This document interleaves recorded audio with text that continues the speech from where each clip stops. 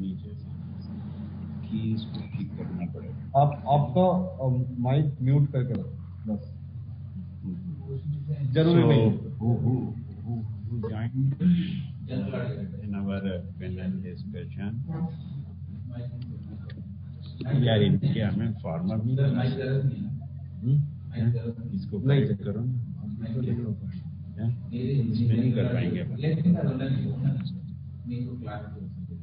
अच्छा अबे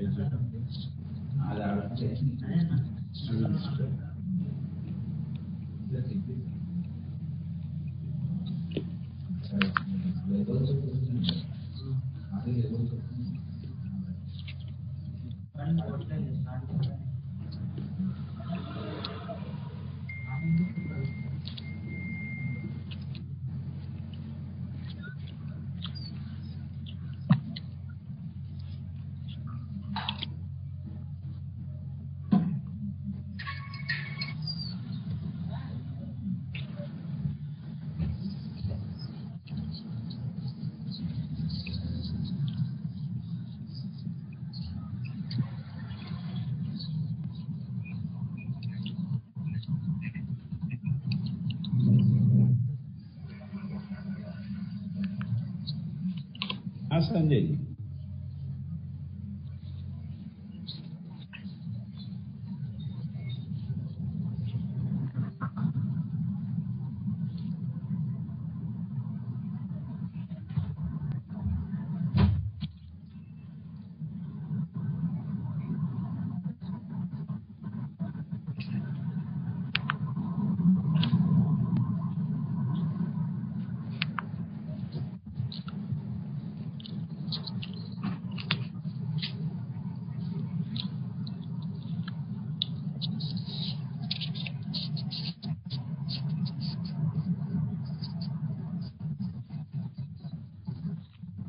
Dr. Abhijit, there is a small, text that got written by mistake probably at the middle of the banner. So banner is not properly visible. If you could just see that. Or if you could stop the screen sharing and share it again.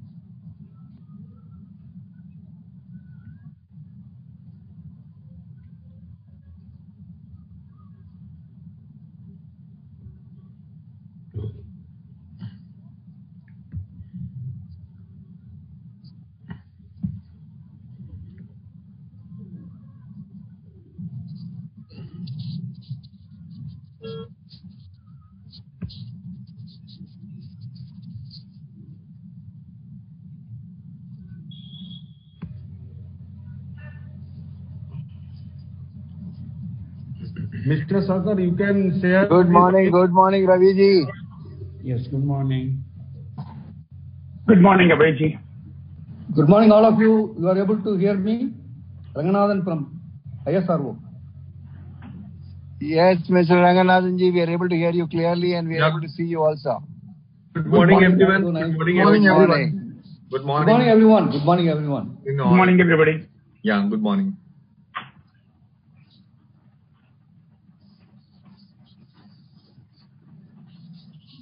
I am in Rajasthan in my vehicle. Okay. I am in my native place.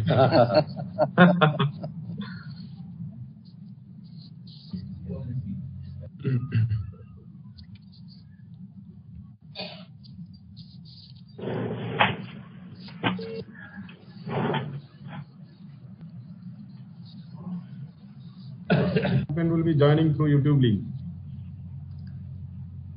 Yeah, I'll do it once it starts. I'll do it in next, couple of minutes. Okay. It will be streamed live on YouTube.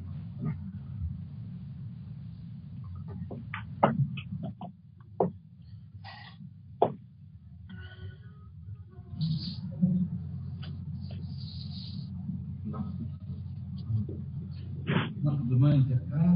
Good morning. Good morning to all of you. Yes.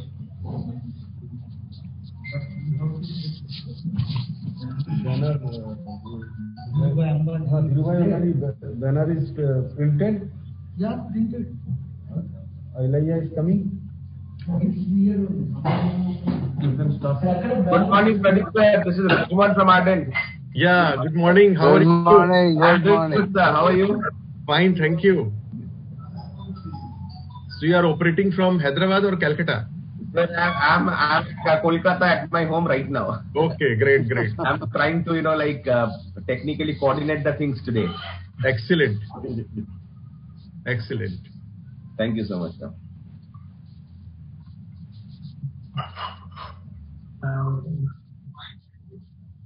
I think, okay.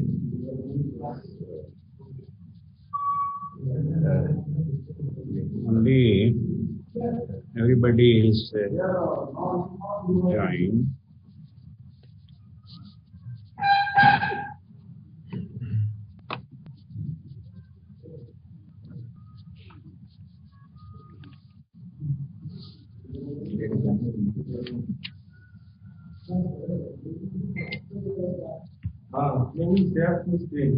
I'm not Raju. Yes, I think that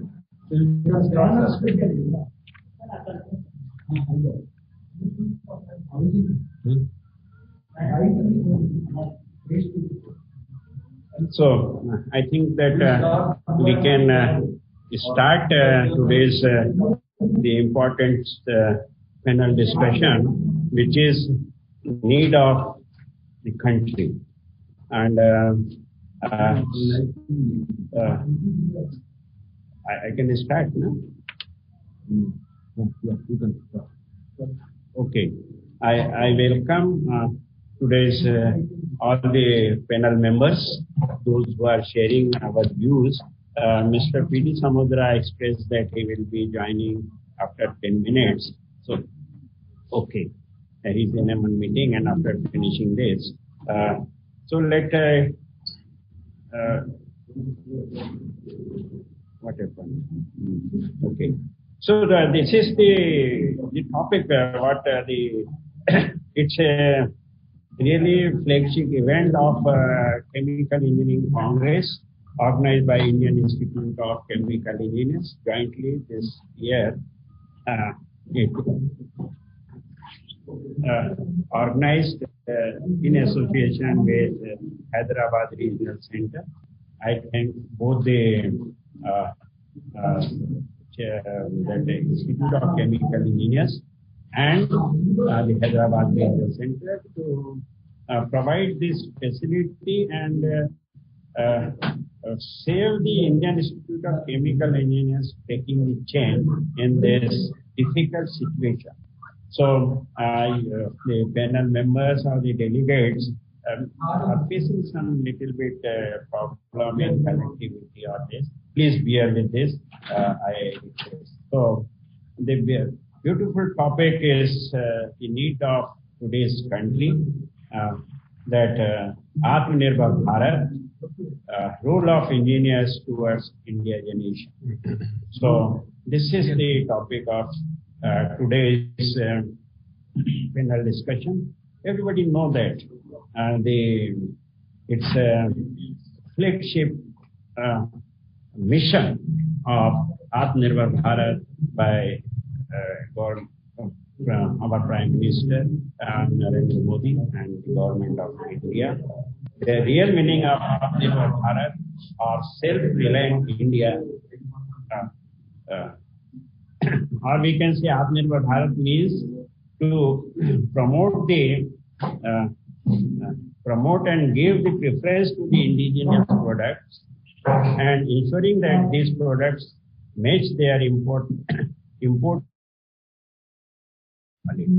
Because to offer something with equivalent, so it should be at least of the same quality, and the most is we should not compromise on the quality, but at the same time, economically, it should be comfortable for both the people, the manufacturer or the users.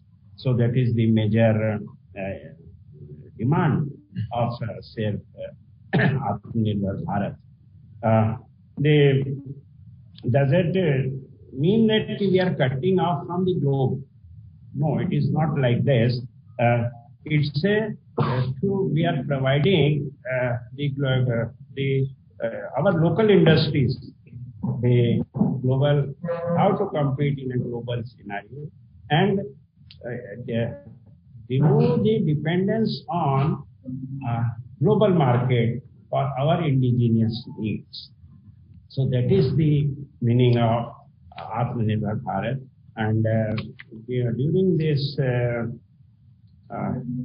COVID session, the past around 10 months, we are facing a we have faced, and still it is continuing. The situation now it is easing out, but still, as a manufacturing sector of chemical or the engineering or the pharma, whatever is.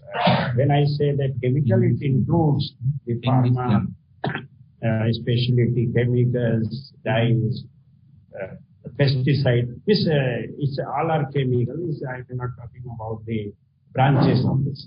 So specifically, this many chemicals, many technologies are coming outside, and we faced a lot of problem. So we should try to go for Atmanirbhar Bharat.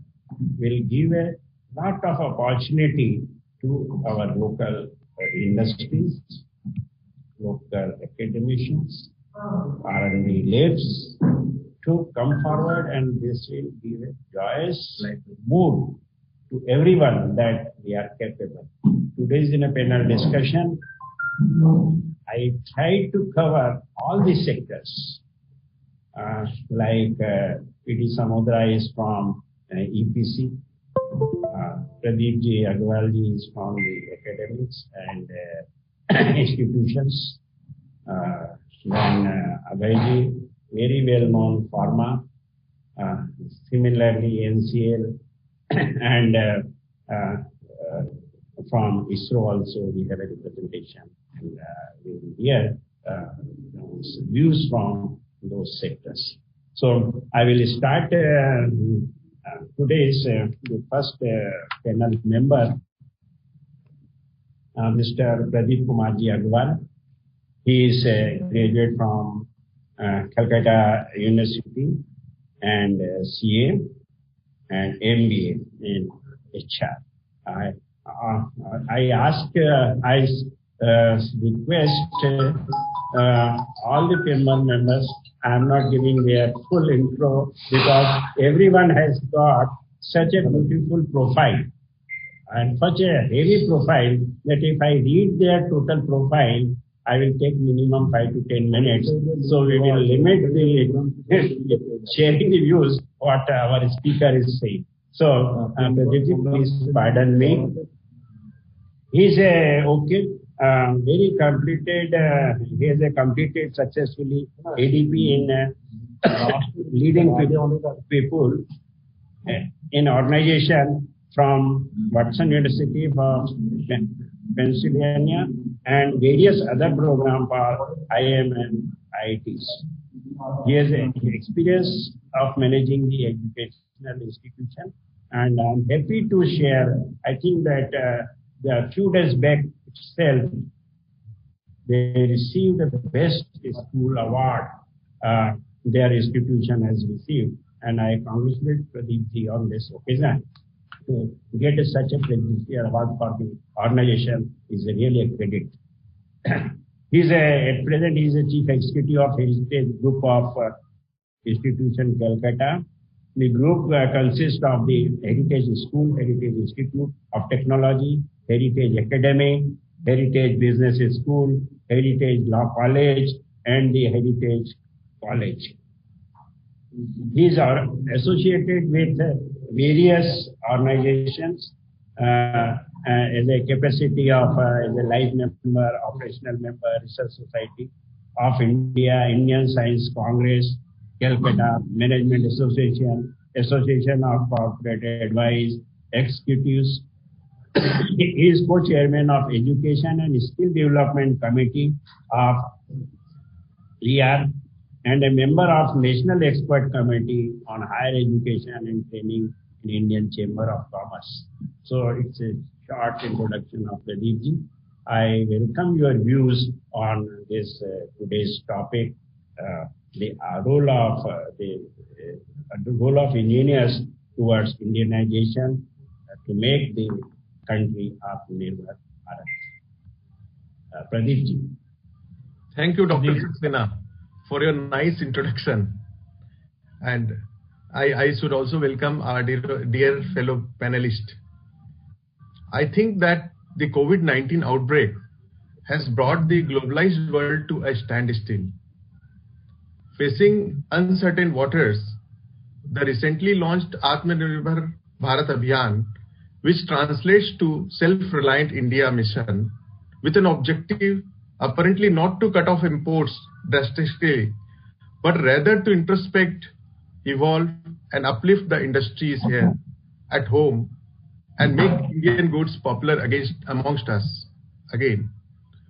Under the Abhiyan, a comprehensive economic package of 20 lakh crore, approximately 10% of India's GDP, was announced.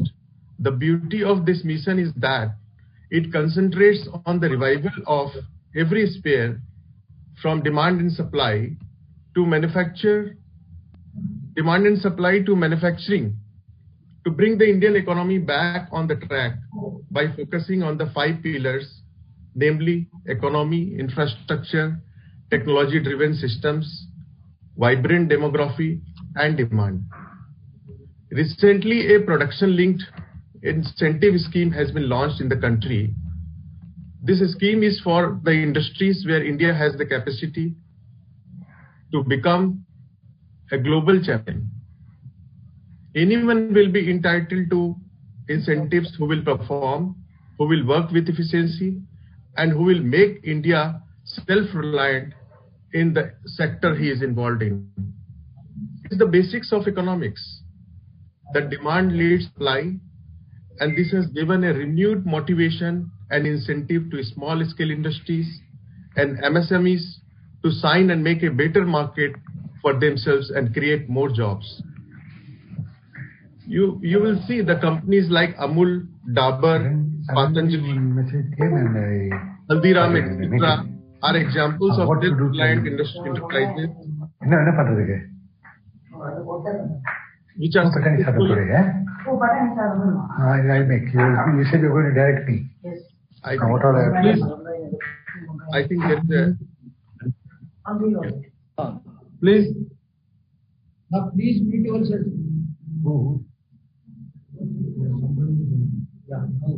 Now, sir, please Yeah. Is it okay? Yes, sir. It's okay. It's audible, sir. Okay. Thank you. So I was saying that companies like Amul, Dabur, Patanjali, Haldirams, etc. are examples of the self-reliant enterprises which are very successful, generating significant employment opportunity for the holistic growth of our country. Moreover, we need to support and invest in small and medium scale industries like khadi, handloom, cottage industry, honeybee farming, and many more. Our country is gifted with enormous natural resources which can push our economic growth if we have the vision to explore and create a market for these products.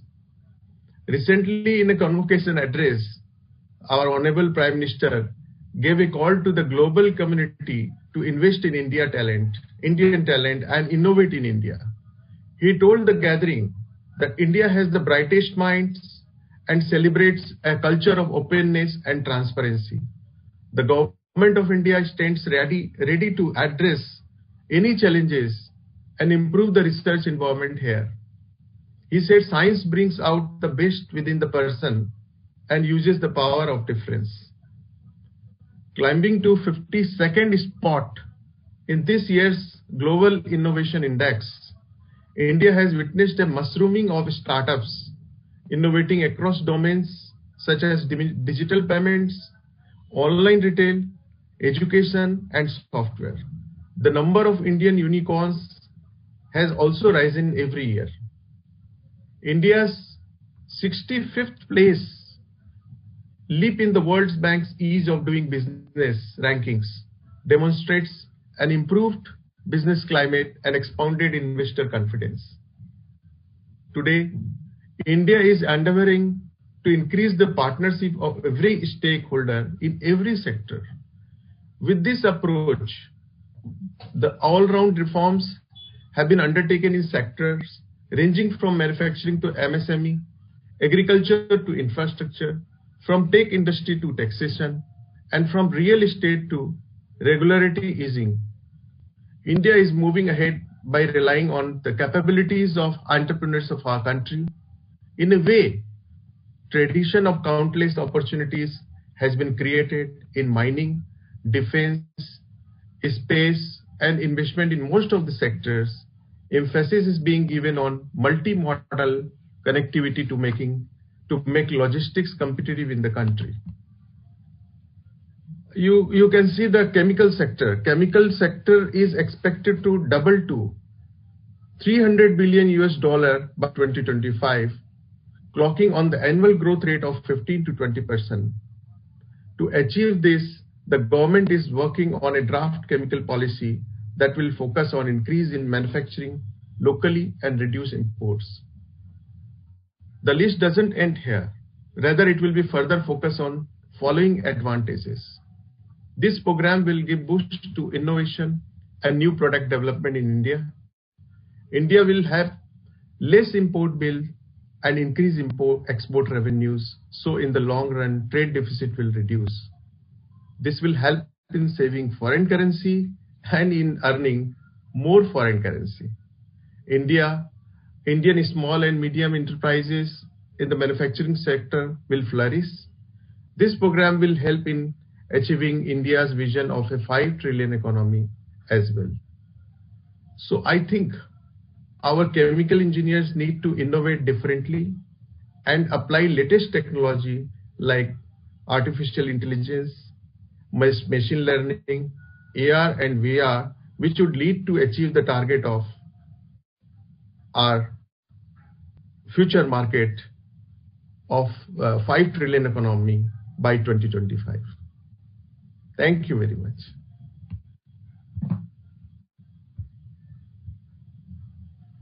I think I should finish now. Very well said, Pradeep.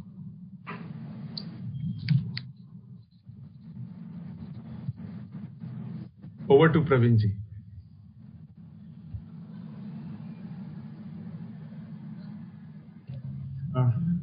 The talk, the India has a lot of resources. There is no, if you compare the resource, single country has a tremendous resources, and we should use those resources. PD Samudra sir? Let's PD Samudra. Just Saxena ji, if he is not there, can I go ahead? Yeah, okay. Yes. Just check up if he is not there. I think that he told me that he will be joining around this time. No, PD Samudra. Nahi. So we can it may be delayed. So you can. So okay. So we will go ahead with our next.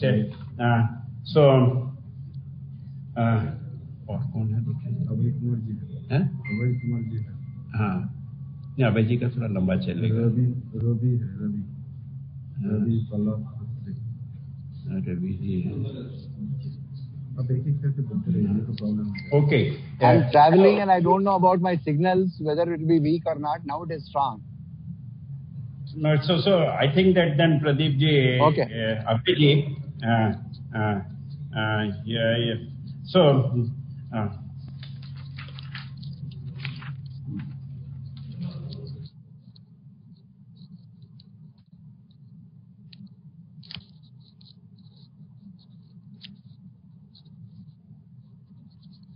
So next speaker will be Mr.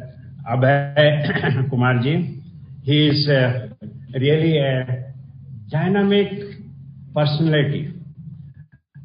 Such a change, I think that in a single personality who has achieved this type of a milestone in his career, from pharma to IT. The Pradeep ji asked about the present technologies, AI systems and all that. So he experienced in all those fields and very well known. Ultimately, what for we are working for the society. And he is known in this southern sector, not even the southern sector. Mostly he's focused because he's based in Chennai. So he's working, and I think that if you visit his personal profile on Facebook or there, you will come to know that how dynamic personality he is. So, but still I give a small introduction. Pradeep ji, Abhay ji is he's that industrialist and social educationist for over the 3.5 decades. So a combination of both presently he's a chairman of LifeSafe International Private Limited, chairman Dhanvantri Nano Ayushdi Private Limited, former executive director of Stride and Shashun Limited. I think that those companies are very well known. People must have crossed with this. Presently, he is a managing director of Venkat Narayan Active Ingredients Private Limited. He's a director of General Optics Limited, founder and promoter of Sanskar Sundar by Shashun Jain College for Women. I think that I have not pronounced proper Shri. Oh, no, it's okay, it's okay. Okay. The innovative profile means he started Shashun when pharma is in the beginning era in the country. I think that I am right, Abhayji. Very true, very true. So that he's headed that group, then pioneered so many things, and now he's working on lifestyle and all that. That is, I think that is very favorite area nowadays. And likewise, I told that diversity, that he passionate to work in the latest the visual effects and animations, and attracted the movie also to that level, not that a small level. He worked on that, and I think that he is a very good business work. So sold his total work to Sony Pictures Image Works USA. So now you can say that his work is purchased by such a big setup with the global known things. So a very good artist, creator of this.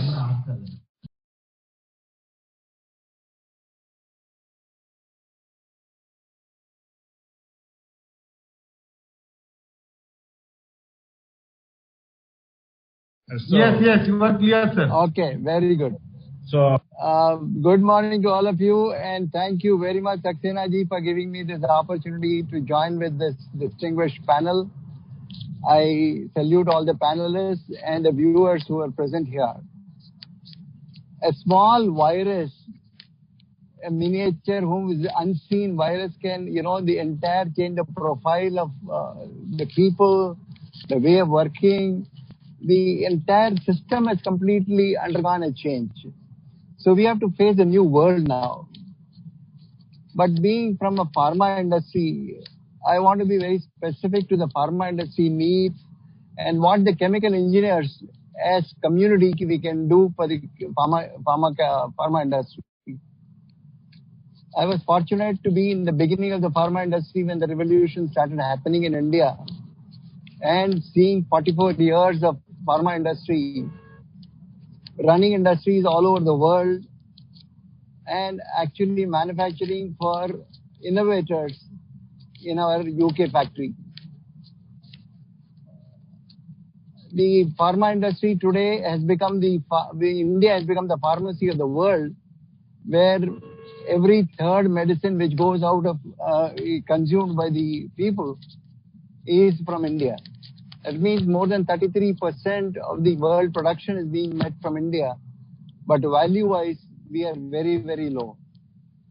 So how to capture the value and the trend which is happening in the world, where China was dominating in the bulk supplies and commanding the entire market. And the situation came in 2015, immediately after Narendra Modi ji's Honorable Prime Minister's first term. In 2015, it was declared that it will be an API year of the API year, where they wanted to actually encourage a lot of API industries to slow down the dependency on China. Unfortunately, fortunately, because of a lot of administrative reasons, the API industry never got a real requirement what they wanted. So now 2020 has driven to Atmanirbhar Bharat, where I see that yes, the change in the attitude, change in the government, not change the government, they change the attitude of the people is really required to push the pharma industry to its self-dependency. Pharma industry is growing every year, more than 20% annual growth rate is happening. CAGR is more than 20%, which is very welcome.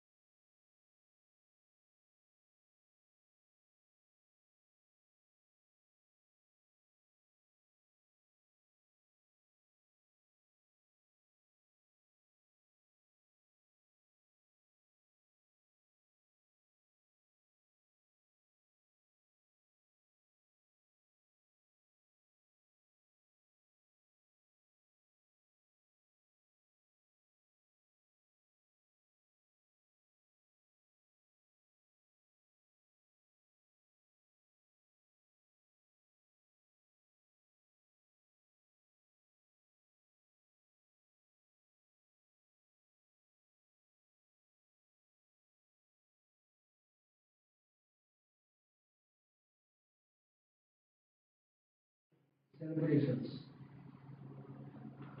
Padma Vibhushan, late Sri Dhirubhai Ambani, the founder chairman of the Reliance Industries Limited, was an exceptional soul and an outstanding leader who epitomized the dauntless entrepreneurial spirit.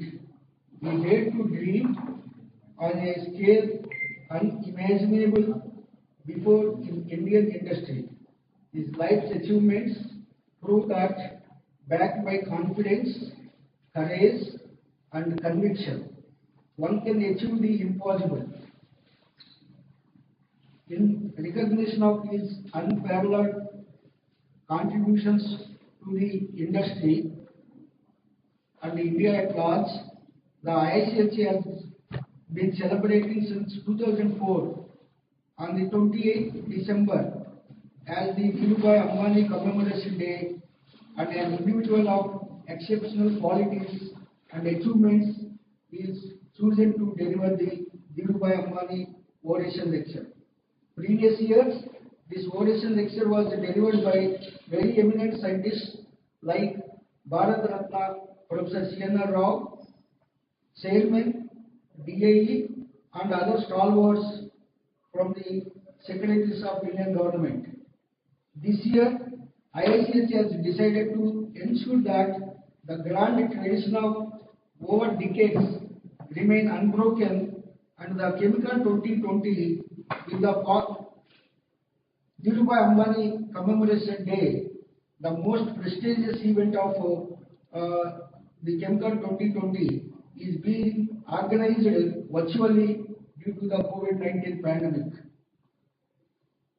Although being held on virtual platform, I can assure you that Chemical 2020 and Oration will be as enlightening as the previous years, with many academic and industry luminaries sharing their thoughts, understandings, and insights. This year, IICH feels proud and happy to announce that Dr. Renu Swarup Madam, Secretary, Department of Biotechnology, Minister of Science and Technology, Government of India, accepted to deliver the Oration Lecture, and she joined online to wish all of us and to enlighten us with her talk on new emerging technologies and tools driving the bioeconomy growth. Dr. Renu Swarup Madam is the Secretary, Government of India, heading the Department of Biotechnology, Minister of Science and Technology. She has actively contributed in the formulation of India's biotechnology vision and strategy. She has been a supporter of women scientists and has been involved in several initiatives that encourage participation of women in scientific and technological research. Distinguished guests and participants, respected seniors, esteemed colleagues, and beloved students, I thank you all for joining us this morning on this very special occasion. Let us pay tributes to great personality Padma Vibhushan late Dhirubhai Ambani on this special day. My sincere apologies for technical problems encountered during the previous sessions. Thank you one and all. Now I request Dr. Abhijit to start the proceedings. So thank you, sir, for your brief introduction. Today is the Dhirubhai Ambani Commemoration Day. So now we had our Honorable former President, Professor G.D. Jadavji, guest of honor today's program. So we have already, all we know, we have introduced Professor Jadavji, is the Padma Shri Professor G.D. Jadav, and former Vice Chancellor of University Mumbai and ICT presently. So I am requesting Jadav sir to address the gathering at today's Dhirubhai Ambani Commemoration Day lecture inaugural program. Thank you, Abhijit. Dr. Renu Swarup, the chief guest for today's function, as well as the Dhirubhai Ambani orator for the year 2020, Professor Basar Rao, Dr. Bharadwaj, Sheila ji, Sri Rajesh Prasad, other distinguished attendees, past presidents, ladies and gentlemen. While introducing Sri Dhirubhai Ambani, Padma Vibhushan Dhirubhai Ambani, Professor Vasant Rao talked about his contributions to Indian society at large. Courage, conviction, and commitment, confidence. And so how he contributed to our own profession and the industry we know it. So in 2004, when we had this function held in collaboration with American Institute of Chemical Engineers, where 23 fellows of the American Institute participated, and it was held in Mumbai. The chairman of Reliance Industries, chairman and managing director, Sri Mukesh Ambani was also there. And his first oration was given by Professor M.M. Sharma, Padma Vibhushan Professor M.M. Sharma. And that was a very interesting session we had. Thereafter, we have been celebrating 20th December as the Dhirubhai Ambani Commemoration Day. So next year, it was addressed by Dr. Shivram, that time director of NCL, followed by Bharat Ratna Professor C.N.R. Rao. Then next year it was R.V. Grover, Samir Brahmachari, Chelkar, Dr. S. Banerjee, Professor Ashutosh Sharma, Professor K. Vijayaraman, who is the PSA now. I had the honor of giving this lecture. Professor J.B. Joshi. Once again, last year, Professor M.M. Sharma gave this lecture. And here also, this year, Dr. Venuso. So the tradition has continued over the years. And we invite some eminent persons who can talk on any subject which is of interest to the nation. And I must tell you, for the last 3 years, I've been trying to get Dr. Venuso and something or the other on 20th of December will happen and she had breaks to 11th hour. So I said this year you are not going to be because it is virtual and wherever you are, you should be available. He was very kind, and so at the very outset, Madam, I thank you most profusely because now the hide and seek game is all over and you're going to excite us with you. At the same time, as our tradition goes, this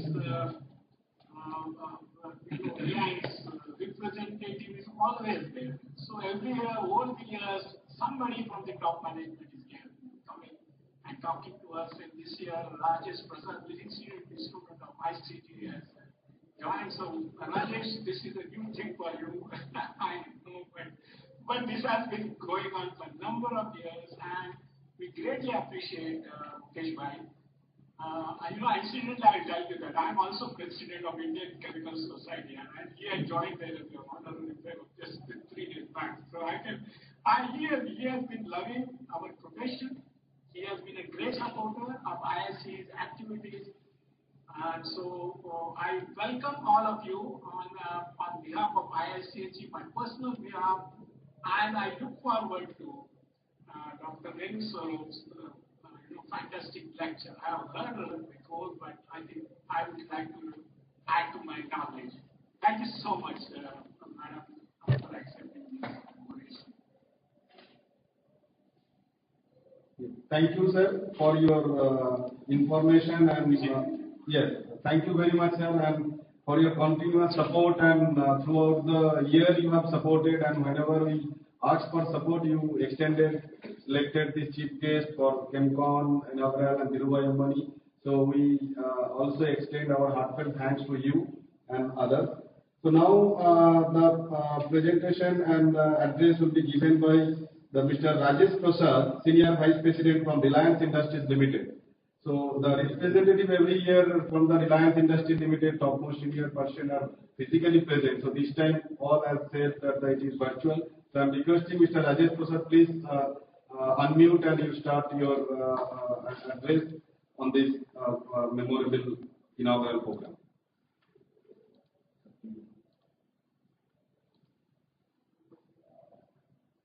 Yeah. Am I audible? Yes, yes. Yes, sir, you are very much audible. Yes, yes, audible.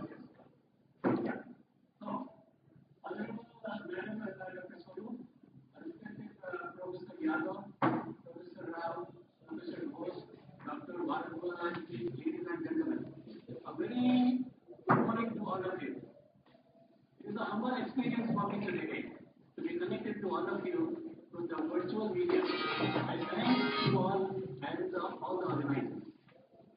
I take this opportunity to pay my tribute to our late founder chairman, Dhirubhai Ambani.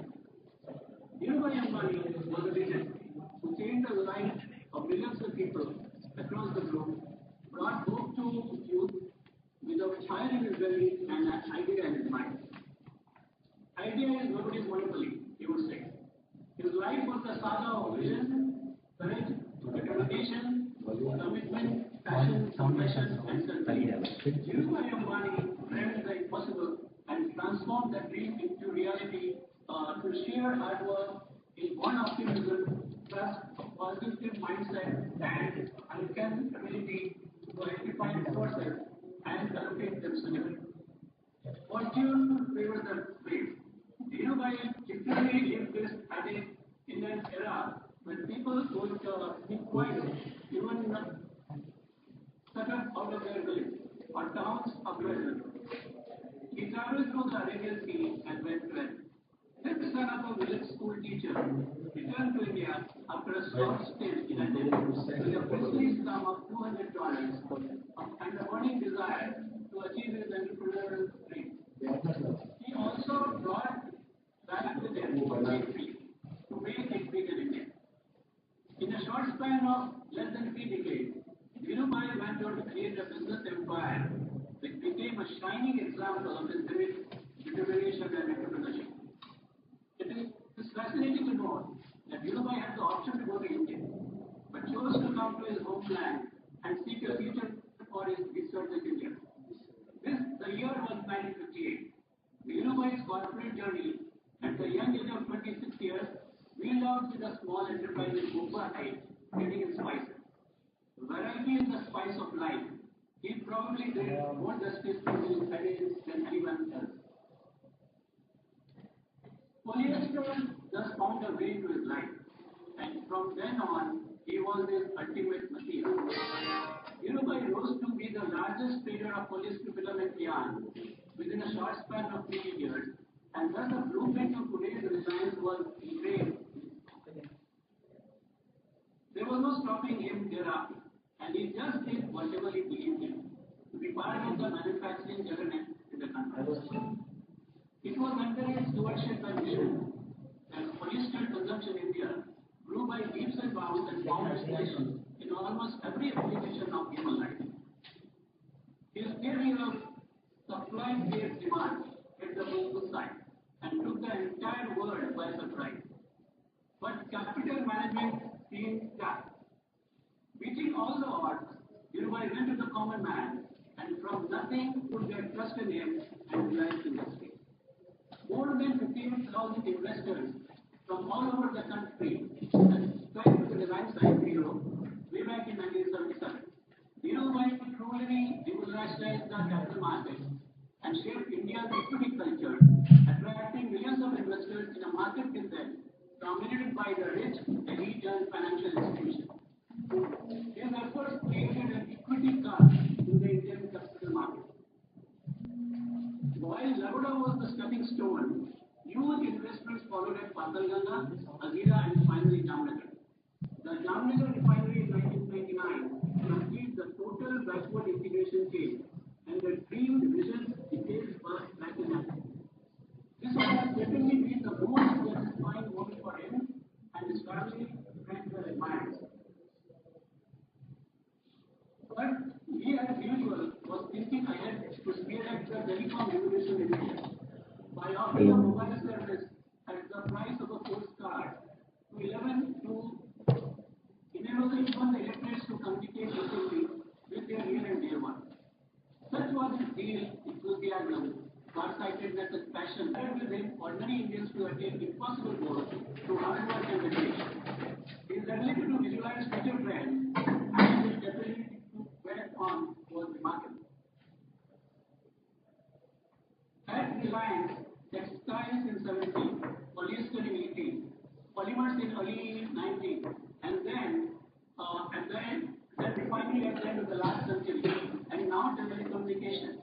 detailing and policy are aligned to the needs and aspirations of India. I quote him, what is good for India is good for Reliance.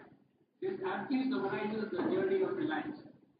We are all proud to be part of this dream, this conglomerate, better known as the Reliance Industries Limited, and respected all over the globe. Dhirubhai won many roles, accolades and awards during his lifetime. Man of the 20th century, 50 most powerful people in Asia, Dean's Medal by the Wharton School, lifetime achievement for corporate excellence and many more.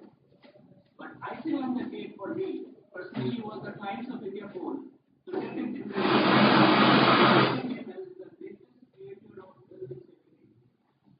despite all his successes today, Dhirubhai remained a simple person at heart and remained grateful to his friends and associates who stood by him in his good and bad times. His generosity had no twist. His remarkable trait was that of being very human. Sadly, Dhirubhai is not a leader, but his spirit is still alive and will continue to live forever and inspire generations to come.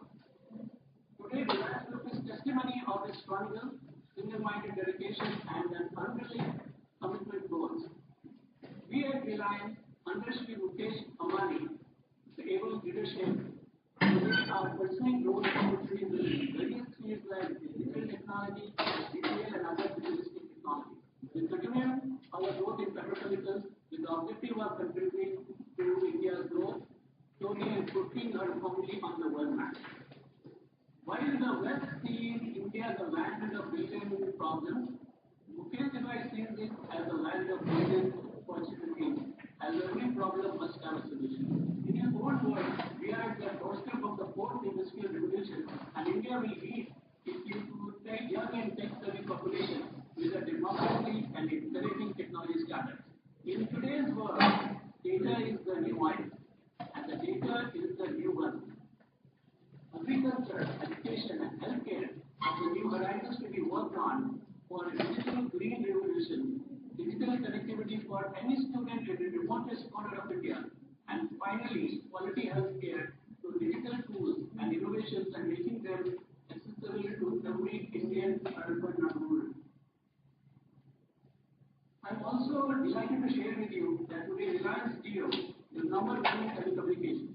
Fortune magazine rated Reliance Jio for expanding access to internet, abuses human rights, as declared by the United Nations, that India's geofication has been nothing short of revolutionary. This is yet another example of Dhirubhai's famous quote, "Don't put low to Kisma Pantli." I am also proud to share with you that through Reliance Foundation, we are challenging millions of lives, empowering innovators. In our constant endeavor to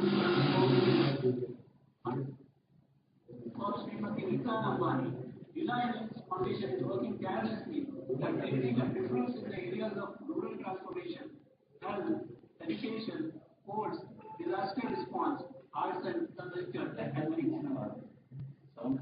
Reliance is truly committed to enhance the quality of lives of people from marginalized and vulnerable communities, empowering them and catalyzing change to innovative and sustainable solutions. And this brings me to one more famous quote by Dhirubhai. Between my past and present and the future, there is one common factor: relationship and trust. This is the foundation of our growth. This event is a success.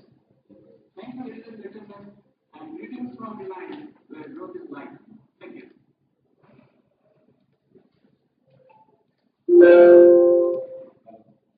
So thank you very much, Rajanji, for your enlightened talk and brief about the Reliance Industries Limited and in this memorable program.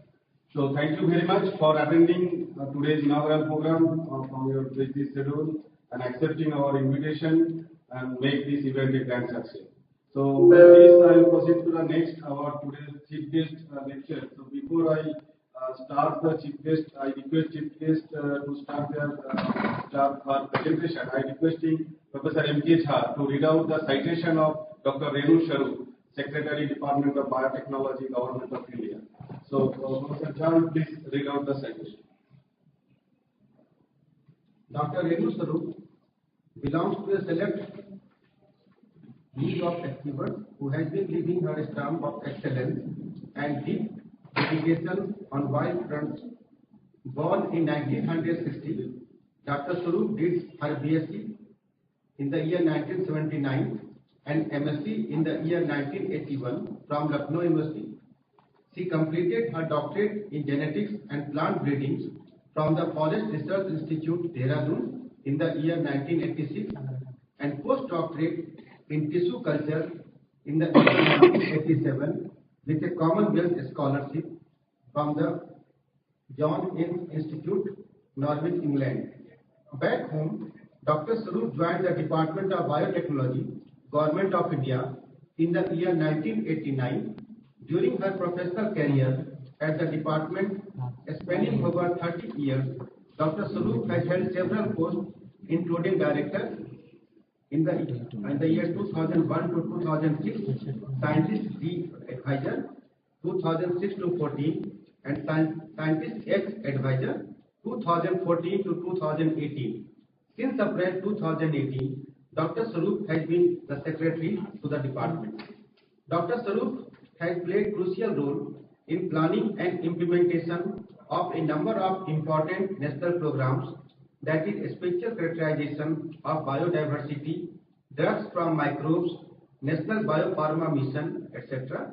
She is a member of the National Task Force on Women in Science. She was also the convener for formulation of National Biotechnology Vision and Strategy in 2001, 2007 and again in 2015. As the Secretary to the Department of Biotechnology, Government of India, she leads a network of 16 autonomous research institutes, 2 public sector units and an R&D network of over 5,000 research projects. She has been leading the COVID vaccine and diagnostic mission during the pandemic crisis.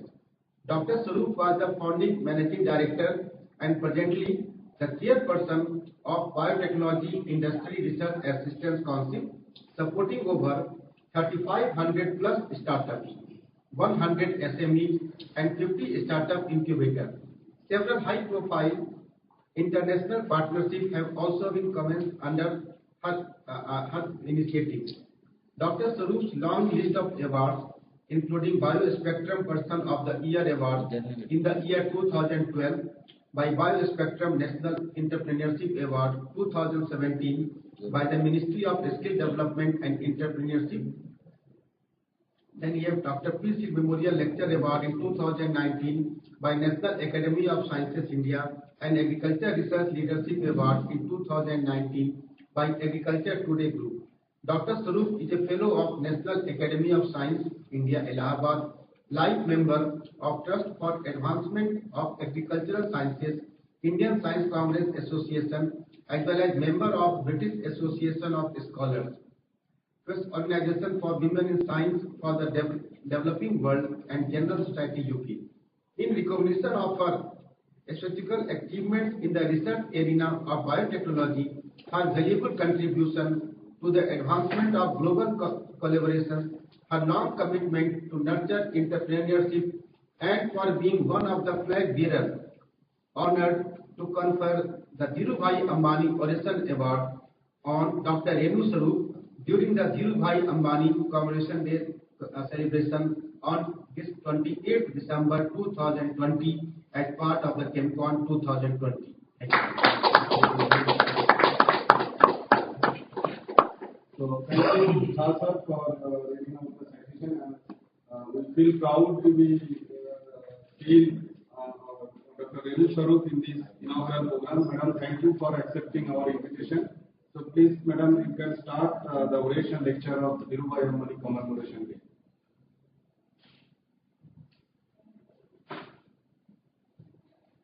Thank you very much for this honor. I really feel humbled, and it's really a pleasure to be here today on this very important occasion.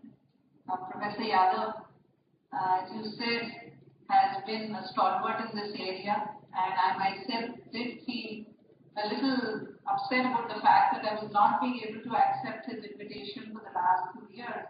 I'm really pleased that we've been able to do it now. Thank you so much, Professor Professor Yadav. Thank you, Mr. Rajendra Prasad, Professor Rao, all the other dignitaries. I'll share my presentation now. Thank you so much for inviting me here for this very important Dhirubhai Ambani commemoration. It's indeed a great pleasure to have the opportunity to speak with you, to be able to share with you what really is the vision that we have in terms of what the country's growth is. And I heard Mr. Rajendra Prasad read out the passion and the determination with which Dhirubhai Ambani has led the entire entrepreneurial growth, the industrial growth of this whole science and larger group, which has looked at how the whole area of which we are moving today towards, the whole area of self-reliant India, the global player that India can be. And I think it's in the light of that I'm trying to now present to you what is the key thrust that we have on the bioeconomy to be able to drive the growth of the country. So thank you, Professor Yadav, for giving me this opportunity. First of all, also for the congratulations to all of you for this ChemCon 2020. I know it's not easy to have virtual events, but I think as the COVID has moved, we all got used to this new norm of doing things virtually.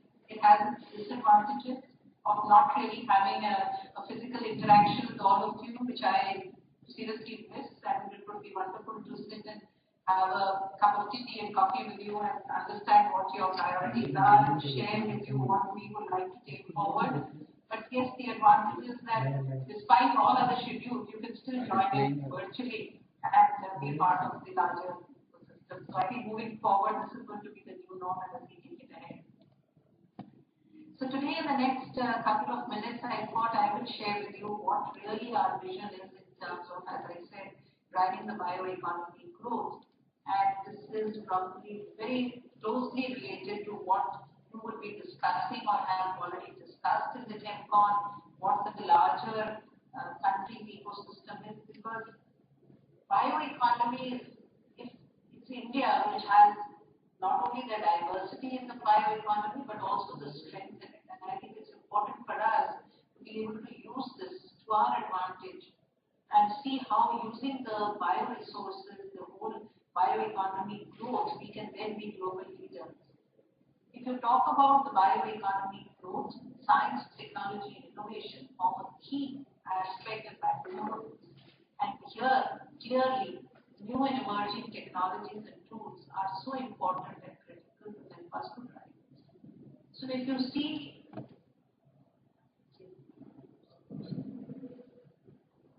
I am just trying to get my presentations to move.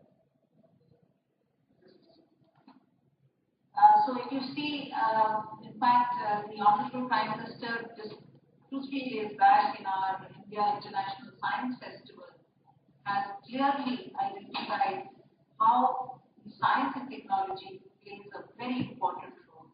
And in fact, to quote the Honorable Prime Minister, he said, India has a rich legacy in science, technology, and innovation. Our scientists have done path-breaking discoveries and technology industries at the forefront of solving global problems, but India wants to do more. And I think that is the key message all the scientists, all the technologists, all the innovators are taking forward. We are not satisfied with where we are. We are on a growth trajectory, but I think it's important for us to see how we move forward. And it's that desire, that passion to do more that is going to drive us to move ahead. When we talk about bioresources, when we talk about the biodiversity, which is the key strength that we have in India in our diverse agroclimatic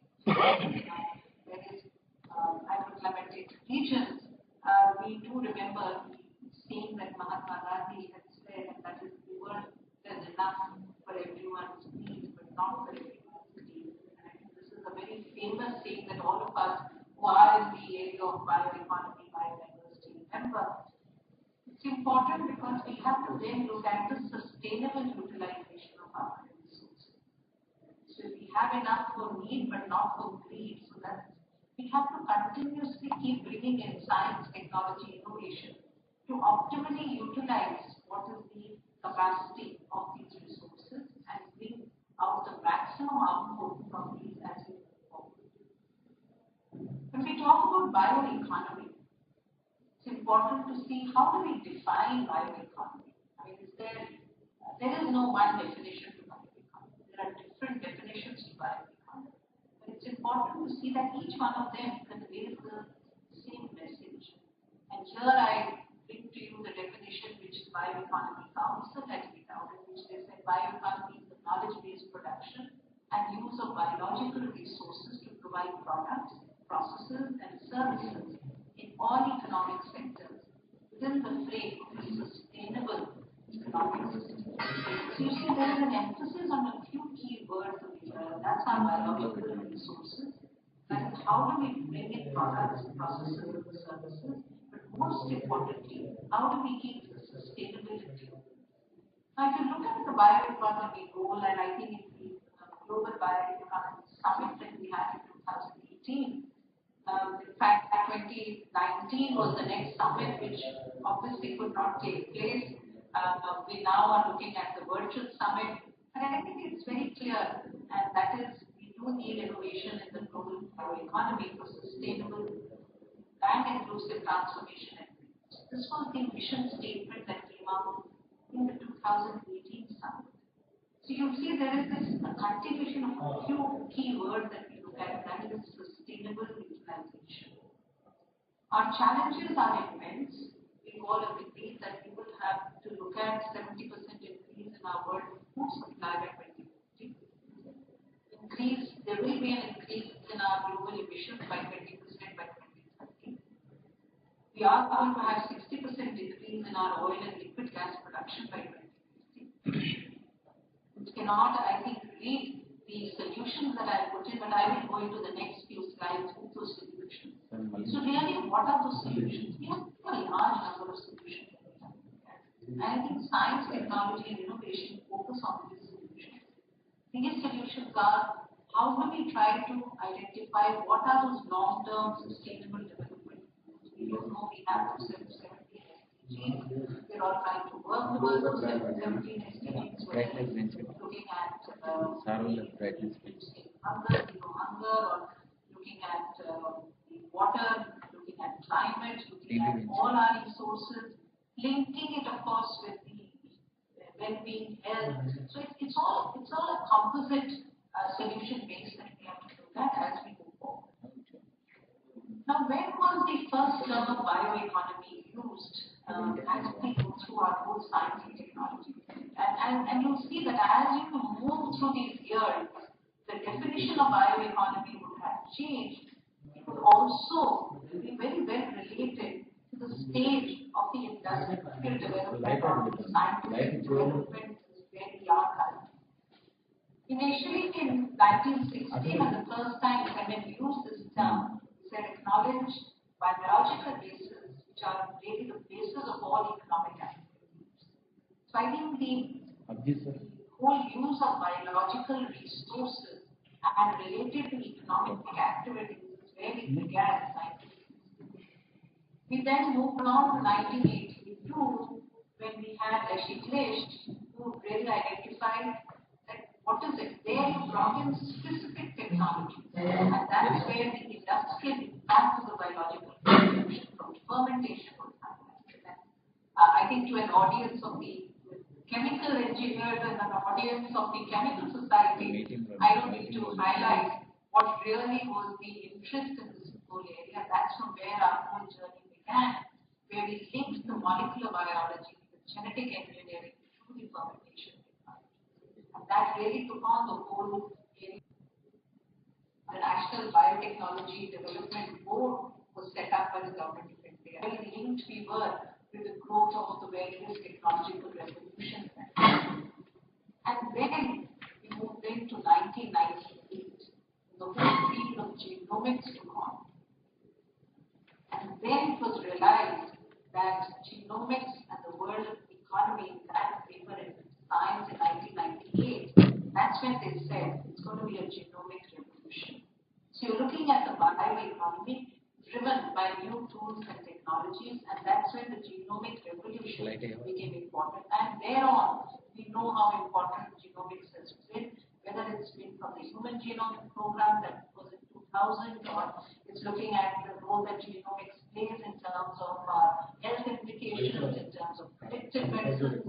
And today, I think, as we speak today, all of you are really wondering how genomics is going to play a key role in us identifying the new variant of the coronavirus, which will help us to understand the epidemiology of it, the clinical immunology of it, the vaccine development, the diagnostic development. So now we have the role of genomics in terms of even understanding the structure of the virus is becoming key and critical, and you see the impact it has as we move forward. So if you look at what really has been the global understanding and the policy on bioeconomy, and that's how we move. So the whole area of bioeconomy, you see, it can be divided into three key components. And for India, a country like India, all three are very important. Whether it's the bioeconomy, which is, as I said, based on the sustainable development of 17 SDGs. We then look at the circular bioeconomy. Again, an area which is very close to the hearts of all of you sitting here in the Chemical Society, the Chemical Institute. We know the potential that this whole circular economy has, and what do we have to focus on? The biorefinery-based, biomass-based, value-based products that we have. It's a whole web of value-added products, and you look at how they would be driving the bioeconomy. What do we need to look at? The key aspect is innovation. Is it going to be a routine process? How do we bring in that innovation? And then, of course, we have the knowledge-driven bioeconomy, where you have to continuously keep looking at newer technology. In 1998, genomics was brought in as the key technology which is going to drive the next decade. I think it's important for us to see which is that technology now which is going to drive the next decade. And I think those new technologies have to come in.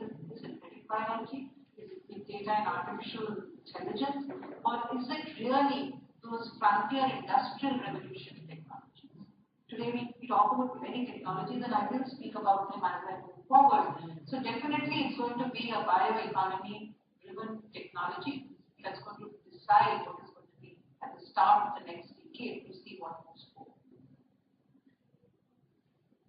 When we are looking at building a bioeconomy, there are different policies around the world. Each country brings in their own policy, and they have different strategies which are going to drive. And you just heard it. I had the good fortune of being associated in the last 30 years of my association with this department.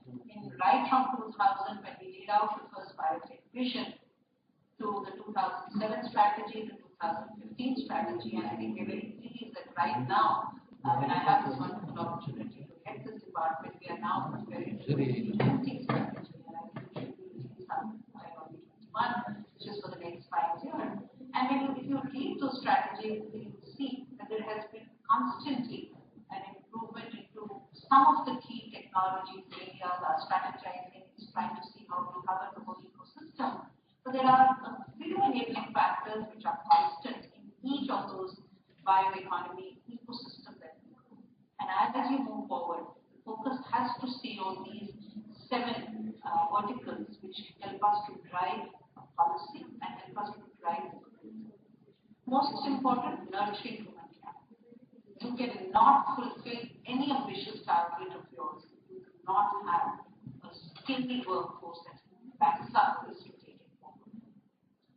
We need to invest in physical and technological infrastructure for our country. I think whatever dividends are being out today in terms of our COVID-19 vaccine, COVID-19 diagnostic, COVID-19 therapeutics is because we have built a very strong foundation of infrastructure. And wherever we saw the gaps, we are trying to build that in. In today's knowledge economy-driven growth, IP, intellectual property, code is a lot. So I think it's very important that we go with bioeconomy, you're talking about biological processes. You're talking about the biological ecosystem. It's very important for us to have a very efficient, predictable regulatory environment.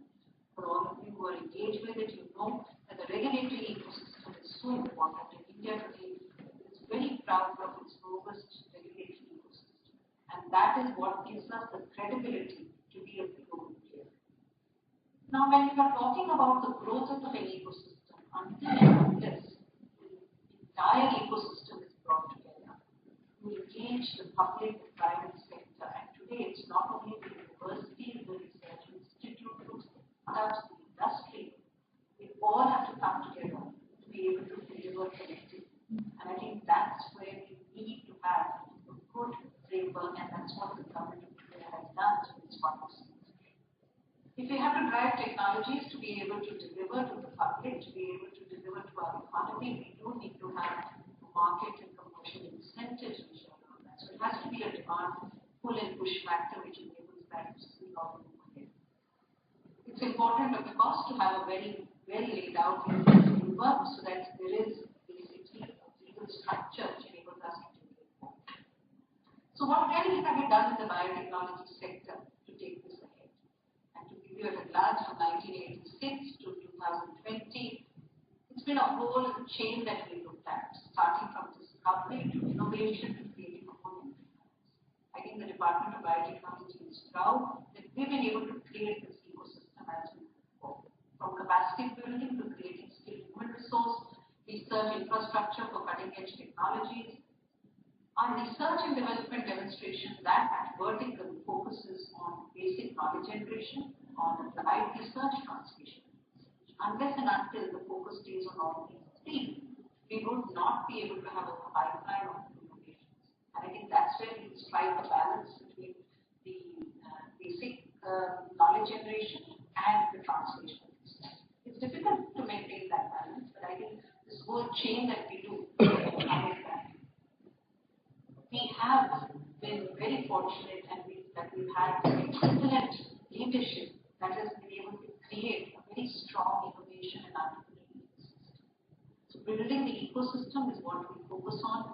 Industry, academy, interface. The Department of Biotechnology was the first department of the government of India which actually got cabinet approval to start an SPIR scheme that was to be able to fund the private sector, to be able to create an interface between the academy and industry, and that's when we set up IRAC, a public sector wholly owned company of the government, which today has been able to not only create a very vibrant ecosystem, but also become a very good connector between the industry and the academy.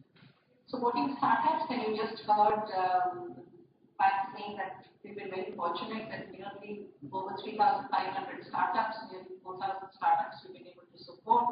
Technology and product commercialization, a large number of products, and we don't have to go very much back when we used to talk about products. Today we are all looking at the COVID-19 vaccine to come out any day, and that's clearly something that we are all proud of. Diagnostics and with all through the effort of this whole ecosystem. But all this cannot really function, as I said in the last slide, till we have a very, very strong policy and regulation group. So we do have the biosafety regulation, we are looking at a DNA technology bill, we're looking at policies which enable the whole biotechnology development, whether it's stem cell research, whether it's nano-agri policy, all sector-specific gene editing policies. So we do keep looking at that, and then looking at policies and guidelines which facilitate the growth of this sector through different funding schemes, through being able to bring in investment funds, venture funds, etc. So biotechnology has impacted lives, contributed to national missions, and you can see that today we stand at a little over 63. This is the last year's figure, but our target is now 150 billion by 2025. We originally put it at 100 billion, but we realized that in the pace of the development, we had underpinched our targets and we had underestimated it. This is currently what our strength is, and we are sure that we will be able to take this much beyond where we stand today. It's important for us to see what these figures relate to when we go to 150 billion. And that's really what our ambition is going to be out in our 2025 strategy. But if you see those different logos around, we contribute to each of the missions that is there. Whether it's the Poshan Abhiyan or the Ayushman Bharat or the National Health Mission or Swachh Bharat, Make in India, Startup India, each of them, biotechnology plays a very important role.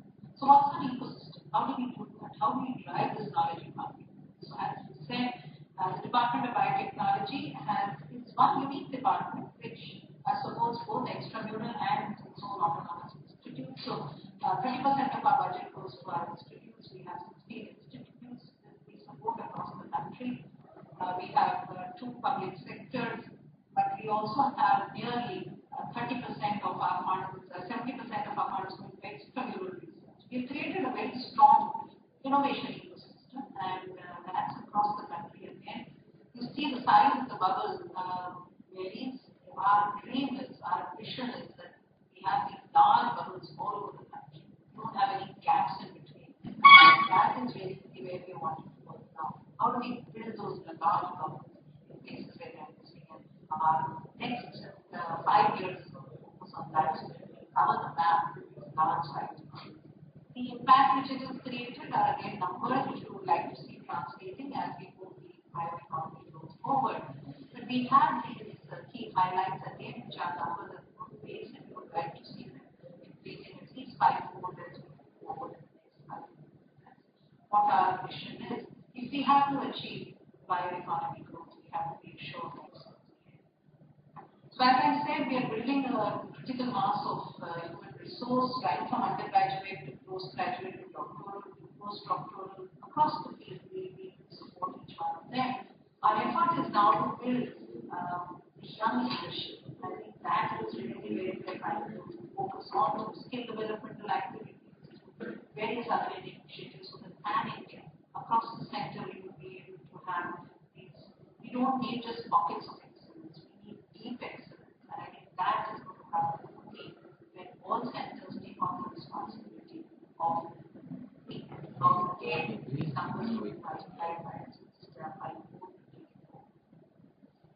Having access to infrastructure is very important, and that's really when we launched our SEHEJ scheme, and that is the scientific infrastructure access for harnessing the academia, university research, joint collaboration. So what have we done? We've supported a lot of infrastructure, cutting-edge infrastructure. But now, as we moved over these years, we've clearly seen that collaboration is becoming a part of our ecosystem. And we are encouraging it more because, first of all, there are limited resources. Areas are becoming particularly when it's important for people to work together. And more than anything else, I think we do need to work as teams. And we've seen how, again, in COVID times, we deliver because of the collaboration that we had. We've created these shared infrastructure facilities, which is here, which is through our National Biopharma Mission.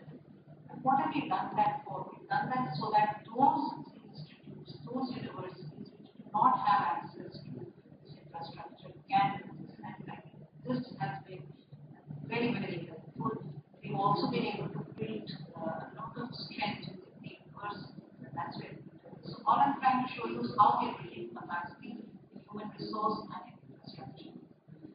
We do need to now look at bringing in clusters. I said, now is not the time for having a single individual investigator project. You've seen it moving from single investigator to multi-investigator to single institute to multi-institute, and now to single agency to multi-agency. I think that is the way forward. We have to move together. We have to collectively take on responsibilities.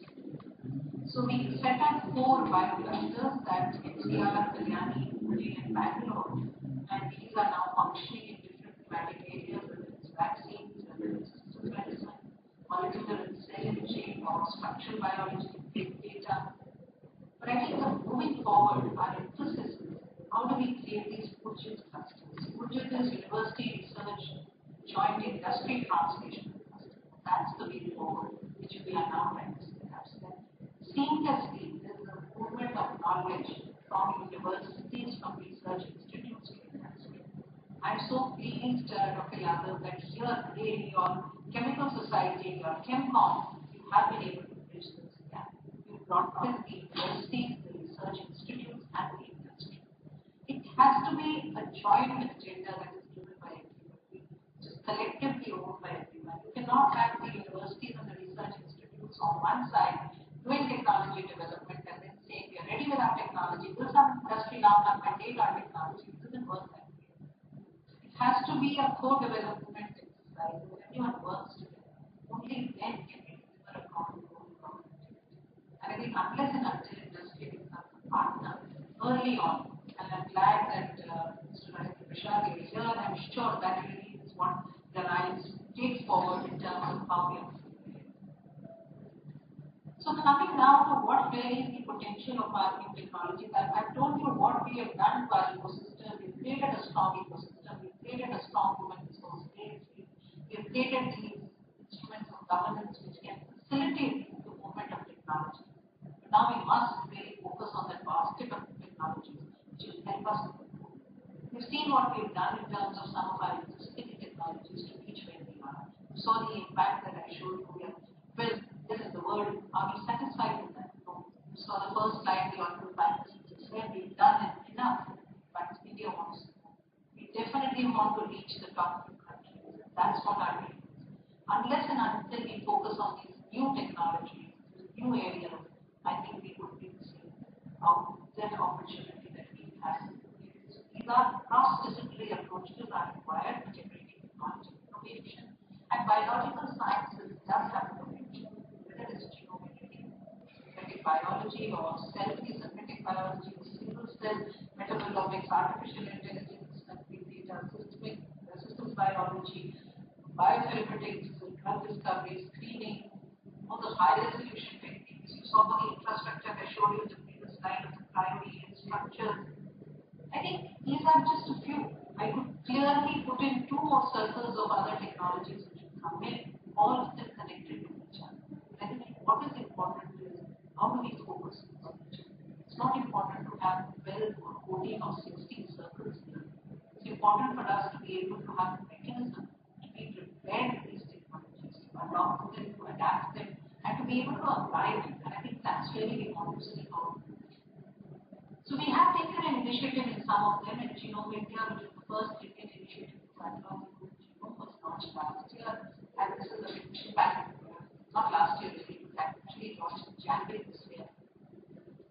And it's a mission which is involving over 20 centers across the country. The whole effort is not just to map the genome, but it's important to see how this genetic information is going to transform it. How are we going to use this to see predictive diagnosis? Very, very important. How do we connect it to the human microbiome? We all know the importance of microbiome. And how do we connect it? How do we associate it with Ayush, Prakriti, and all those components? So I think that really is key for us. So developing a signature of a healthy microbiome, correlating it, clinically correlating it, I think that's what for us is. So they started a little slow now because of this COVID, not being able to do that. Clearly, I think about 2,000 or so have been samples that we created and categorization now. So that's moving ahead.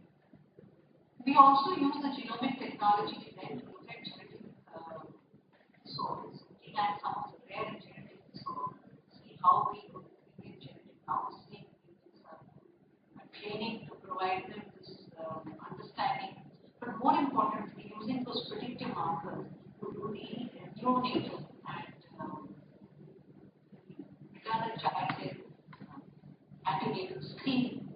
So again, using the genomic information, using the genetic information, we created in fact a large whole cohort on maternal and child health, and we're trying to relate it to that. But rare and genetic disorders, and here we work with the aspirational district. Our target is, in fact, in January we should be formally launching this rare and genetic disorder mission, but our target is that we would want to move this out with the state governments, with their state health departments, to use the predictive diagnosis for newborn and accidents. Once we put all this in place, it's very important for us to see then how do we look at the entire human access, because there is a lot of information which is available. All this information has to be related to where the disease profiles are.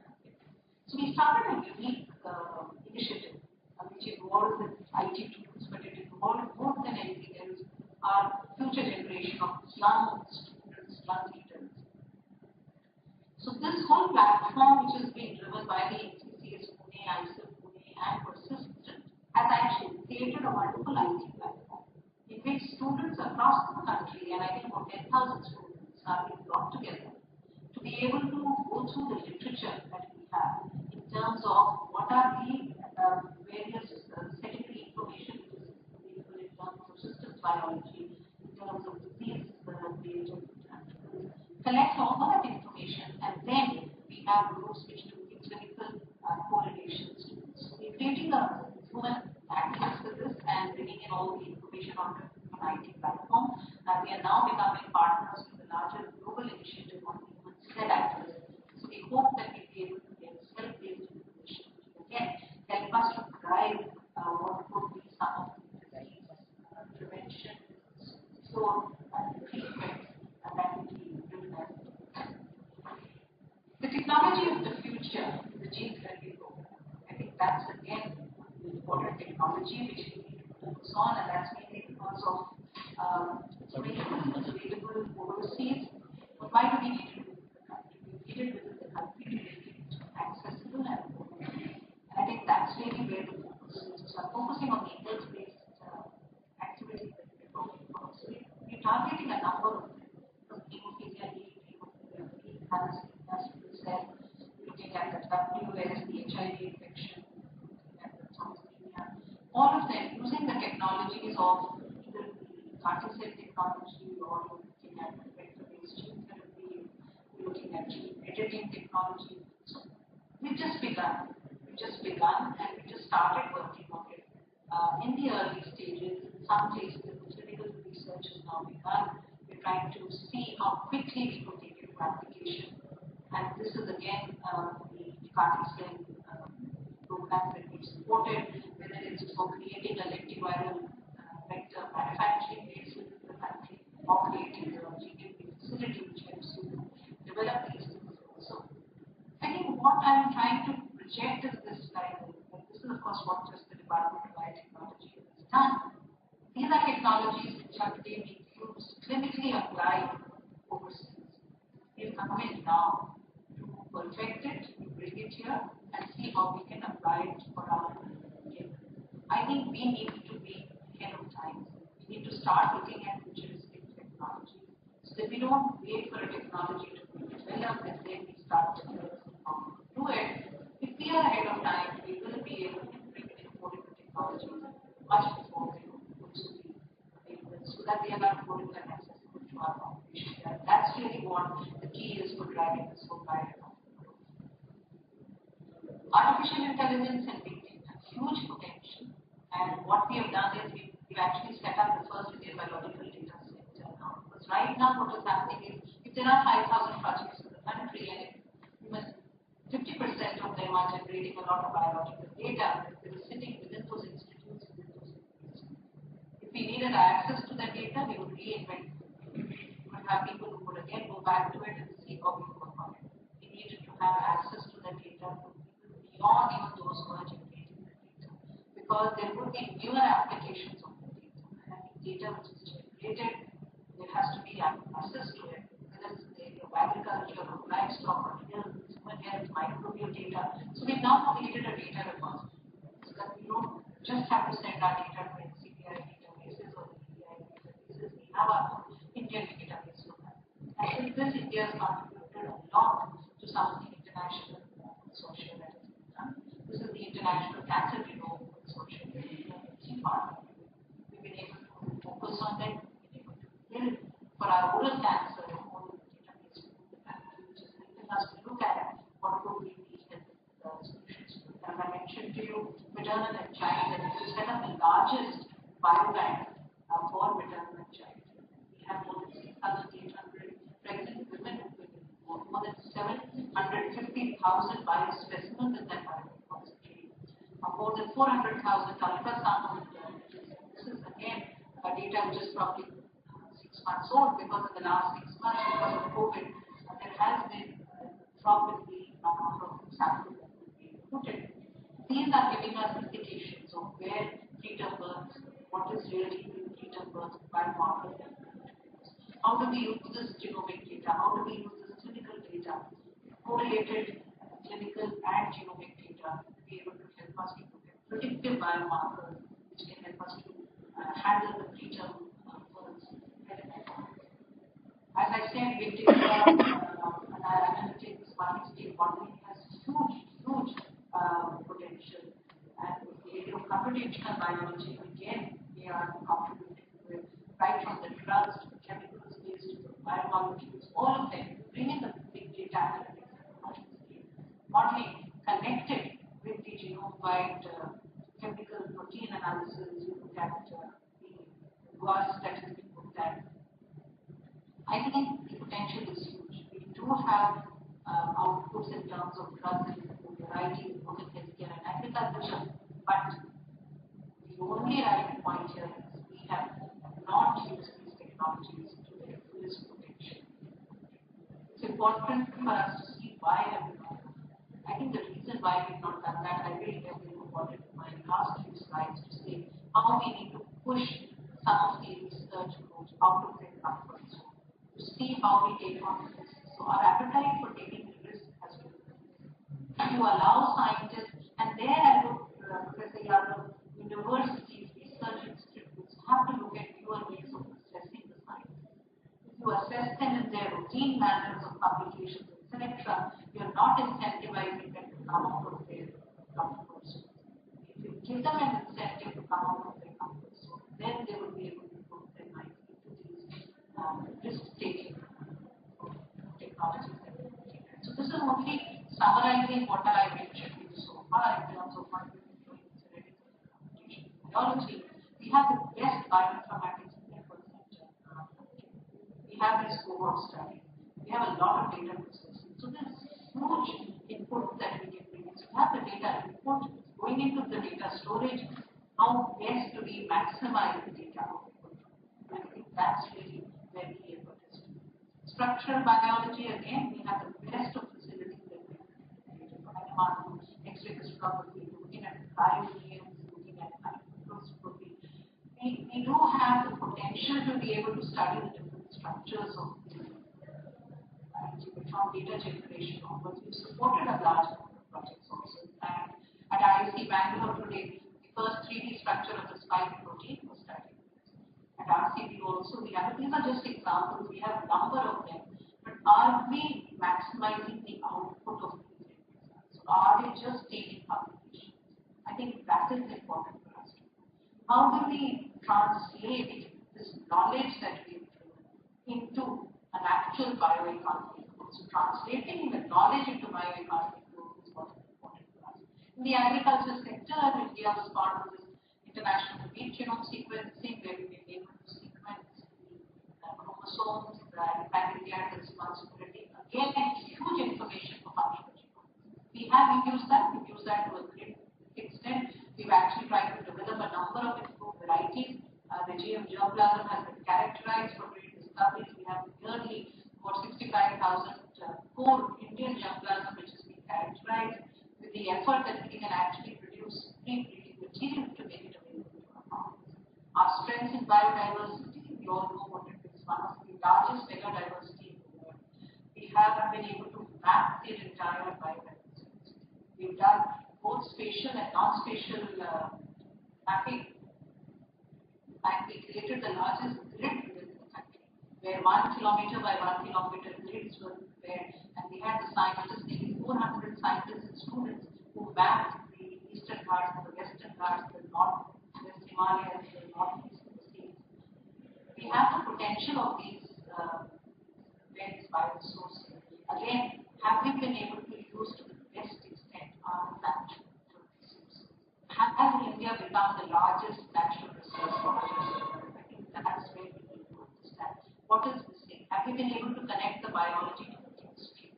Has somebody actually looked at what the chemical technologies are which can help us to do value addition to these resources which are there? We have the largest repository, over 250,000 bacterial cultures have been supported. Have we been able to assess them for their industrial potential? Not really. We've just done probably just a small percentage of it. We started the drugs from micro program that we looked at. We had an industry which looked at some of the potential of, I think, 10,000 of these microbes to see what were those industrially important compounds that we could take forward. Are there actually thermophilic strains there? are there skills which are going to help us drive some of our communication processes? I think there is, I'm just trying to project to you the huge resources which exist, but then say, how do we create a consortium which then optimally utilizes these resources to take it forward?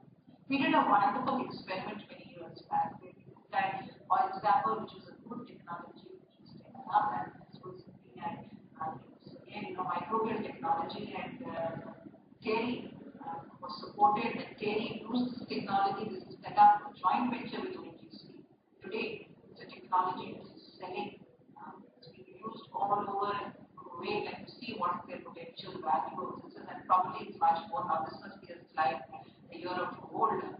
So, wherever the industry has come forward, collaborated with the institute, found the potential in that technology, you see it great heights. So, I think for each one of them, my message is how do we connect biorefinery and value-added products. I'm not going to spend time with this group to explain this slide to you. This is probably for another group.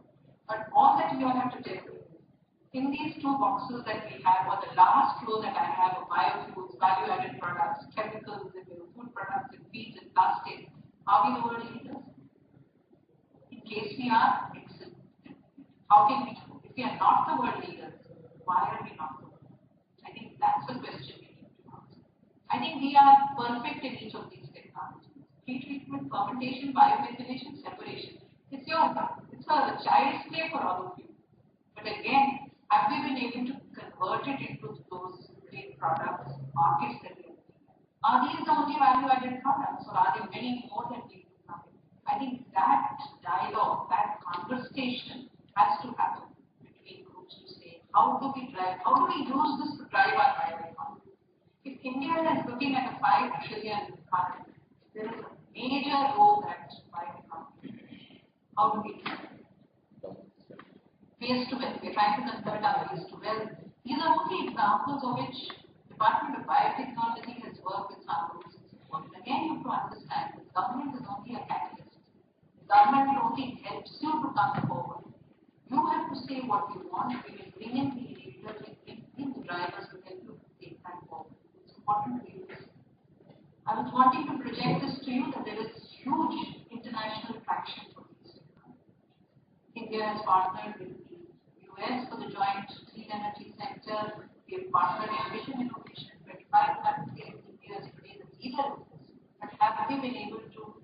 We've actually occupied a very senior leadership post. And I think this is what we need to really exploit for instance. International partnerships, international technologies. Use these not only for knowledge generation but for market access. Can we actually be a global leader in any of these as we move forward? We did try to do that. We set up the first clean energy international incubator. This has been set up in the Tata Bar, Department of Biotechnology, BIRAC, and we have now made this available to all the 23 mission innovation countries. 30 startups are coming to use this clean energy incubator, international incubator, gives them access to international markets. How do we take that forward? So while we're looking at large markets, we've not forgotten the grassroots. Right? The last one or two slides, I will try to focus on how we are now also taking these technologies to where our grassroots requirements are. If you're talking about technologies for agriculture, we cannot forget our farmers who are the grassroots working in the field. So rather than just taking technologies to them and saying that these are wonderful technologies, these are our improved seeds, these are improved hybrid seeds, these are our biofertilizers, these are our biopesticides, it's important for us to see what do the farmers need. So it has to be a two-way dialogue that we create. So we've created these farmers networks for science-based solutions at farm enterprises. We have set up 100, in fact 115 now of these biotech hubs where we are taking technologies, understanding, helping the farmers to create their own enterprises, connecting them with farmer-producer organizations. So if you have to have bioeconomy driving our tools, it cannot be large industries. It has to be the smaller farmers, grassroots level, to get stakeholders which has to do. Those markets we have to move forward. We are also trying to take technologies to rural clusters. We are trying to accelerate rural technology clusters is what we are trying to focus on. How do we take these new technologies, whether it is organic agriculture, livestock improvement technologies or food processing technologies. So as I said, the startups, the large industry, these rural enterprises, the farmer-based enterprises, we have to support them. So coming to the end, what did we do? Well, we created these huge value chains from our research institutes to the universities to connecting to the societal grassroots level, the startups, which is key to our success. Obviously, through Biorag, we supported them. Now, what was, and to all of you who have this industrial entrepreneurial growth that you have been so closely involved with, you know where it's critical. The critical part of it is how do we help them scale? And for that, investor funds are important. So the government took a very important decision when we started the action plan, startup action plan. We launched a biotech fund of funds. We started with a 300 crore fund. And today we've been able to mobilize, and some of our startups have been valued at 3,500 crores. So it is many times valuation. How do we make this 100 times? How do we move forward? How do we increase it? So we've found a lot of traction now. Many private investors, angel investors, networks, they've all started partnering, and we are seeing this grow as we move forward. So there's been an impact. That is 150 is something nearly 200 now. Products in the market, startups have started scaling. But we didn't realize that what is it that is a missing gap? We have to connect startups to India. So how do you take Startup India and make it India? The gap is this technology cluster. So we are now setting up, and for those of you who followed the Honorable Finance Minister's budget speech in February 2020, was talked about setting up a technology cluster. So we are now setting up technology propellers and manufacturing zones, creating these fund of funds for manufacturing. But the Honorable Prime Minister has given us a target in January 2020 that India should not be just a 150 billion economy, it should be a 100 billion biomanufacturing economy. How do we do that without all these technologies coming in where they do? So India has played a very key leadership role, and we are working now with our regional partners, with some of our multilateral cooperation partners. One is, of course, for knowledge exchange, but it's also to occupy a leadership within the region. And I think that's really important. India is a preferred SMT partner, biotech especially. We've got over 50 countries we're engaging with. Again, as I said, no longer really technology receivers. We're co-developers of technology. India is looked at in terms of as a preferred country. We've moved away from being receivers. So we are now seen clearly as a co-development partner.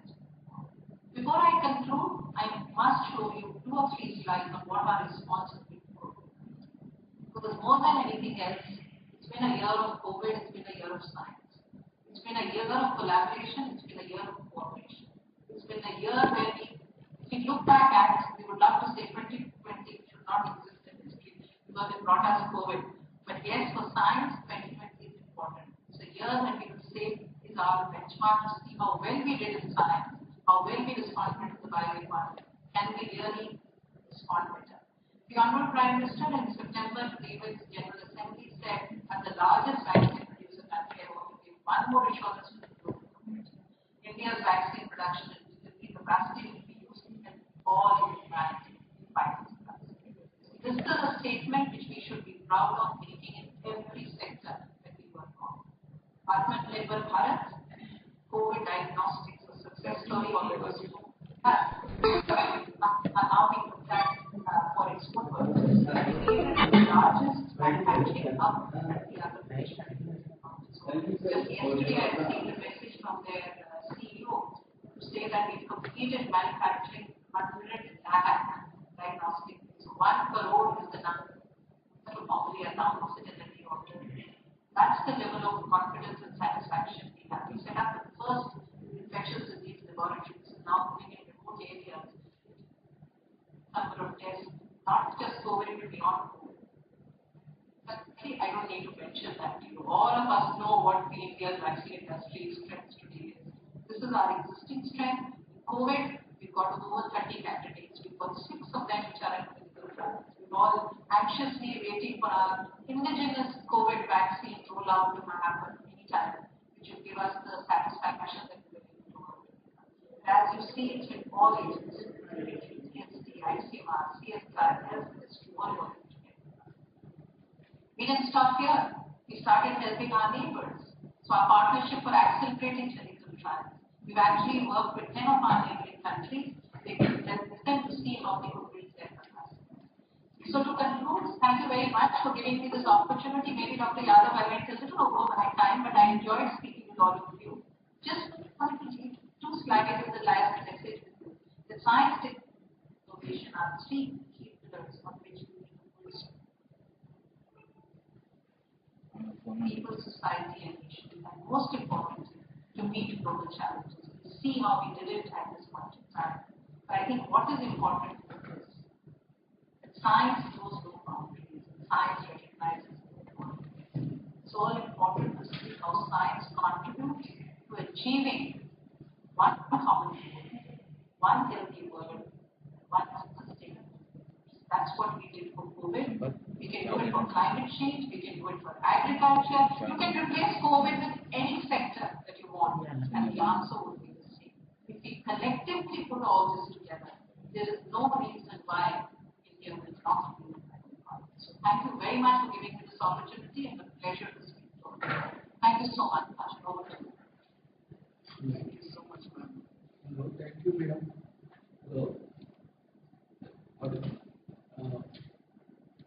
We are very privileged to listen to madam. We all introduced many schemes of Indian government in biotechnology.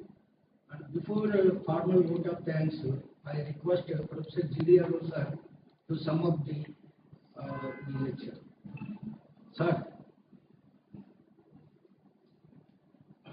I must tell you the passion with which Dr. Renu spoke, for almost 55 minutes was wonderful. And what's best is that it is not just, Department of Biotechnology only gives fellowships and, the PIRAP program and everything, but actually participating in so many programs, multilateral, bilateral, multi-institutional. And ICT has been a beneficiary of that, so I know many more things than, So, madam, it was wonderful. Because many of us are researchers here, and many of them, I'm sure they did not know what biotechnology department is doing.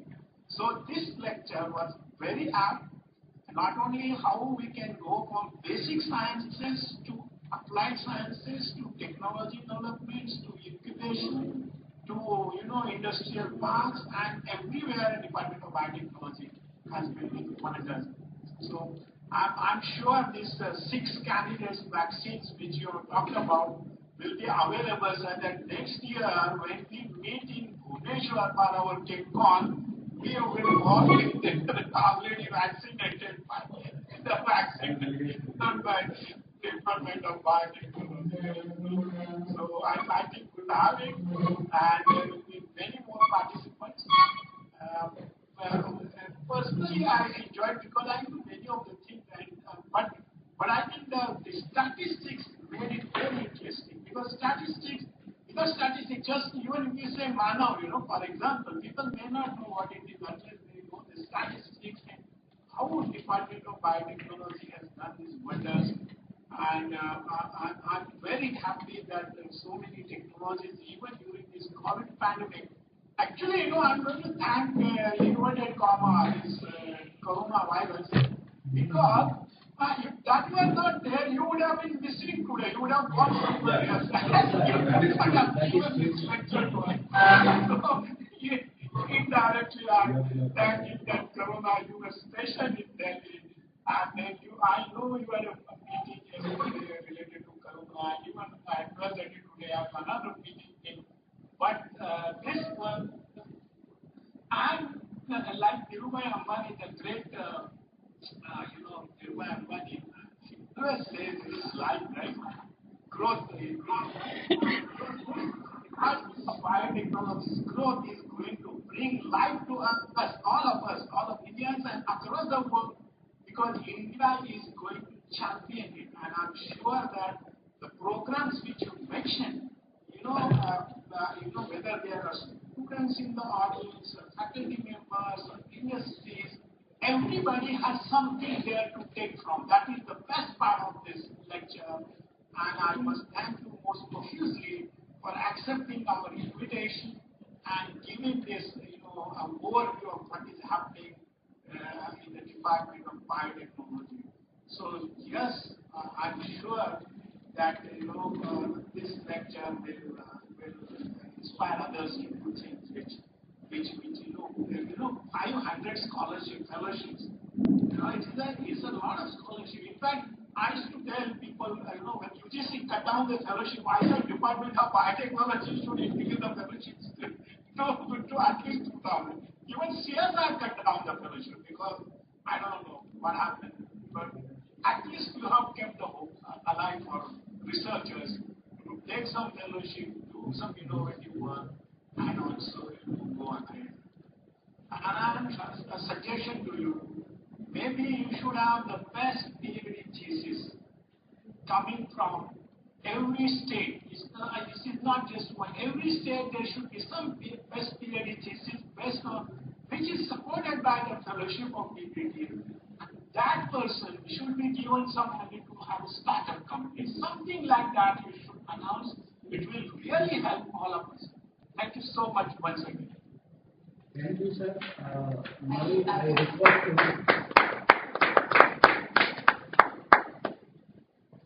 Now I request Mr. Rajesh Prasad to respond on Madam's sir, for few minutes. Yeah. Thank you, ma'am. It was really very nice hearing you on bio technology and bioscience. These things are new to us, but you gave us a very good overview. Yeah. And we share your dream. And India has to really do more. That is really quite evident here. And it was very pleasant to know that India's bioeconomy has done 60 million. And the government is desired to by 2025 take it to 150 million. The team, and this is what I have to say, and I really thank you very much from bottom of my heart for a very exciting presentation, and it was a lot of learning for all of us, I believe. Thank you, ma'am. Thank you so much. Thank you, sir. Now I request Mr. Swapan Rai from Reliance Industries. And the Reliance Industries is supporting every year for this particular program, Dhirubhai Ambani Commemoration Day. So we are also thankful to the Swapan Rai, and I request him to respond on the madam's lecture.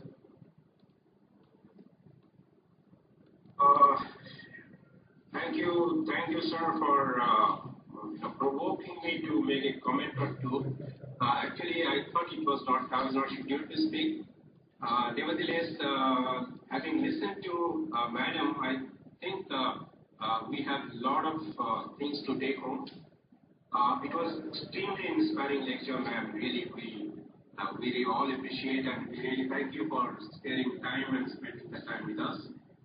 Professor Yadav took the initiative. Prof, thank you very much once again. Thank you for working with you on various occasions, and thank ChemCon and Indian Institute of Chemical Engineers for hosting this event. Once again, thank you all the organizers, and my special thanks to ma'am for this wonderful talk. Thank you very much, ma'am. Madam, it is very inspiring to all of us that actually your lecture has reminded IICNC to start a new initiatives in biotechnology for all chemical engineers, particularly in biomass refineries and waste to energy and clean energy incubators. So you have reminded our responsibilities in by stating all the initiatives of the Indian government. And under these pandemic conditions, you stayed with us more than 1 hour. So we all are very happy and wholeheartedly IICHE is grateful to you, and we thank you for joining this session and inspiring all of us. And also I thank Professor G.D. Yadav sir, who is special to IICHE and is always inspiration to the IICHE as a past president and also advisor. Sir, I am very much thankful to you for pursuing this particular program with the DBT and also with the mayor. And I also thank Mr. Rajesh Prasad, who has joined us in spite of his busy schedule, and Sapan Roy from Reliance Industries, who has sponsored this program. I thank each one of you for joining and making this program success. Thank you, madam. So now we had the continuous session on industry Excel Tech. So I am requesting Mr. Shashwat, please you start your talk. And thank you, madam. So you had a meeting, early meeting. So we would like to heartfelt thanks to you for accepting our invitation and deliver a very wonderful lecture. And thank you very much. I feel proud to be with you in this Dhirubhai Ambani Commemoration Day. Thank you, madam. So, Mr. Shashwat, you can start. Hello. From Excel Tech Pune, they are also our supporting partner of this ChemCon 2020. Pawanji, is the Shashwat is there?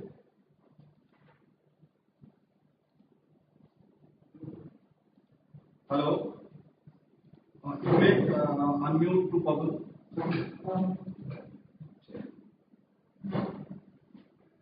Yes, he's joining.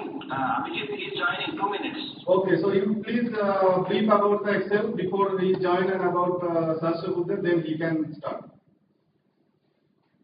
Okay.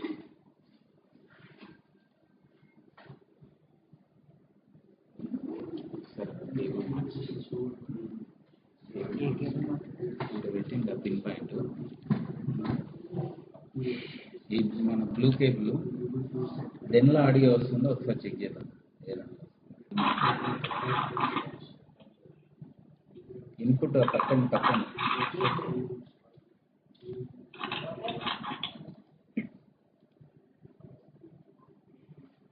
So, Pawanji, you can just introduce the Excel company. The reason is we ended the earlier session very early, so this is the reason why he's joining in a couple of minutes.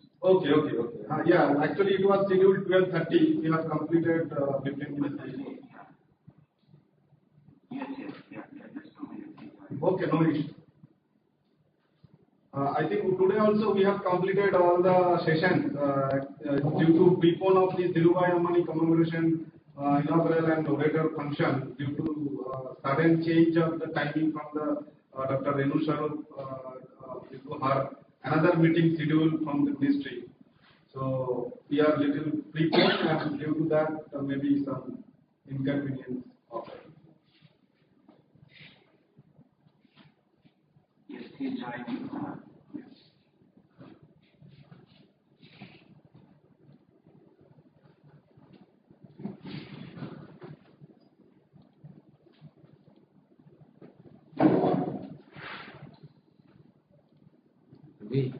Input అనేది Thank you very much, sir. I think input ఏడుంది sir yesterday there was some problem, sir. Last లో పెట్టారు last పనుల్లో పడుతుంది Please join the AGM, sir. Today at 5 o'clock, sir. పైన పెట్టలేకుంటే పైన amplifier పెట్టు Yes, we have Sachin ఒకటే ఉందా input? At this session, I say Sachin Sahasrabudhe, he is yes. CEO of Excel Tech company, which is based out of Pune. So Sachin has over 30 years of experience in modeling and simulation and design of various chemical processes. So he would like to give he is one of the sponsors of this event. So he would like to give a brief introduction and details about what they are doing at their company and how we can collaborate with institutions like IITHE and over to you, Sachin. Yeah, thank you very much. Good afternoon, everybody. I'm Sachin Sahasrabudhe. I'm Chief Executive at Excel Tech. Okay, this is a process engineering company located in Pune, and it was formed around 10 years back. Okay. So I'm happy to introduce all of you to our company. It's a small company at this point of time, maybe myself plus 4 people. But I will be happy to share what we can do. So I will now share the screen.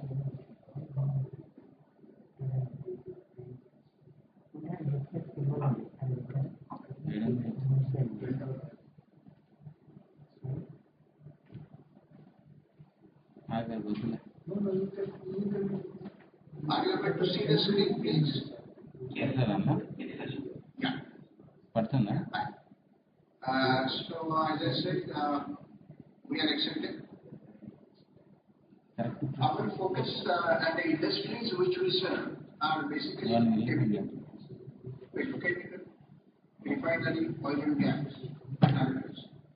Others may include biochemicals, pharmaceuticals, or may focus industries until now from which we are working.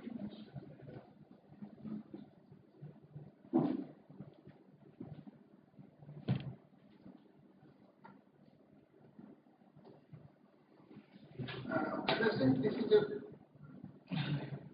dedicated process engineering company, right? And we generally contribute to field phase or detailed engineering phase or industrial projects.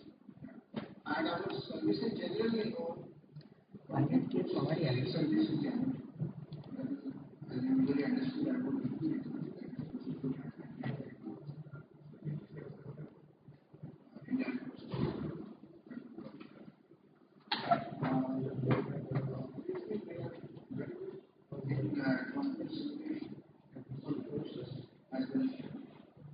we have all the items necessary, that is gas HDI. Then, interestingly, we can offer our technologies. We are at this point of time open our technologies that we'll see very shortly in the next slide. So we offer technologies without licensing arrangement as well. We don't have at this program. But who offer technology candidates? And so obviously we get to now, one of our additional specialty is technology development based learning. For example, I'm some catalysts those lab records including mechanics, etc. And then we can cite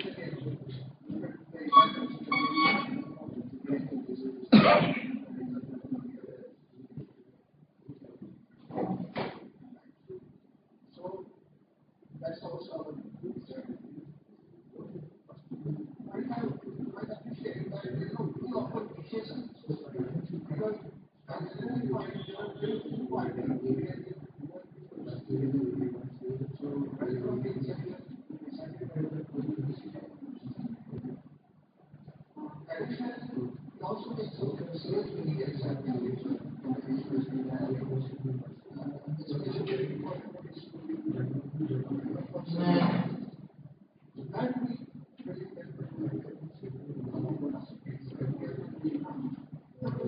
especially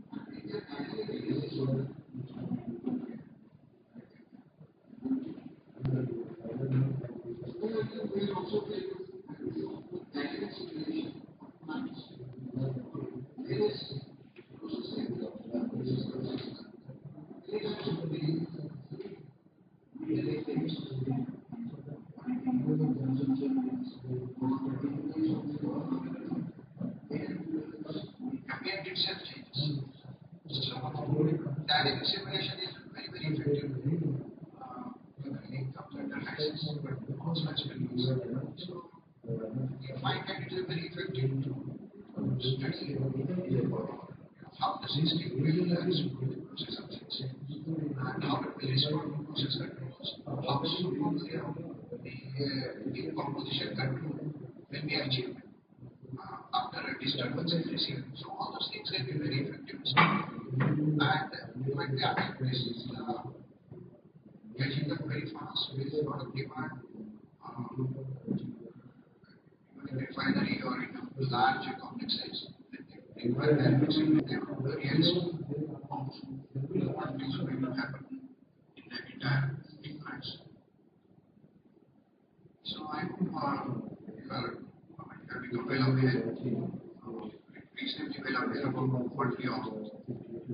So this is what I can say about the microlearning. So I would like to welcome questions from you, if any. Yeah, thank you, Sri Sachin ji. You are introducing your company to us. Definitely, you are one of the esteemed sponsors for Chemical. We are happy to have you here and hope we will have more and more interactions and projects that we can do in collaborative manner. Yeah. Over to you, Abhishek. Thank you. Thank you.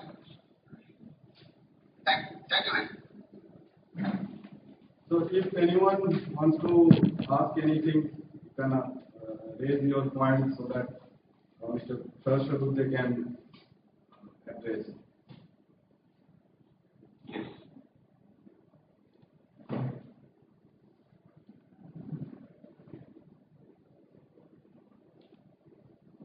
So just I have one, means I would like to know rather that what will be the cost of your software product if institute or academic organization is going to purchase. So roughly if you have any idea so that people can understand.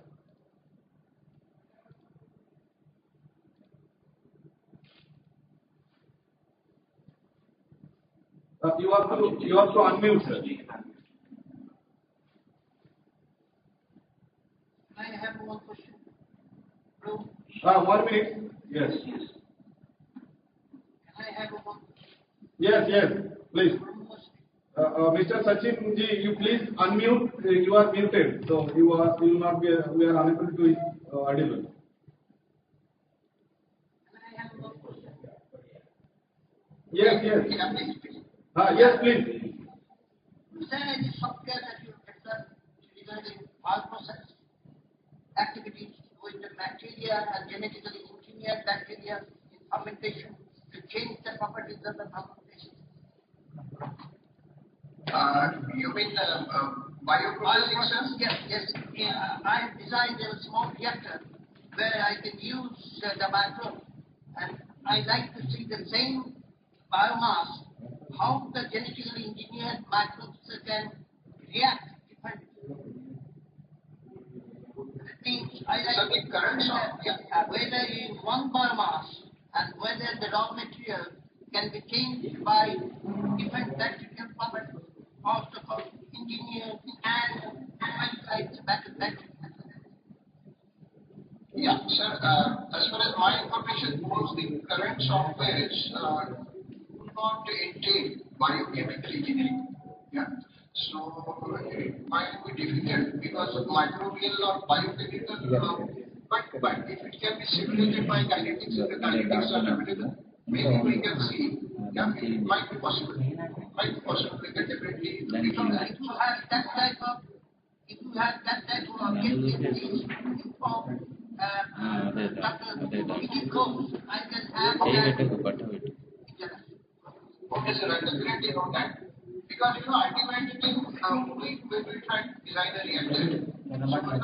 So at least approximate kinetics are available, then we can see what results are coming up. Yeah. It's a very complicated problem. Yeah, I can elaborate on that, Professor Nitesh. So, yeah, I'm Dr. I'm a principal R&D engineer working on cost management. We offer a lot of services of the kind that you are speaking. So, if you have the kinetics and data, that resembles any other chemical reaction, any chemical reactor that we can simulate. That we can simulate. Absolutely.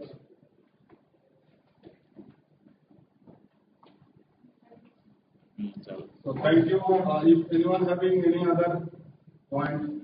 So I was just wondering the cost of the module, software module. What would be the cost if academic institutions are going to purchase? See, generally, what I know, generally this aspect plus suite according to me is close to 20 lakh rupees for normal industrial user. Normal industrial commercial user, but for academicians, there is a lot of discount available. At least 50% or lesser. I'm not sure about that. But definitely it is cheaper. I think I can give you some information on that. Recently we purchased Pro2 simulator along with Dynamic simulator, which is dynamic simulation software for Usman University College of Technology. It is pretty reasonable. So it can come up to, it can vary up to, depending on what kind of modules you are looking for, up to 4 to 5 lakhs for maybe around 20 to 30 licenses. Okay. Because Pro2 is slightly cheaper than Aspect. Yes. But the cost resembles. So the competitors. So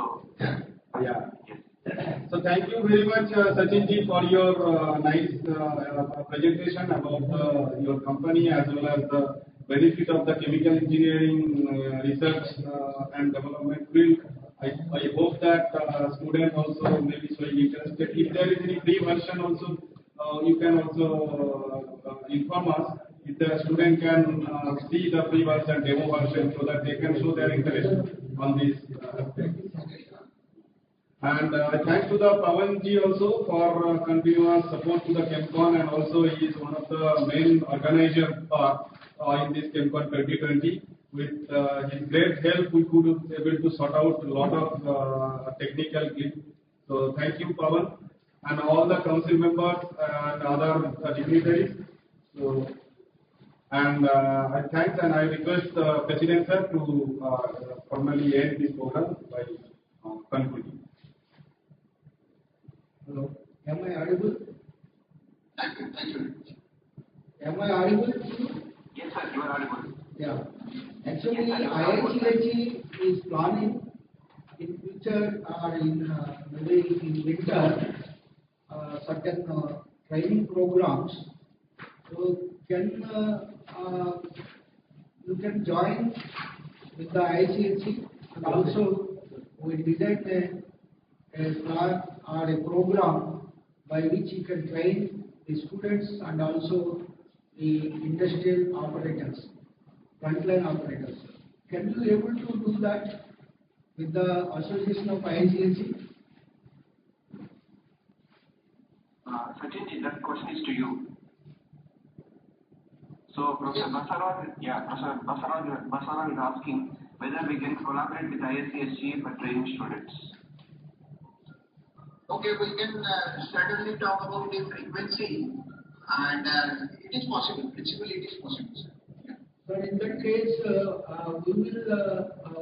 we are interested to have memorandum of understanding with you to this effect, like training the students or industrial frontline operators. So that may be useful. There will be a common certificate will be given by both the IICSC as well as your organization. So that will definitely help us in disseminating the knowledge in these areas. So if that service you can extend to the IICSC. Yeah, if we can help industrial operators better control the plant, and in this process, if we involve students side by side, so it will be a good use of time so that I need not again deliver lectures for students separately and operators separately. That can be one suggestion. So in that case, Dr. Pawan, along with Professor Balasubramaniam, will plan a program and will come to you. Okay. Dr. Power, can you able to design a program? Sure, sir. Yeah. So we will do that. Yes, yes. So thank you for spending your time and briefing about your services. Thank you very much. Okay, so I think today the free lunch session we have completed, and we will be starting our evening program AGM. So all are requested to please join in the AGM. The link is already provided in our IICT website. So those who are you already received the email. Okay, if you don't have the email, you please visit to IICT website. The link already displayed there. So all are requested to please join in the AGM and make the IICT this ChemCon 2020 a successful one. Thank you all. Okay, thank you very much.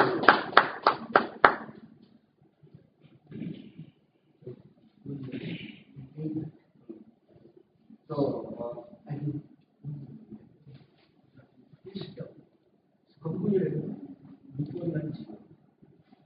So, Mr. Sarkar, if you can end the meeting, or I can also make. You please stop the live streaming. Yes, sir. Yes, sir. Okay. And also close this meeting.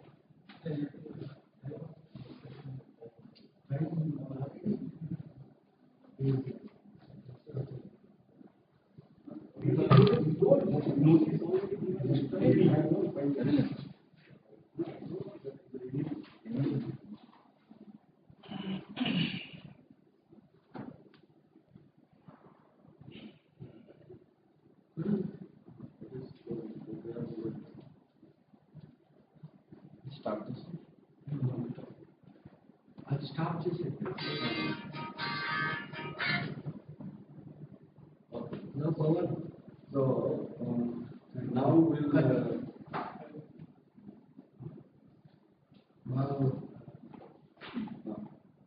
This Dhirubhai Ambani commemoration day went on very well. So that feedback I have received.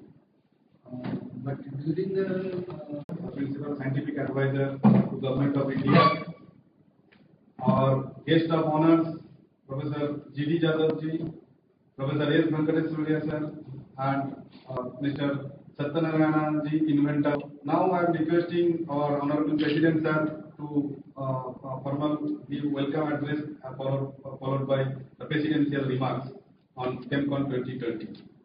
Sir. Repeating the show. Principal Scientific Advisor to the Government of India, Honorable Chief Guest, beloved, respected Padma Shri G.D. Yadav, past President, IICHE, and former Vice Chancellor, ICT Mumbai, guest of honor to the inaugural function, respected Sri C.H. Satyanarayana Garu, Chairman, Inventor Industries Limited, and also guest of honor of the today inaugural function, respected Professor S. Venkateswar, past President, IICHE, guest of honor to the today's function, Dr. Sanjay Bharadwaj, Chairman HRC, IICHE, and Organizing Secretary of ChemCon 2020, Dr. Abhijit Ghosh, Honorary Secretary, IICHE, Kolkata, Office Bearers of IICHE, Council members, past presidents, distinguished members of the Chemical Engineering Faculty, esteemed colleagues, and dear students, ladies and gentlemen. As a President IICHE, it is my privilege to welcome you all to the 73rd annual session of Indian Institute of Chemical Engineers, popularly known as ChemCon, being held on a digital platform for the first time as the world is still waging its battle against the COVID-19 pandemic. Indeed, I feel much delighted that in this new normal world of today, notwithstanding many uncertainties and worries, IICHE is able to host ChemCon in association with retained its independence. Since then, the institute has been constantly molding and remolding itself and resetting its priorities to meet the changing demands of the economy, market, and the society at large instead of many hurdles and hindrances. In the process, the institute has emerged to be a force to reckon with, having over 30,000 members on its roll, 42 regional centers and 168 student chapters across the country. Over the years, IACH has become a responsible partner in nation building by contributing towards sustainable development of the society with the dissemination of the knowledge and enhancement of skill in chemical engineering and its allied fields. Simultaneously, the institute has been promoting a platform for communication and dialogues among the chemical engineering professionals, recognizing young talents by conferring awards and offering research grants, as well as honoring acclaimed personalities in the academic and industry areas. IACH has been playing the role of an advisory body for policy matters in the field of environmental and industrial safety. As this hour, no discourse and interaction can be complete unless we look back to the year 2020, which ends in a couple of days. One can sum up 2020 as the year of unparalleled misfortunes for the humanity as such. The COVID-19 pandemic and the consequent lockdowns around the world have not only snatched away millions of lives, they have destroyed livelihoods of even greater millions. The lockdown has had devastating impacts on the economy, which was showing signs of crisis even before the onset of the COVID-19. According to a joint report by the International Labour Organization and Asian Development Bank, a staggered number of 4.1 million youth have lost their jobs during this period. In the midst of extreme turbulence for over 10 months, we have been hearing stories of how individuals and organizations have been improvising and innovating in order to stay afloat and sustain themselves.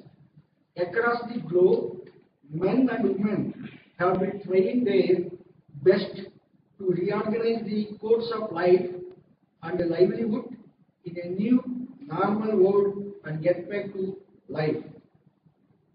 From the perspectives of the chemical engineers, one can say that we and our colleagues in allied fields are faced with the complex tasks at this hour, as the countries across the world are mending the battle, economic and rejoining the social fabrics. Enterprises in chemical engineering and associated sectors are facing challenges on many fronts: human resources and workforce, market demand and supply, logistics, readjustment of the technology, and so on. All these sectors have their direct or indirect impact on management of the pandemic itself. At the same time, they influence various facets of the pandemic afflicted society. Here lies the challenge for chemical engineering community. It requires considerable agility, flexibility, and aptitude for improvisation, both at the individual and organizational levels. To resolve these challenges positively and make worthwhile contribution to the society and the economy. To contain virus and protect from the pandemic, the role and contribution of the chemical engineers, biochemical engineers, and their colleagues from other allied fields have been crucial. Again, when it comes to the all important question of research and the discovery of vaccines, contribution of chemical engineers among the larger scientific community has been indelible. In building a cleaner and greener world, the responsibility and accountability of chemical engineers is growing day by day. In short, involvement of chemical, the onset of COVID-19 calamity, regular activities of the institute were affected during the initial period. However, rather admirably, ISCHE gradually rose to the occasion and proved its mettle during this period of crisis, notwithstanding its limited means. Pulling all its collective resources, the institute not only ensured its sustenance but also carved out new paths for advancing the cause of chemical engineering education and profession.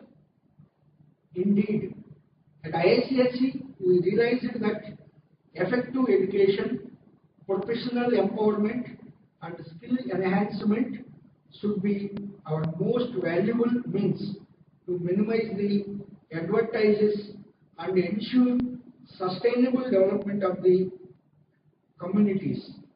The extraordinary situation that has been prevailing in the wake of the pandemic demanded that we devised alternative means to keep students engaged in academic exercise, simulate their faculties, and impart knowledge to them. I think it would be pertinent here to briefly touch upon a few important initiatives taken by the Institute during the year, as well as projects that are on cards in the near future. Between May and July of this year, ISCHE embarked on a novel initiative, namely Online Summer Intensive Program 2020 for the undergraduate students of chemical engineering, conducted under the tutelage of 13 course coordinators and 34 subject experts in 9 subject areas. The program evoked tremendous response from around 1,800 students who had registered for it. Students received certificates following submission of the assignment report at the end.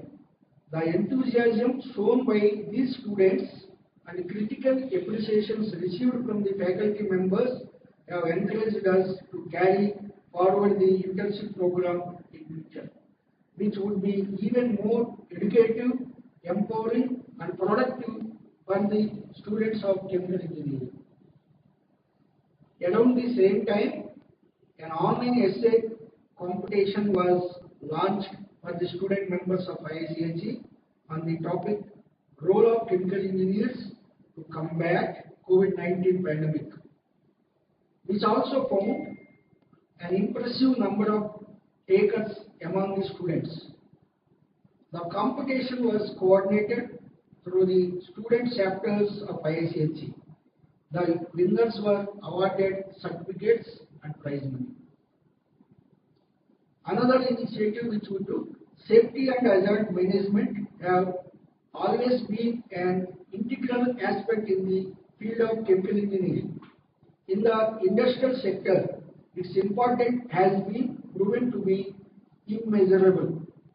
This was proven again in the event of a major mishap at the LG Polymers unit at Visakhapatnam, Andhra Pradesh on 7th May 2020. The accident occurred when the plant was being recommissioned after remaining non-operational for about 2 months due to the lockdown restrictions on account of COVID-19. The Hyderabad Regional Center of IICHE organized a high-level panel discussion titled Best Practices of Safety Management in Chemical Industry on 31st May 2020 to discuss threadbare all the practical and theoretical details of safety and hazard management, while that each of these speakers put forward will be important inputs for safety manual of an industrial unit handling hazardous materials. Meanwhile, IICHE has also constituted a 3-member expert committee to study the Visakhapatnam mishap and prepare a technical report. IICHE has also charted an elaborate activity plan for the days ahead. For paucity of time, I will share only a few nuggets with you. In order to encourage innovative research work, many project grants will be offered to the undergraduate and postgraduate students who are student members of IICHE. As many as 20 undergraduate students will be eligible for rupees 10,000 grant each, and 10 PG students will be eligible for the grant of rupees 20,000. IICHE is in the process of collaborating with 3 top-notch organizations in areas of engineering, consultancy, industrial software, and R&D for introducing joint certificate course training programs in near future. The programs will be meant for students as well as professionals. The formalities are being worked as well. Drives will be launched shortly to motivate members of IICHE to file for patents of their innovative idea, concepts, as well as products through IICHE as an affiliating institute. Modalities will be finalized soon, which will be available on the IICHE website. Here, I would also reiterate the major role played by the 2 main organs of IICHE, that is, its journal, Indian Chemical Engineer, ICE, and the e-newsletter in dissemination of the knowledge and information involving different stakeholders such as academicians, chemical engineering professionals, students, research scholars, scientists, etc. Indian Chemical Engineer Journal, in particular, coming out since 1959, publishes original research papers and discussions on new developments in different areas of chemical engineering and its allied fields. During the crisis of the last 10 months, these publications remained uninterrupted. In fact, a special issue of the e-newsletter has already been published. 2 special issues of ICE are on the cards, one of them devoted to COVID-19. It will highlight the R&D work being carried out by several institutions across India under the aegis of CSIR, Council of Scientific and Industrial Research, in the field of COVID-19 management. Despite all the turbulence, the pandemic was also instrumental in taking us back to a cleaner and greener world that we have long been missing due to our collective recklessness the war over. As the world was locked down, we were able to look at a blue, very clear sky, breathe fresh air, watch rare birds singing, and discover marine life thriving in the sea. Now that life is slowly coming back to normal. Soon we have to make a clear choice. Should we carry forward the new found green and clean world to the future, or go back to the sick and toxic world that is increasingly becoming a nemesis for the mankind. It is time that the global community, as one singular collective, made a decision for the present and future. In this, the chemical engineering community has a huge responsibility and a critical role to play that would help and influence the global community to make right decision and reach the right destination. So I will wind up with a sense of contentment. Being a non-profit organization, IICNC sustenance has always been a challenge for the institute. Nonetheless, with a collective and concerted effort of the headquarters and many of its regional centers and student chapters, and certainly with the support of its members, both individual and organizational, IICNC has always overcome the challenges and found its way forward with a new momentum. I am confident that the journey will continue. I am greatly thankful to the Honorary Secretary Dr. Abhijit Ghosh and my other colleagues in the IICNC Council for their all-out cooperation and collaboration during this difficult year. Many senior members of the institute helped, supported with their valuable suggestions and guidance. I am grateful to them. My sincere appreciation also goes to the staff of the IICNC headquarters for their continuous support in functioning of the institute.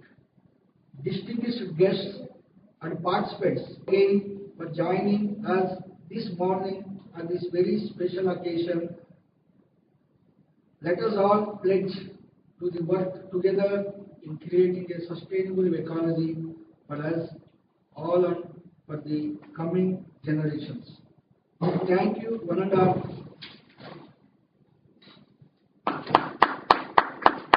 Thank you very much for your illustrative remarks, on this Chempon 2020, and I hope under your guidance we have all worked. And today we are doing also this virtual Chempon 2020 under your leaders. So thank you, sir. So now I am requesting C.P. Ramanuji to read out the citation of our today's chief guest, Professor K. Vijayaraghavan, Principal Scientific Advisor to Government of India. Start the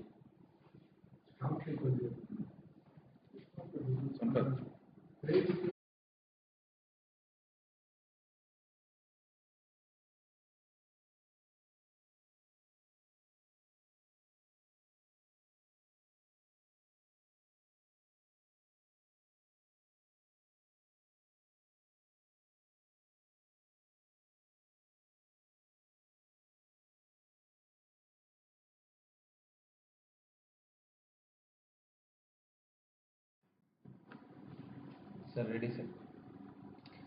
Good morning. I am C.P. Ramlu, Vice Chairman, Hyderabad Regional Center and former Vice President of IICG. I feel more privileged and happy to read the citation of Professor Vijayaraghavan. Krishnaswamy Vijayaraghavan, FRS, born 3rd February 1954, is a distinguished professor and former director of the National Center of Biological Sciences. On 26 March 2018, the Government of India appointed him as the Principal Scientific Advisor to succeed Dr. Chidambaram. In 2012, he was elected a Fellow of the Royal Society, and in April 2014, he was elected as a Foreign Associate of the US National Academy of Sciences. He was conferred the Padma Shri on 26 January 2013, and he is also a recipient of the Emphasis Prize in the Life Sciences category in 2009. Vijayaraghavan graduated with a bachelor degree.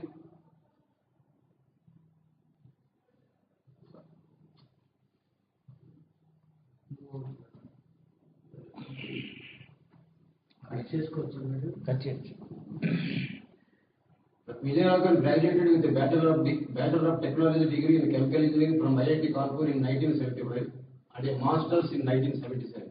He completed his doctoral research in 1983 in the field of molecular biology and holds the PhD from the Tata Institute of Fundamental Research. During his postdoctoral work from 1984 to 1985, he was a research fellow and then from 1986 to 1988 a senior research fellow at the California Institute of Technology. In 1988, he joined the Tata Institute of Fundamental Research as a reader, and in 1992, when the National Center for Biological Sciences, which is under the aegis of the Tata Institute of Fundamental Research, was founded, joined NCBS. In August 1991, he moved to Bangalore and was instrumental in the establishment of NCBS in Bangalore. He is a distinguished professor in the field of developmental genetics and former director of the National Center of Biological Sciences. His fields of specialization are developmental biology, genetics and neurogenetics. His research primarily focuses on the important principles and mechanisms that control the nervous system and muscles during the development and how these neuromuscular systems direct specific locomotor behavior.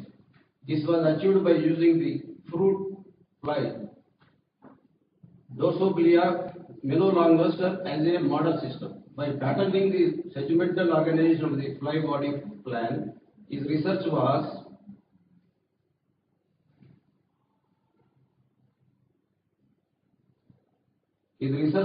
able to shed more light on the function of oxygens in directing neuromuscular connectivity and motor behaviors.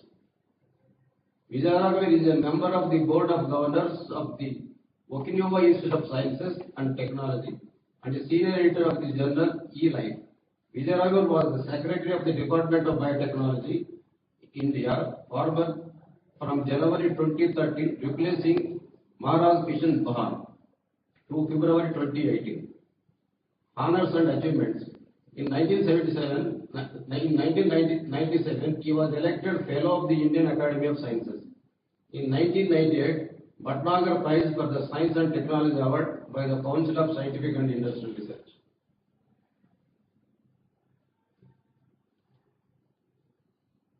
In 1999, he became the honorary faculty member of Jawaharlal Nehru Center for Advanced Scientific Research. In the same year, he became Fellow of the National Science Academy. He became a member of the editorial board of Journal Genetics in the year 2000 and a member of the Asia Pacific International Molecular Biology Network in the year 2001. In 2003, he received the Distinguished Alumnus Award of IIT Kanpur.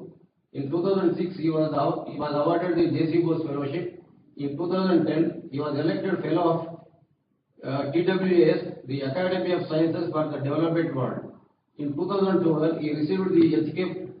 Firodia Award for his original contributions to the field of life sciences, particularly to developmental biology, genetics and neurogenetics. In the same year, he became Fellow of Royal Society.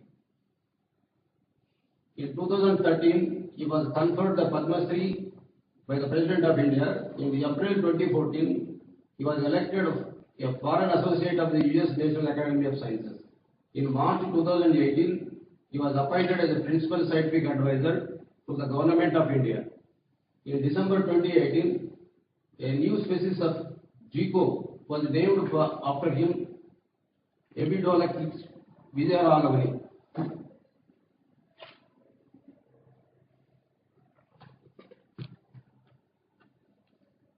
Thank you.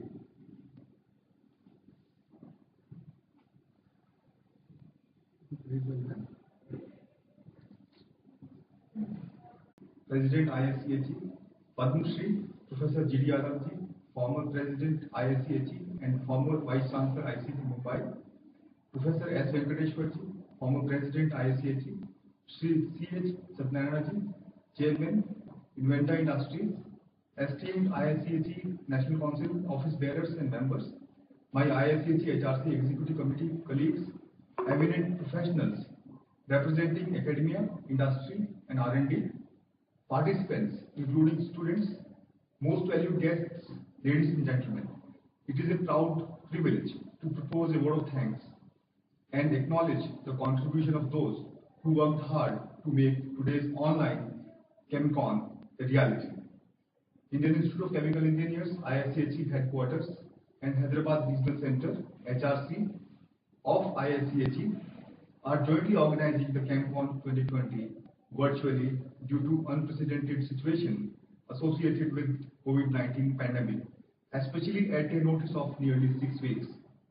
On my personal behalf and on behalf of ISCHE Hyderabad Regional Center and ChemCon organizing team, I express my sincere gratitude to Almighty God for blessing us so that we could take up the challenging task of organizing ChemCon 2020, the most prestigious event in the domain of chemical engineering in India. By God's grace and blessing, we could present the ChemCon 2020 in the manner in which it will be conducted during next 3 days. I convey my heartfelt gratefulness to our honorable chief guest, Padma Shri Professor Vijay Raghavanji, who spent his valuable time with us during inauguration ceremony today, despite his extremely busy schedule. Sir, we are fortunate to get benefited by your inspirational and insightful address. We are all motivated by your views. A big round of applause, please.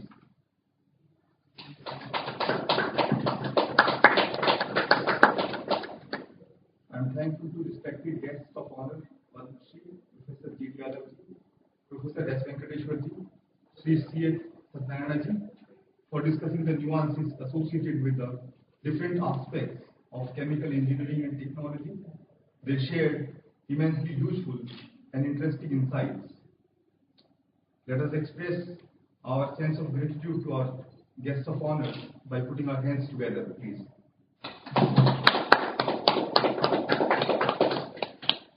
Many thanks to Reliance Industries Limited for supporting prestigious Dhirubhai Ambani commemoration oration. Hearty thanks to silver sponsor Bhagirath Chemicals Industries Limited. We are grateful for support provided by Inventa Industries, Clear Engineers, Blast Carbo Blocks, Immersion Energy Solution, Mathshri Engineers, Nuclear Fuel Complex, Photon Life Sciences, Brazil Chemicals, and Excel Tech. We express our sincere thanks for financial support from former Presidents ISCHE, Shri A. Bhaskar Reddy ji, Shri G.V. Seturaman, and consultants and former Deputy Head, Geocycle India, Shri Ulahas V. Pardikar ji. Event continues its rich legacy of featuring highly acclaimed achievers and speakers for Dhirubhai Ambani Commemoration Day Oration Award Lecture, which is being given by Dr. Renu Swarup, Secretary, Department of Biotechnology, Dr. H.L. Roy Memorial Lecture by Professor Bala Subramaniam from University of Kansas, USA. Aker, our guest, Professor N.R. Kamath, Rosanna Kamath Memorial Lecture by Dr. R.R. Sonde, Executive Vice President, Thermex Limited. Inventor C.K. Murthy Memorial Lecture by Professor Devanshu Bhattacharya from West Virginia University, USA, along with the speeches by recipients of prestigious ISCHE awards. We are extremely grateful to all of them. Towards organizing this event in the domain of chemical engineering, I am grateful to our chief patron, Padma Shri Professor G.D. Yadavji, patrons Professor Basal Raoji, Professor S. Venkateshwarji, co-patrons Professor M.V. Raoji and Shri Praveen Saxena ji, my colleague organizing secretary Dr. Abhijit Ghosh, joint organizing secretaries Dr. Madhu Agarwal and Mr. S. Ailaya, members of organizing committee and advisory committee, ISCHE headquarters officials, chairs, co-chairs, conveners, members of different committees like finance committee, publication and printing committee, technical session committee, hospitality committee and transportation and accommodation committee, panel discussion, publicity and media committee, former presidents of ISCHE, seniors from ISCHE and Hyderabad Regional Center of ISCHE, chairpersons, coordinators of technical sessions, speakers of panel discussions. We are immensely grateful to our National Council members for providing us the vision and support. We look forward to your continued guidance, sirs. Special thanks to Professor Shamsundar, Principal, Usmania University, College of Technology, for happily accepting our request and helping us in organizing the event at OUCT campus. Valedictory session, AGM and council meetings also will be organized in the premises of different places wherever we have good ambience and right infrastructure. Let us thank Professor Shamsundar by a huge round of applause. We are grateful to Professor V. Basavaraoji for guiding us in the arrangements. I am thankful to my fellow AC members of ISCH HRC, Mr. C.P. Ramju, Professor Shashikala, Mr. M. Mishra, Mr. S. Ailia, Mr. D.N. Singh, Mr. Rangarao, Dr. Mukundwani, Mr. E. Venkatesham, Mr. C. H. Apparao, Dr. Vinit Anya, Mr. Baidu Tat, Mr. Arunanand, and past chairperson, Mrs. Shashikala, for enormous cooperation and support they have provided beyond their comfort zones. Thanks to the team led by Dr. Pawan for making possible the live streaming of this event. Hearty thanks to staff of OUCT for their support. I must mention our deep sense of gratitude to Team CampCon 2020 for playing key role in all aspects of the conference. Let us clap for the Team CampCon 2020 and ISCH HRC. Thank you so much.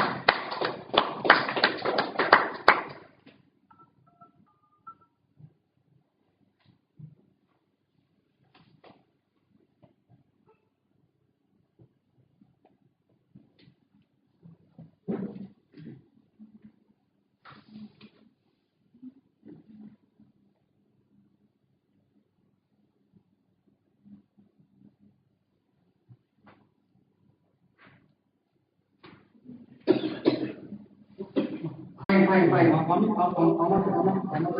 How are you? Yeah, fine. You are logging OUCT.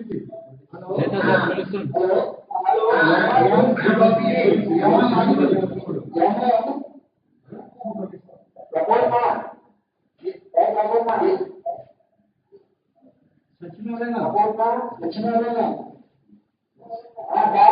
Am I audible?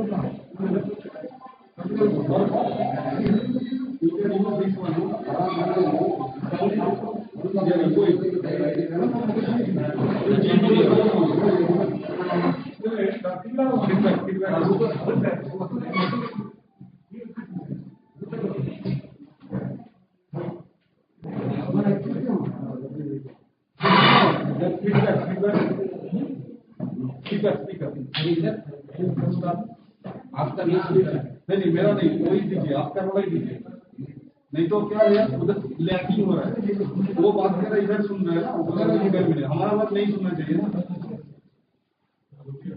इधर का on करना। हाँ hello hello, am I audible to all of you?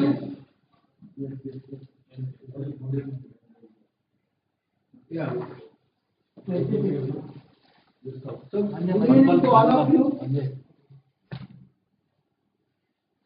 Esteemed council members, past presidents, and members of IICH, everybody meeting of 73rd annual session of Indian Institute of Chemical Engineers. So all of you know that this year we have so much of difficulty conducting physical meetings. From the beginning of this year, we were facing the COVID-19 pandemic, and even though we tried a lot for reaching you all, but except online, we are unable to reach physically. But however, this year we could able to do certain activities, and when I take up as a president of IICH, I was having so many plans in my mind, but I could not implement all due to the pandemic. But dear members, this year we have taken the first priority to motivate the students by building their confidence levels who were away from the studies due to the pandemic. We could able to conduct student internship programs online, and we could earn some IRG. And similarly, the first council meeting and second council meeting we have conducted physically, and other 4 council meetings we have conducted online, and 2 special council meetings were also conducted, and 1 emergent council meeting conducted, and 2 office bearers meeting conducted to discuss the IICH activities which were possible online, and we could able to do that. And in the subcommittees, 2 finance committee meetings, 4 building committee meetings,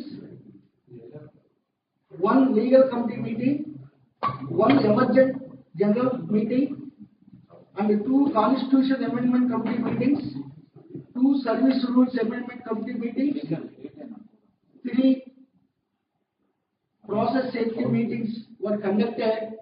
I think they were record of this year, even though pandemic situation is not allowing us to do physical meetings. And similarly, student annual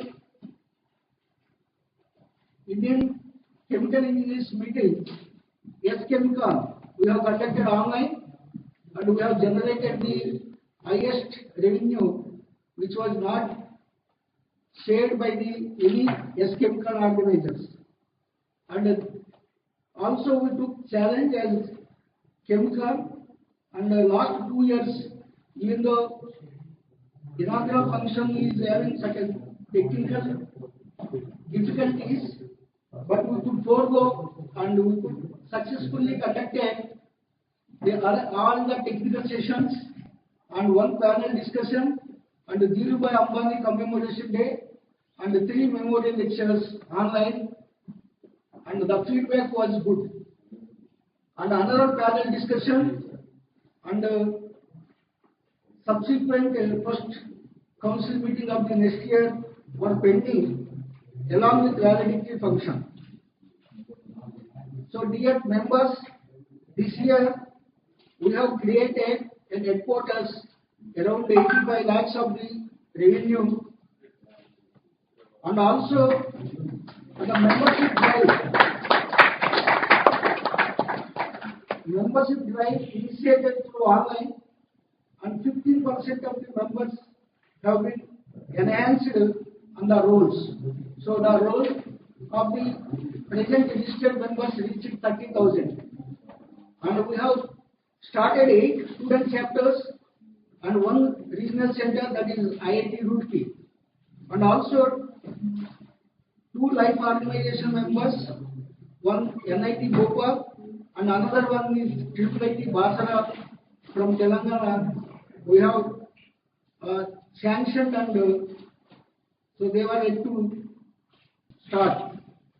Then there were certain initiations for the coming winter session. We were planning, that is online simulation software training programs in association with some of the software organizations like SIM Infosys, Eleva, and other heat transfer research institute are being at MOU level. I think within 1 or 2 months they can be materialized. Then R&D grants we plan to UG and PG students. For UG students, 10,000 each of 20 grants we are planned, and we have also taken the decision in one of the council meetings. And 10 PG students will grant R&D to do the mini projects at their labs. So for that also council has approved. So I think within next year, 1 month, it will be done. Then we also take the council decision to grant certain money for the patents with IICH affiliation. So one such application has been received. So we have to discuss in one of the council meetings in next year. So with this very few achievements, so I support, I require all your support for the doing next activities for the council. And now let us start the annual general meeting from the with the condolences. After the 72nd annual general meeting held on 17th December 2019 at IIT Delhi 2019, the following members have expired, and we have lost many members of IICHE. So I will read their names. Dr. Sunil Kumar Mukherjee, Mr. Gopinath Gajapati, Professor P. Sengupta, Mr. A. Datta Mazumdar, Mr. S.K. Banerjee, Professor C.R. Lahari, Mr. M.G.V. Selapati Rao, Professor C.D. Gopala Ratnam, Professor Y.B.G. Verma, Mr. M.R. Path, Professor S.A. Puranik, Mr. G. Lakshmi Reddy, Mr. K.P. Rajagopalan, Professor V. Narayana Swami, Professor Mahadevan, Sri Anand Kumar, Mrs. K.H. Garada, Mrs. Kannan Dattarai, Professor M.N. Biswas, Professor Syamulendu Bandyopadhyay, Professor A.K. Biswas, Mr. K.K. Das, Professor M. Bhagavantrao. So for all these members, around 23 members, we have sent the condolences messages from the IICHE. Now let us pay the homage for 2 minutes.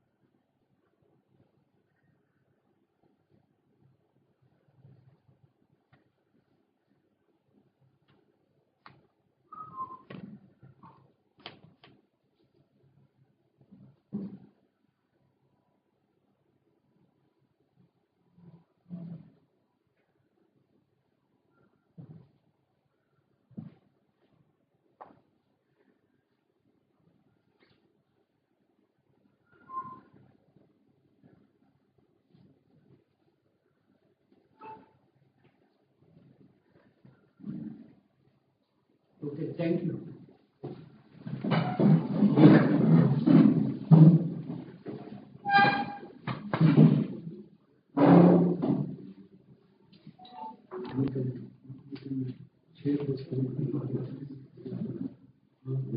So now we'll go to the agenda.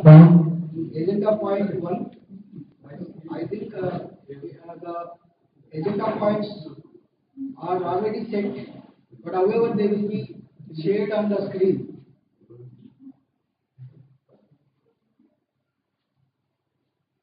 The agenda point 1.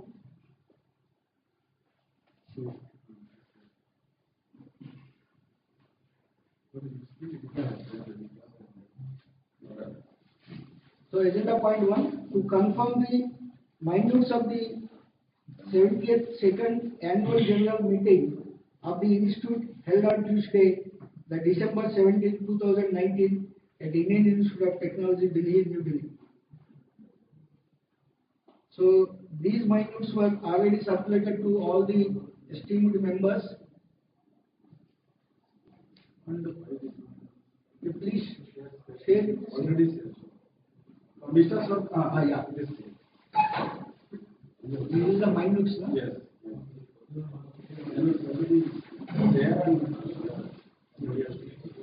So these minutes are already shared with all you, circulated through the mail, and somebody can propose, and this is the minutes.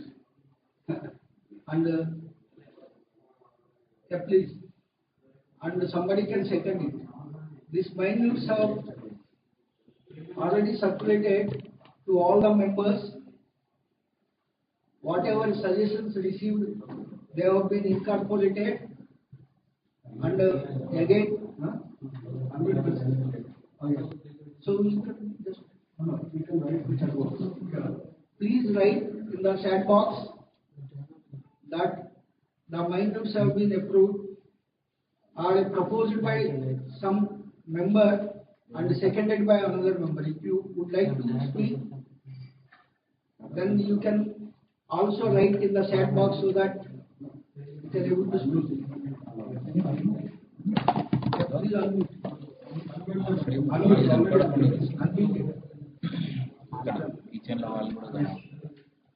If somebody can propose. Yes. Announce the name of the. Mr. Sardar, anyone is written in the chat box? Proposal second. Hello.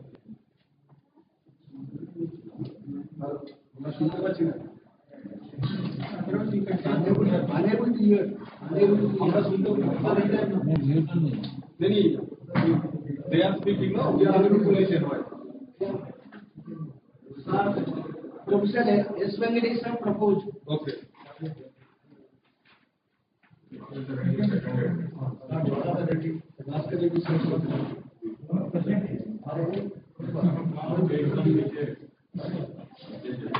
Am I audible to all of you? Yes, yes.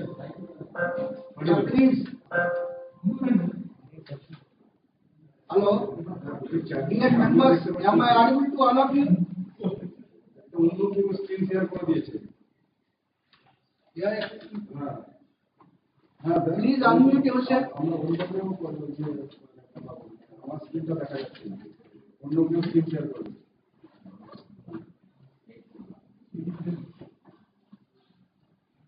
Yes, Professor Paida also.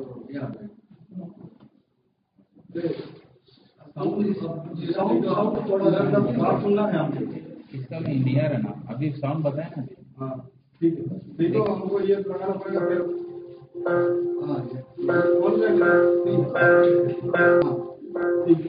those are logged in. I think we have to.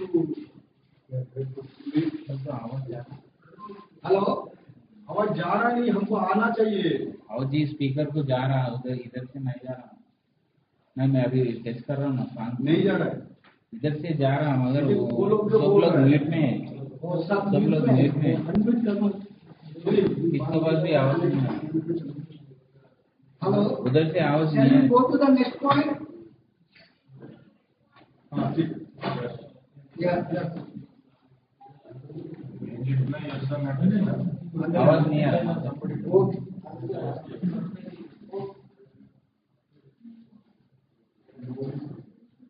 You have to unmute them. They can unmute. Yeah, please unmute yourself. You can able to do that. And if you have any problem, you can call me over phone.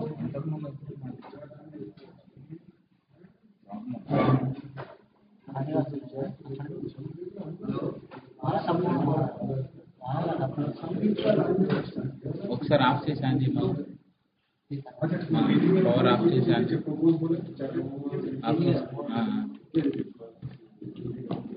మనకు power ఏమి అది audio పోతుంది.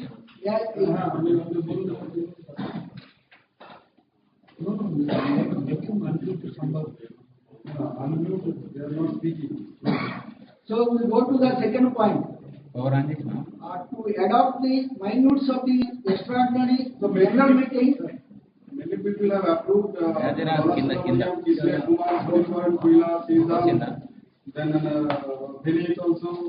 Many people have proposed and seconded. Mahendra Kumar Patel. Okay, that's already taken.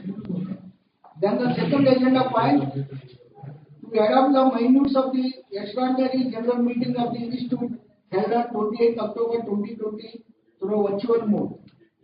So the minutes have circulated, also placed on the website. So all of you can go through that and also propose on the second these minutes also. And the ratification has to be done in this area. So I request people to write in the chat box regarding any issue which you have about the EGM agenda points and the resolutions which you have taken. And if you want to speak, you can also speak on this.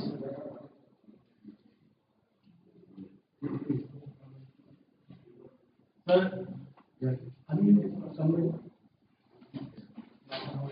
Sir, who wants to speak, you can unmute. Yes.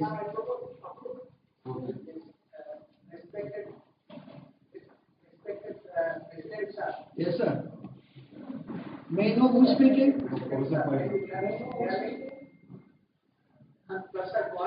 Okay, sir. Yeah. Please, sir. I propose that the amendment to the domestic EGM be ratified by the general body and suggest that the year of session of a pandemic or natural disaster or catastrophe be considered as a 0 year for execution, operation or election purposes in future. If there is any pandemic or national disaster or national catastrophe, then that year could be considered as 0 year for all practical purposes. Okay. Am I clear? Yeah, yes, sir. You are clear, sir. You are clear. We would like to thank you, sir, by expressing your opinion. So I invite any other.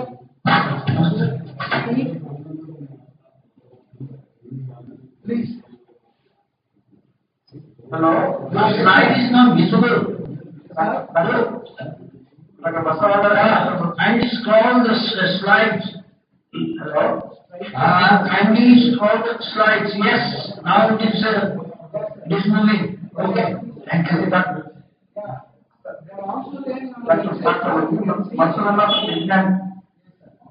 Yeah, please go through the minutes.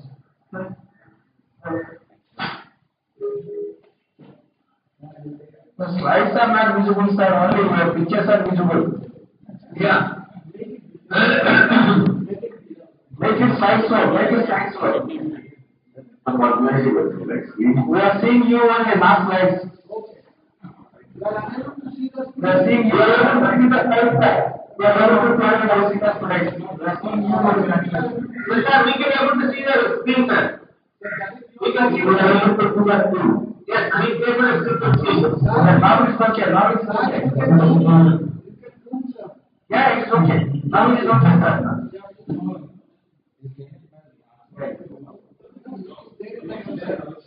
The website also they have proposed. Yeah, it is proposed, sir.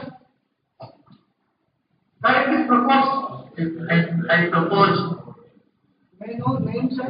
You can write For acceptance of the minutes of the DD Poyer, Professor DD Poyer. And our problem, Abhijit,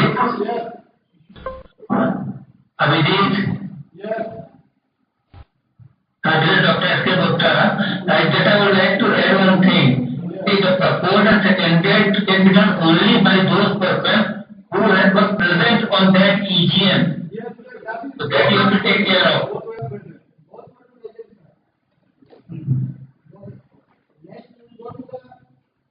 Third agenda point we discuss at the end because there are certain important points which must be discussed. Then the third one we will discuss. The fourth one is to consider and adopt the annual report on audited statement of accounts of the Institute for the year 2019-20. I request Dr. Abhijit to present the annual report and Professor M.K. Jha to present the audited statement of accounts one after one. Yeah, okay. Thank you, sir. So now this is the annual report for 1920 from 1st April 2019 to 31st March 2020. So whatever the activities we have conducted through the regional center, student chapters and the council, it is reported. An annual report is also will be circulated after this AGM and it will be uploaded in the website also. And I must thank to all the honorable council members because we have taken approval for the annual report and audited statement in its 6th council meeting what was held yesterday. So after council endorsement, we are placing in the EGM for the member consideration. So if you go one by one, you will see that there is a first, we have started the introduction, that is already we have stated. Second, about the ChemCon 2019, which was held at NRC Delhi, jointly with the IIT Delhi campus. All the information is already given there. The name of the speaker, name of the awardees, name of the chief guest, and different programs. The lecture, memorial lectures delivered by different personalities from across the country and abroad. Everything we reported as per its normal practice. Second thing, we have reported the R&D activities by the IITG headquarters, and also it is reported later stage the different regional centers. And I would like to also inform that we got Department of Science, Industrial and Science Research, DST, Zero affiliation till 2023. It has been renewed and new application was done and it has been approved. Then the R&D related activities by the regional center also reported. Before that, I just these new council members, those were inducted last year. That is also name also mentioned, and you all know because the council list already displayed in website. The regional center related activities, almost every regional center did certain activities, which is reported through their regional center representative to headquarters, and we have consolidated that things and it is reported. Ahmedabad, Amravati,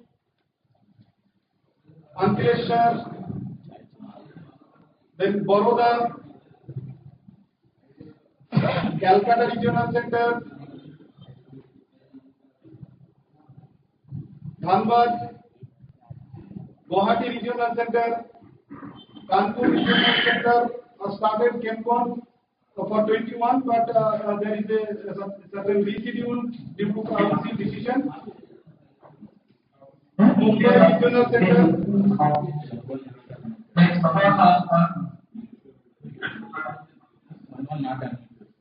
Please mute sir first, later we will take the questions or your query will be addressed. Once this is over, then what are queries are Then Nagpur Regional Center, Northern Regional Center did a ChemCon in a grand success.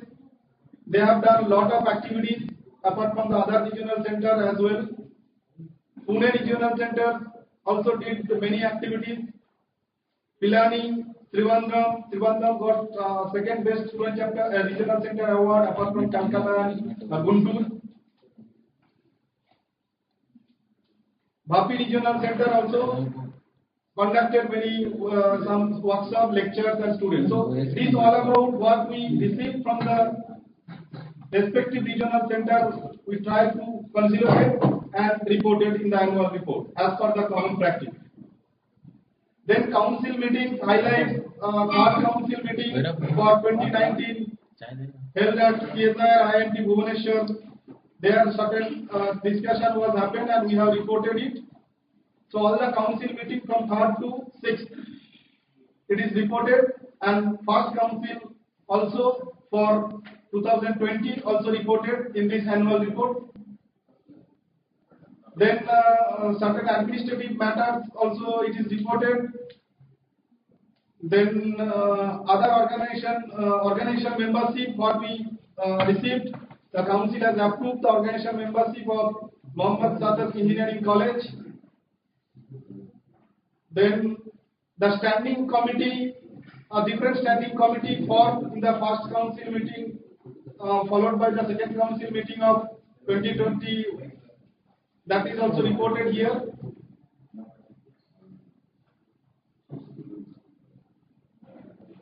Then the common practice, what is ChemCon contribution, everything, which have revised the terms and conditions that the council decided that a minimum rupees of 8 lakhs or 50% surplus, whatever, whichever will be higher has to be paid by the ChemCon organizer, and for ChemCon it is 2 lakhs and 50% of the total surplus, whichever will be higher. Then other organization, GST we are charging, GST in the student membership as well as the other membership is also to be endorsed by this AGM. Now membership position also it is reported as on 31st March 2020. Regional centers wise also given, corporate member, organization member, list of organizational members also given in the annual report as per the traditional practice. Then we have given the fellow list of fellow and other members. New members, student membership, those have enrolled, they are also status given. Then different awards, already yesterday we have done for 20 and this was the 2019 awards, those people have delivered. The BP Godrej was delivered by YBG Verma. So other all names are mentioned here, you can go through later and it will be available in our website. Then the student ChemCon also organized at Ankleshwar Regional Center last year, it is also reported. Then the regional center activities not related to the R&D, that also reported in a separate column. Those regional centers then headquarters, it is already consolidated. Then the list of the committees of different regional centers and their EC members also included in the annual report. And headquarters conducted beyond March, up to this 31st March we are now beyond March till the significant or some of the important, if you consider it also, we have reported in this annual as per the practice.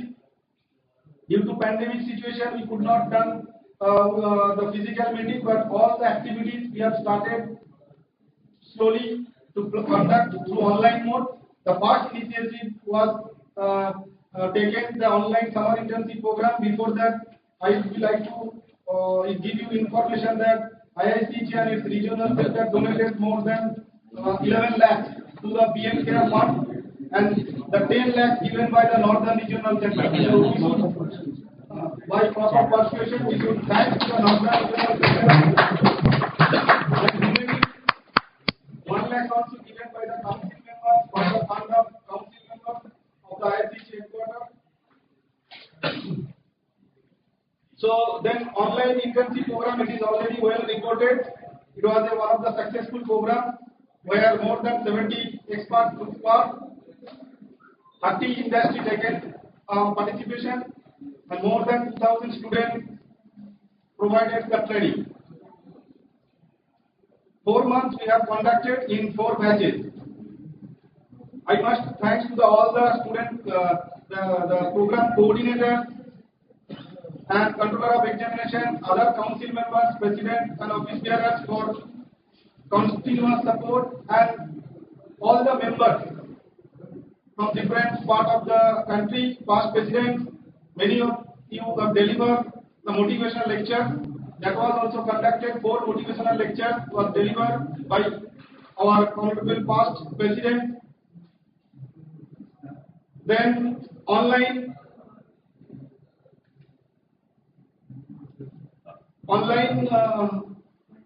voting for regional center also encourages. Due to considering this pandemic situation, it was also decided that your center can go for online voting system. Publication, we can highlight that our journal has now in the impact factor and significant citation improved for the journal. And now onwards we are going to release the 5th issue. Earlier it was 4th issue was there. So list of the IICG meetings.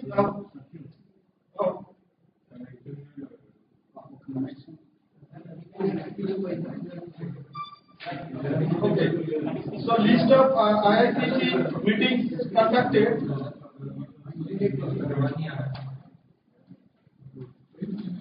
Hello. Okay, sorry, there was a little connection problem. I will continue this beyond March activities. The list of what I told that before, that online internship program we have conducted apart from donation to the PMKF fund, around 11 lakhs, 10 lakhs given by the Northern Regional Center. So thanks to the Northern Regional Center.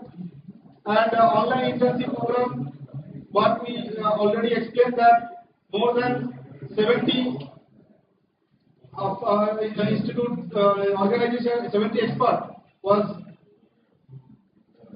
deliver their training.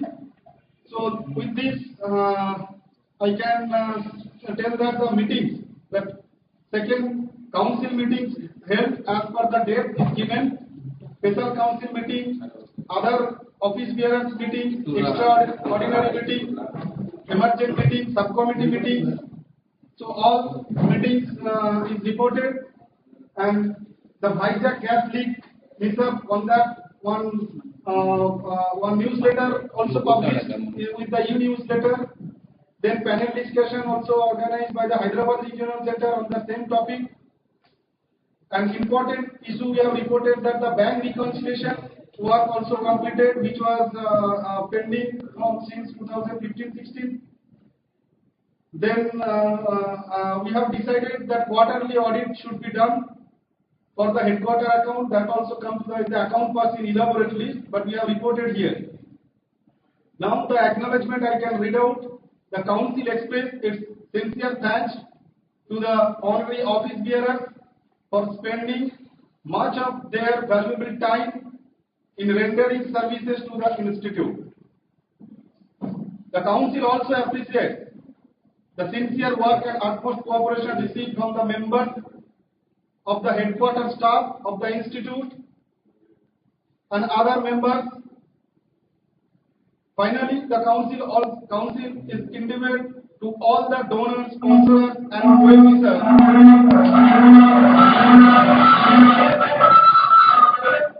for both supporting activities of the institute.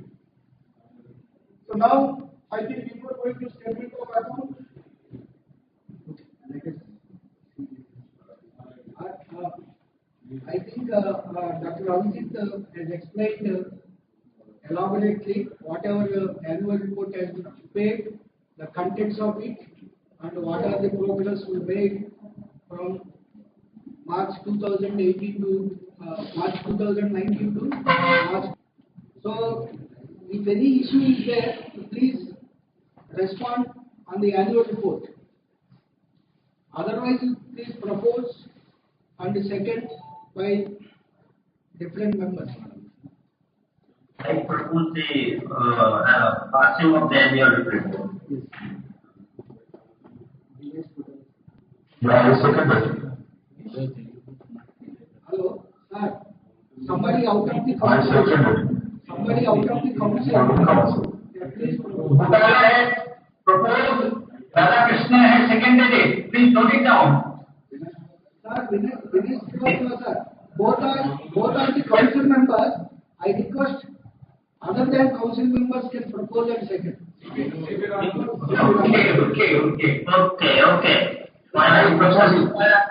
I propose for I second it.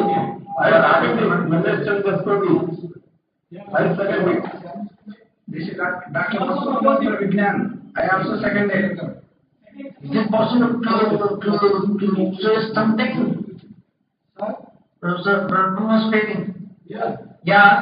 Is it possible to comment? Is it possible to comment? Yeah, is it possible? Professor Brahma speaking. Yeah, one thing is that the whole thing is scrolled. Sometimes it was not properly readable. So it is really very difficult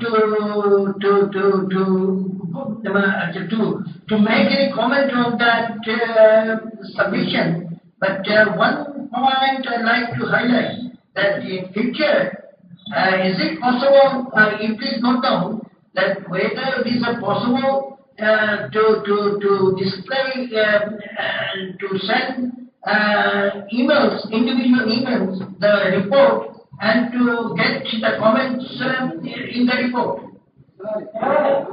Professor Brahmo, they have been already sent and they have been uploaded on the website also. I think if you don't receive it, you will send again. Not only that, I will go through with the website, and if I have some comment, can I send my comment? Yeah. Okay. Thank you.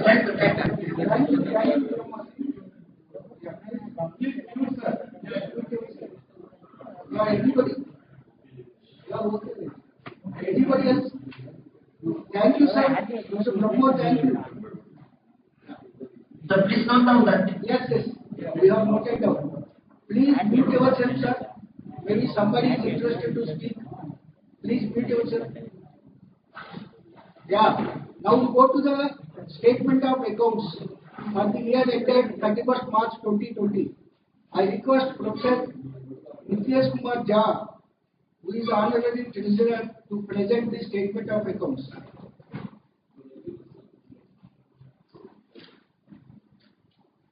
Good evening to everybody. So this year, this finance account has been prepared after considering all the bank account reconciliation, which was not done since the year 2015-16. The account has been prepared based on tally account, and total receipt in the financial year 2019-20 is 3,88,32,171, and expenses is 1,75,09,462. So we have net surplus is this time 2,13,22,709.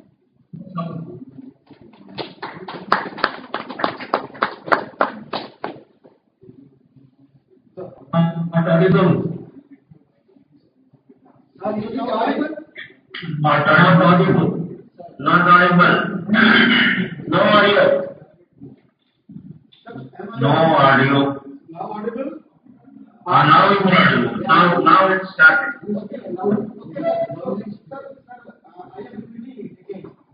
So sir, this year finance account has been prepared after considering all the bank accounts reconciliation, which was not done since the year 2015-16.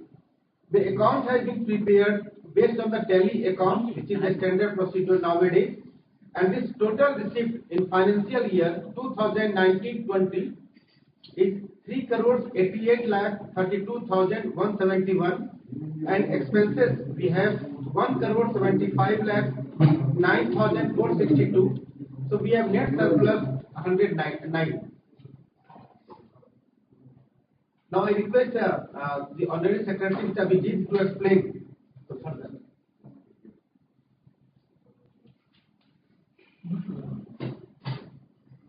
Thank you, Jaji. So just certain things we would like to bring to our members, that we have done the auditing of the headquarter accounts this year after considering all the what I can say loopholes, whatever wrong practices was done by earlier account, that everything we have rectified as per our capacity. Maybe there some more rectification is required. That also any member can suggest. And before going to details, opinion and basis for opinion, it is common practice the auditors written. But the thing is that auditor given some emphasis of matter, which is generally not given on the account by highlighted mode. So this is the concern for due to our wrong practice or by not proper guidance from the auditor or advisor or some legal advisor. Also there was not following the proper standard operating procedure. So first point, the audited report already, the accounts of statement already uploaded, I think it is in the website, or otherwise it will be uploaded after this meeting as per the common practice. You can go through, you can send your suggestion, or now also we will discuss. Notes on 2.5D regarding the adjustment of opening unreconciled depreciation of 48,000 348 as of 31st March 2019. This is due to the unreconciled depreciation. Now, and 4,78,365 as of 31st March. Not audible.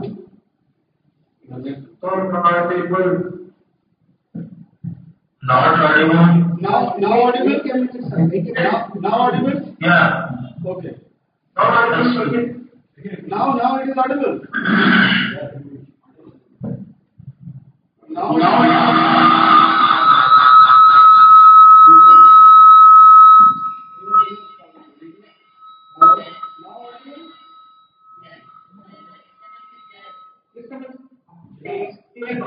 okay.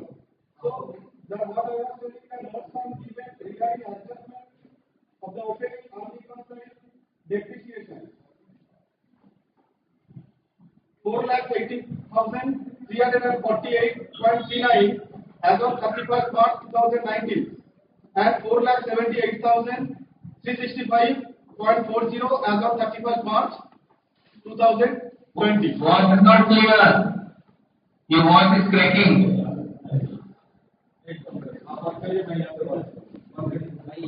Audio is not clear. Yeah, wait a minute, sir. Wait a minute. So,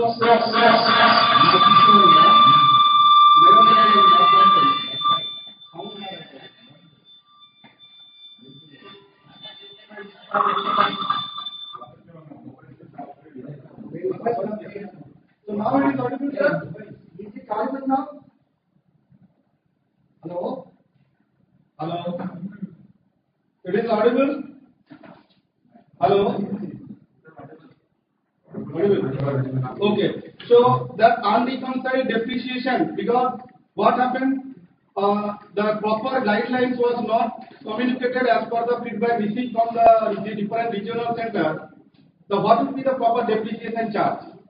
In terms of income tax accounting procedure, it is clearly defined their guidelines, what would be the depreciation charge for a computer, for a table, for a almirah, for a chair, like that.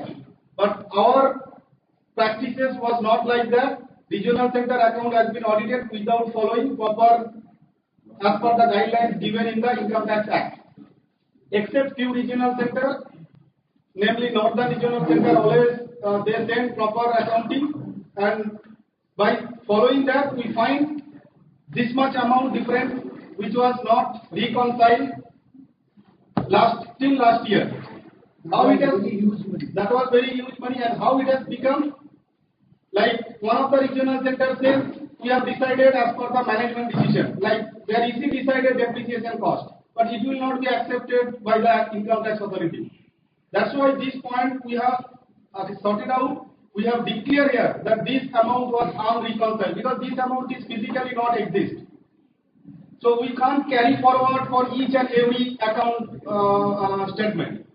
Next, notes on account regarding non-provision of depreciation on asset value. That is also mentioned. They have Hyderabad, but it is sorted out. We have talked with the Hyderabad Regional Center Honorary Treasurer, and their course of action, it will be sorted out. But as it is audited, and we have to accept that account, that's why we have to make a notes into the auditing report. Otherwise, again next year it will be some problem. Now point 3, regarding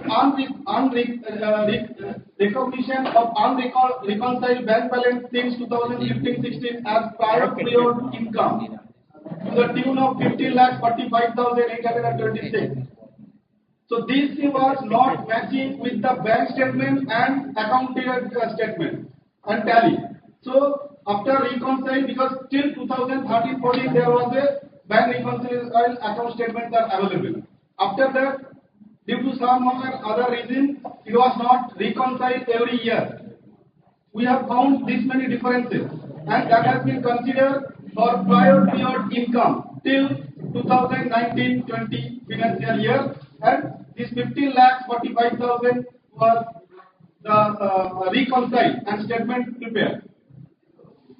Next, regarding non-submission of audited accounts for specified regional centers, and the same were not considered in the consolidated financial statement. No, that is not. The regional center, those who have not sent, later some, like Ankleshwar Regional Center, there was a problem. The financial statement, there was a difference between balance the 19 lakhs, around 19 lakhs 52,000. But after constant persuasion from the headquarters, the Ankleshwar Regional Center EC members or the office bearers responded, but their auditor also was exchanged words with our auditor. But later they keep silent. Again we have follow up. But today I have seen they have sent their revised account. So that now it is under evaluation process or the check whether it has been taken care of or not. But it cannot be included in the financial statement this year. 6 point, the notes on 2.12 regarding unreconciled difference. This is very pathetic situation of headquarters. More than 3,43 lakhs is unreconciled balance from the regional center and student chapter. Some of the example, it is given in the 2.12 notes. Like, I can explain what was the problem. One event was organized in Mumbai. That the seminar account, it is written 50 lakhs to be given to the headquarters in long back, in I think early 2000. But after that year, this statement was write off by the regional center. But our headquarter has to follow what I feel. You have given last year, you will be giving 50 lakhs to the headquarter from the seminar surplus or whatever the receivable amount. But next year, why you have write off? This follow-up was due to this, I think, some anomalies arises. Similarly, many regional centers kept their funds in savings account. After the event, bank closing certificate was also not practiced to collect. Since 2015-16, council made an attempt that immediately within 3 months or sometimes bank closing certificate has to be provided. After that, I think it is following, but before that, it was not the practice, and also accounts department was not did the proper follow-up. 99,000 is showing in Anandpur student chapter account for the SKM fund. It is showing savings account. I think it was 2007.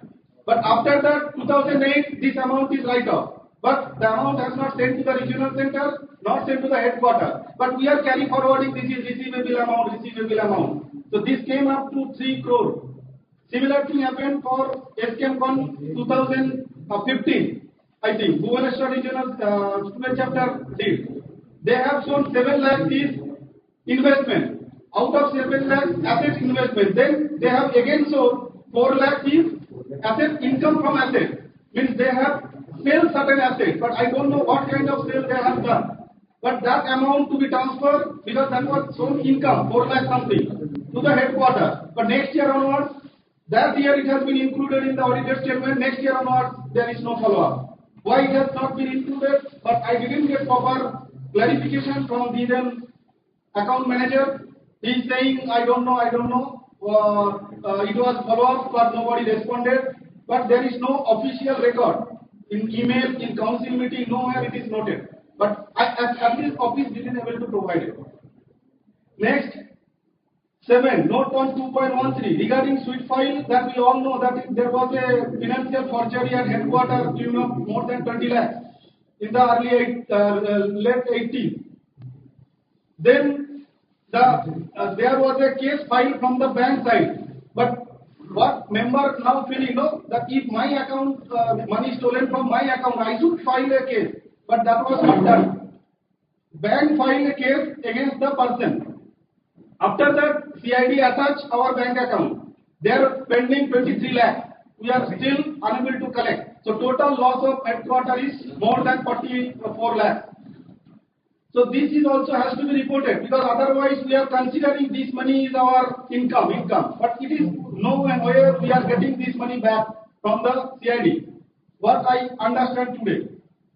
Then last, the emphasis of matter given that the GST liability of certain taxes serviceable not discharged by the institute at IICG headquarters and other regional centers, they may arise subsequently. That may arise subsequently, which is not ascertainable at this stage. Means GST started in 2017, and our income more than the transaction is more than 20 lakh. As per the GST procedure, our institute has registered in the GST council. Now, if any transaction business will do, we have to follow the GST guideline. The member GST and membership means it was started from the very beginning. But our council or institute, we have not taken any GST charge from the member. But that is also okay. But we have to pay GST. We didn't pay. If we don't take, that is different. But we have to pay from our account. Like in ChemCon, SChemCon, we have included GST in the registration fee. We have not added it, but we have to pay GST. That has not been done. But council in 2020 from 1st April, we are paying the GST. The important thing, when the auditor raised this issue, I requested the concerned account person, why you have not claimed GST from the member or why you have not submitted. The question, they have shown the office note given to the council that GST should be charged as per the detailed auditor and other advisor in 2017. But nowhere I didn't find in council it has been recorded and it has not been imposed also in the membership. So now if GST scrutiny comes, 100% penalty we have to pay, and that would be more than 40 lakhs as on today. We have calculated that also. So these things we have declared so that next year onwards there will not be any problem. Whatever we have identified, there may be many more. And if anything, suggestion you want, how to sort it out, other issues, please suggest us through mail or write. One thing should be clear in this area. We are declaring whatever happened previously so that it cannot be carried forward. So please understand that, and that has been recorded in the accounts also. Now any suggestions? With all these things, even 10 years back also, some standardized formats were put and sent to regional center to submit their accounts. as per the formats. Maybe with now with available latest information, again these formats can be revised and sent to the that's secondary, Dr. T.L. Prasad, but right now it was not followed. Okay, we will follow next year onwards, that is a different. We have followed this year, but what we were doing this year, we are declaring that what was happened previously, and we informed to the auditor also. Auditor has made some queries, so we have to answer those queries so that they can be audited. So, and I also found that there is no internal auditing for the last few years, and there is no bank reconciliation done in previous years. So these things we are bringing to your kind notice of the AGM, and he has explained elaborately whatever happened, and now we have prepared the account as per the suggestions of the recognized auditor. That is also one problem. Yes. Because many of the regional sectors are not sending the accounts from the recognized auditor, because they should have a UDIN number. So that number is not there. And also, as the T.L. Prasad rightly pointed out, there is no standard format. So we have already initiated, there should be standard format, and that format is being prepared, and we will, in coming years, we will request all of you to write in that format only all the accounts are getting done, audited by the recognized auditor, so that we will not have any problem, because the compilation only can be done at headquarters. So we cannot take the burden of regional center, and that is growing like up to 4 crores it has grown. I don't know if we can't stop that, it will be further growing, and we will have to pay a huge penalty for the income tax as well as GST. So somebody can respond. Yeah, please. Sir, in 1 minute, sir. In addition to that, there is a very another sad information to the IICHR members. Just I think 22nd or 23rd December, we received a notice from income tax on the accounts of 2017-18, where it has been shown that the asset side income 2 crores. Now the income tax raised those points. They sent us a query. Myself and President Treasurer with the council member help, we have responded, but they are not satisfied. Now they have given full scrutiny on that year, and if they are unable to match the whatever we have reported, received and income, so now the present practice is there will be a personal penalty for the signatories. So that's why we have gone through the very seriously, and we have declared everything, because we as the signatories has to be clear. Otherwise, I can't sign in the auditor statement. Because personal penalty for institute, I didn't expect. So now 2017-18, it would be scrutinized, and from Delhi, online video conferencing, they will invite us if they didn't satisfied after our scrutiny report. So they have sent 2 pages scrutiny query. Our headquarter office is preparing. Within 6 January, we have to send the report and we have to upload it online. After that, they will call video conferencing. Maybe they will invite those signatories also, as per the auditor informer. So now see the serious issues we have to take in consideration. So any suggestion please in this regard will be highly appreciated to sort out the headquarter problem in the near future. Yeah, please. Now we invite the suggestions from. Yeah, please.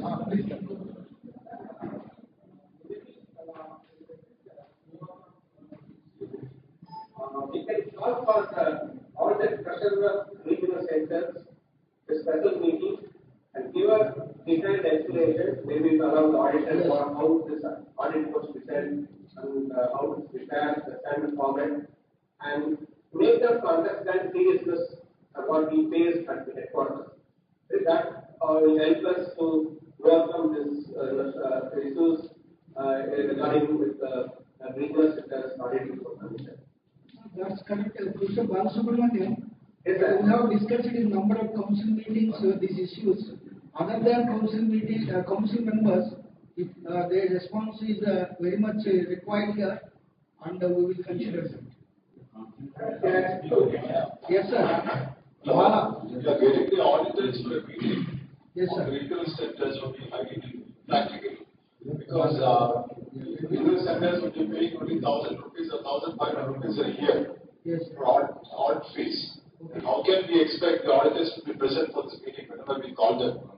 No, I'm not asking the auditor. I'm only requesting the retail center treasurer to attend and let them understand. Sir, yesterday we have decided that with the help of Delhi auditor, we will be having an online meeting with all the treasurers, chairman and secretaries of all the regional centers to explain how we can do. That Sarvaji told he will extend cooperation and if required, our headquarter auditor and Delhi railway auditor and other auditor who will willing to be present on that meeting. Will conduct and will make a common format. That format will not deviate from any regional center. So now there is a yes. Sir, Professor Radhakrishnan sir, this was discussed in the council, and also we are having very much concern about this thing, and we will have not only having a common format, also we will provide the training, because in certain cases we don't know where this money can be credited. So even you give us the common format, provide us common format, but the people may have a confusion or some clarifications may be required. If you give the training for a few days, so that will sort out all our problems. But I request other than council members to react on this, so that we can take their suggestions and we will be going forward. Please, any corporate member, sir, can speak, sir, madam, whoever may be. Whoever may be. May I comment? Yes, please, very short, one by one. Yeah, one thing is that how long this dispute will be continued? That means you have some time frame that in the next year we like to see that all auditing reports and as well as GST complete system will be resolved. Is it possible that Yes. the next year we can Already it has been resolved. By till 2020 account, we are resolving it. That's why we have done this. So next year onwards, as per our findings, there will be no of the loopholes where auditor can raise a question. Whatever we have done. Next, please, sir. Anyone? Professor Boyler. Okay, sir. President, sir. Yes, sir. I must appreciate the way you are taking up the cases, particularly those accounts problems, and also you are planning for the future. But just from experience of 18 about that scam of 44 lakhs, and today myself and some other members of the institute are really shocked and surprised to find the irregularity in the functioning of the institute, particularly in payments and billing of accounts, maintenance audit. For example, you remember, excess payments were made to the vendor to the tune of lakhs of rupees. Some works were done by a firm allegedly by other owner of the honorary office bearer. Yes, sir. And the deal is placed for payment. Nobody knows what has happened. Bank reconciliation is not done for years. So there was enough advisors employed by the institute. I propose that to discourage such activities, let first of all the employees of the institute identified to be responsible for such inaction or action be financially punished by denying them at least a minimum of holding the annual increment. And secondly, the honorary office bearers be marked as irresponsible members who would be debarred from holding any office of the institute for next 5 years. Yes, So, anyway, for the employees of the institute, they should not be denied annual increments, and the office bearers whose duties and responsibilities they voluntarily took up to look after everything, but they to discharge their duties faithfully. So they should be declared as irresponsible members and should be denied the office for the coming 5 years. This is my suggestion. Thank you, sir. And also, I request you to set up a committee by the council to frame rules or modify guidelines for holding CAMCON.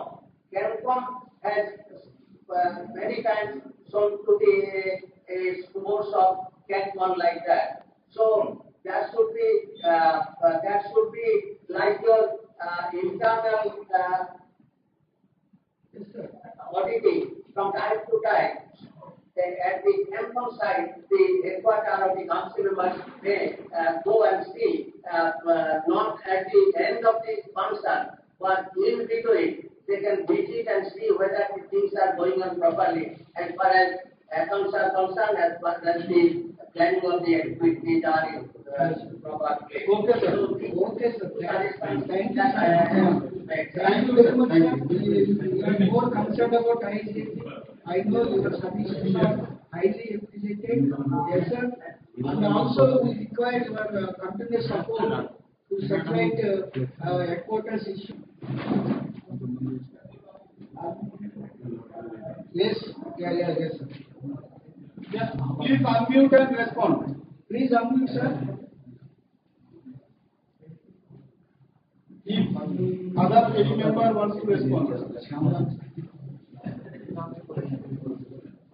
So please, if there is no query, I think. Hello. Yes, sir. Yes. I am MP Jain. No, sir. Other than council, sir, because we have discussed, no, our decision can be recorded. Again, we can discuss. We should ask. So, if no discussion, we are requesting other than council, please propose and second. Paira, very true that everybody has to be responsible, whether it is in the office or in the council people. And when they sign the papers, why the duplicate bills could be generated and why it was signed and why it has gone by mistake. So we cannot say something goes by mistake, something is an omission and little bit of concentration. Be focused. But we are not focused on this kind of problems will be there. So my humble suggestion will be there. Have a good coordination. There is someone responsible at the headquarters, to correspond with all regional sectors. And all regional sectors should be responsible. The same is if they are not submitting, we have been in a practice of billing, they have been temporarily suspended and revived again once they put because the income tax department are within the depreciation rule or anything which is not properly, matching. These are digital figures, they are going to catch us. And it is maybe for any year, whether 12, 13, 14, 15 or any year. So we have to have the numbers cannot change, and the rules are same for everywhere. Only thing what is happening every time regional centers speak, that is the responsibility of our headquarters to take care, and they just select the responsibility of the headquarters, and the headquarters they find helpless because total openness and transparency doesn't exist many times, like for the type of assets. That's not shared. No. So there is difficult problems are there. What kind of rules are being and often I have found, I remember many instances on earlier days in 80s that quite a good number of even auditors, they are not well versed with the rules. No. So they are side group. They are now India, they just do the job and just take maybe a smaller amount of the job. So I think probably what we have Srivastava has said, I fully support it. Okay. In fact, I like to point out only that from 18 to 2020, we have not been able to learn much. We started with a demarcation of 44 lakhs in 18, and today also the same culture persists. We must put an end to this and try to make everything fresh and clear. I fully support you in your effort. Thank you, sir. Thank you very much. We have noted down past also and plan for future action. Thank you, Professor Paira, sir. We have noted down all your suggestions. Yeah. Hello. Yeah, please. Yeah, please, sir. Sir. Hello. Yeah, Bhutala, sir. Please. I would like to show only one small thing. let all regional centers employ or take the services of certified chartered accountant. Yeah, that's what. By either thing, the main owner of that firm could be CA. He must have the CA degree. That is a must. So let us make that compulsory for. Yeah, please. Please, sir. So now, see, as far as Kanpur Regional Center is concerned, we are getting the audited by this auditor. Normally, all the accounts have been audited by the auditors. Okay. Now, what I foresee, because in your amendment you are saying that if you are again opening a new account for the student chapter, so that is also going to create a problem in near future. Sir, that we discuss, sir. We discuss later, sir. So that you have to rethink whether there should be only one account in the center, or you want to two accounts, one for the student chapter and one for the regular one. Okay. Because if you have the two accounts, then obviously you have to face a problem. We will discuss, sir. We will explain you that your understanding will clear. Yeah, we'll go to the next point. Can I ask a question? Under this account right now? No, I want to know the status because the Allahabad also want to open the center. Sir, we have 1 minute, sir. Hello, 1 minute, please, 1 minute. This, what you have understood, it is not fully clear. I will explain it once this agenda point will come. Okay, then you will be getting your answer, please. Okay. Okay, go to the next agenda point. Yeah. The student chapter you are talking, no?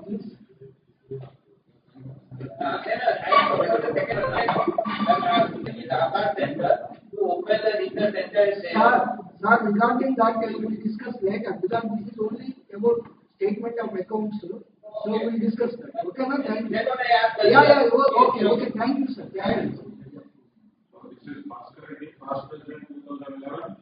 We appreciate this year President Baswarao, Secretary, Treasurer, and all the council members who have done a wonderful job of cleaning up the past years, and I appreciate them, and I wish future presidents also do that, and we congratulate for the work they have been doing for the whole year of 2020. Thank you, sir. Thank you very much.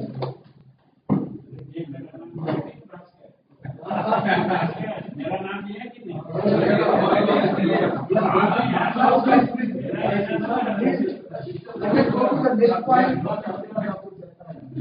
Next point, to take decision on regional centers, Durgapur and Paradip, suspended in the AGM 2018, as these regional centers did not comply to submitting annual audited accounts for the financial year of 2018-19, even after persuasion, as per the decision of the council in its 5th meeting of 2019 at Ankaleshwar.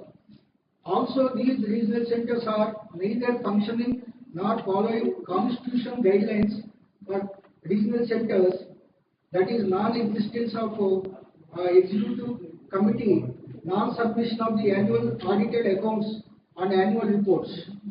Now this case is placed before the AGM.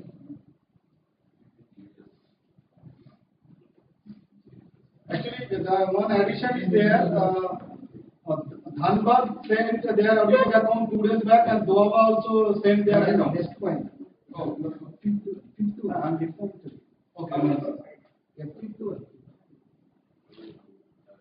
That is Durgapur and yes, Paradip. Durgapur and Paradip. These two. So this is, we have done based on the council, and this is informing to the AGM. Yes. Yeah. Please rectify. Yeah. Then next Yes, that we have done. We have done, sir. We have done that. Next 6th agenda point, to take a decision on the regional centers, Bangalore, Dhanbad, Doaba and Kalpakam, in respect of non-receipt of audited annual accounts. So after persuasion, we received the accounts from the Doaba and Dhanbad. Yes, we have received the audited account from Dhanbad and Doaba. Bangalore, they are having some problem. They are trying to send it. I think Bangalore will also send. They have a communication, but we are unable to get any proper communication from Kalpakkam. So after that, we will do further punctuation and to get the required documents. This is something. Bangalore has already submitted. Okay. Bangalore submitted. Okay. Bangalore already submitted the accounts. Okay. Good. Kalpakkam Only Kalpakkam is also didn't submit. Okay. Until for today they have sent. I don't. But that is also a little bit of mistake is there. So from our account side, they have sent one message to them, email to them, rectifying the same. Okay. Thank you. Good, Sandeep. Good. Yeah. Then I request Professor Radhakrishnan to pursue with the Kalpakkam to get it done. Professor Radhakrishnan, please pursue and please get the audited accounts and annual reports from the Kalpakkam Regional Center. Kalpakkam is close to Annamala Center, sir. Annamala. Okay. Then Karthikeyan, Professor Karthikeyan. And also write both the names. Okay. Then we go to the next point. That is the 7th agenda point, to appoint auditors for the financial year 2020 to 2021 for IICHG headquarters, accounts and IICHG consolidated accounts, as well as all tax related matters, and to fix their remuneration. The term of the current auditors, that is K. Jana and Associate, expires on 31st December 2020 and are eligible for reappointment for one more remuneration. So I request the AGM to accept this proposal from the Jana and Associates, because they have done certain work in setting right of the accounts for the previous years. Hello. Yeah. Yes, sir. They have done really a very good work, and whatever they have done has helped us to sort out our past issues. So I propose that they should be continued for 1 more year, and we can consider the increase in the remuneration. So normally it is a tradition that when they retain any such form again, they have to review their remuneration on a higher level. So after doing all this work, he feels that if you give properly, I think this would be our proper remuneration. So please consider. Sir, another thing, sir, 35 plus GST. Professor Srivastava, sir, another thing, this year we have not taken any advice from outside, sir. No account advisor, no advice from auditor, and luckily we got the very qualified chartered account as a accounts manager. Anirban goes, so he's doing in a better way. So I think reducing the cost from that side, we can accept this one. I think it's okay. I was just understand the thing. Yes. So, any suggestions? Yeah. Then we go to the next agenda point, which we left over, that is the third one, to ratify the reviewed constitution amendments by Constitution Amendments Committee and Council as per the EGM resolution 28th October 2020. So these resolutions were discussed in the EGM, and EGM suggested us to take further suggestions and consolidate them and forward to the Constitution Amendment Committee. We have done that, and also we have conducted the Constitution Amendment Committee with revised amendments. However, still there were certain suggestions received from the different corners, very senior, respectable past presidents, and also council members. So we require very urgently to take a decision on a few constitution amendments, and please allow me to propose those constitution amendments. Remaining we will defer for the next one. and I will just read which are very much required with the proper reasoning also. The first one is because they were there with you, and also we have circulated and uploaded on the website. So serial number 1, that is 18.3 as per the article 18.3.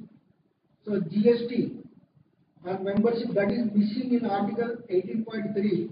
So that is the amendment we require. Please read it. Any tax applicable in the membership fee shall have to be paid by the member as per the relevant rules and regulation of Government of India. So this we are going to write in the Constitution, because once we charge the GST this year, many members at the Regional Center wrote, as per the Constitution it is not there, why you are charging? Then we told it is the Government of India's notification. But then we have received some suggestion from the past former president that okay, you can make it to a Constitution amendment. So through legal committee also we have done certain discussion, and then it has been framed that this can be added in the Constitution further to avoid any the clarification. And while presenting the accounts related to the accounts, so kindly accept this. Then another one is serial number 3, that is article 25.4. So that is regarding the editorial search committee. In the editorial search committee, the committee constitutes with the immediate past president and president, honorary secretary, and 4 eminent members. Then the Constitution Amendment Committee felt that vice president, one of the vice president, also to be added in the editorial search committee. So that is the amendment we would like to propose. And then again serial number 8, that is the article 34.3.1. So that is the nomination fee for the council election. So I think please tell us what was happened. Yes. So actually the nomination last year AGM it has been discussed, and the AGM recommended that the authorized to the council to take the appropriate decision and define the fees to be charged. Then it is came up the second council meeting agenda point of the 2020. Then it has been deliberated, discussed, and decided that 5,000 rupees would be charged for the nomination fee, which is non-refundable also. And it has been uploaded in the website, and still it was there. And I think last month it is also there. And we have intimated to all the regional center student chapter. So no regional center student chapter has given any kind of objection out of this. After that, we got the suggestion, so it can be ratified in the Constitution also, because that is though we can take the charge, some of the members decided, but still it should be ratified. Then it has again discussed in the Constitution Amendment Committee first, where every member decided okay, this is to be forwarded for the EGM. EGM we have discussed. It was displayed in the website, and no significant suggestions we have received from this point, and all the point again discussed in the second Constitution Amendment Committee meeting. Then it is also again deliberated, it should be there and it should be ratified in the AGM. So now the ratification only required, because we can't go back to the last year AGM. Already it has been approved. So the ratification, please, you accept for the ratification. Whatever work we have done, for that kindly ratify. Yeah. Then the serial number 10, that is related to the legal issue. All legal matters are under Kolkata High Court jurisdiction. So this to be added in, what is the article? No, serial number 10, new article. Yeah, this is the new article which we would like to include in the Constitution, because it was not there. So many legal are now coming up. So because of that, all legal matters are under Kolkata High Court jurisdiction. So that sentence to be added. So this, after discussing again with the legal committee and other committee constituted by the council, it has been written that only an appropriate court in Kolkata, such as Honorable Calcutta High Court, shall have the jurisdiction to adjudicate any dispute between the institutions and a member of any class involving interpretation or operation of the bylaws, rules and regulation of the IICG as well as decision of the council. So this has to be in the constitution. So I think with this 4 amendments, we can close the constitution amendments if you approve. Remaining will differ because they require further discussion. So subsequently in coming council, we will also invite the suggestions from the youth already, and then we will compile. We have already done that, but still we will estate that. It is displayed in the website, so requesting members to again give your suggestions with the citing the clause article, because otherwise it will be very difficult for us consideration or consolidation.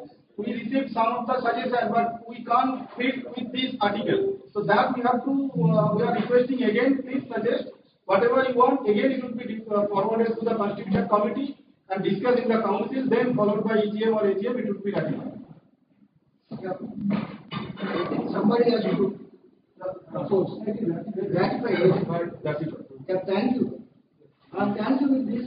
And there is a 8th agenda point to consider any other business with the permission of the chair. So here we would like to say one thing. One of the council member in the last year resigned, and his resignation was accepted during the last year from the east zone. Now we have to co-opt or select a co-op. We have to select member. We have to select. Yeah, we have to select one member from the from the east zone. Yeah, from the east zone. Yeah, I request from the east zone some name has to be proposed. I would like to request the AGM. Request the AGM for the proposal of Professor Sunil Koila. Sunil Koila, he is from Haldia Institute of Technology. He is the placement officer there. For the last few years, the placement is 100% in HIT. This is because he is well versed in the industries of Haldia. Haldia is an industrial hub, and there is IOCL and so many other institutions, other industries are there. So he is very well versed with all the industries there. This I know because I have last year, 2019. One more thing. I have conducted a workshop. I have gone to Haldia and was with him in contacting the industry. So it is for the AGM disconnect. Connected or disconnected? Okay.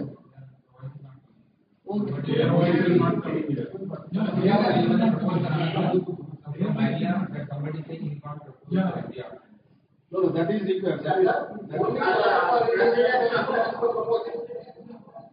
That's for the constitution.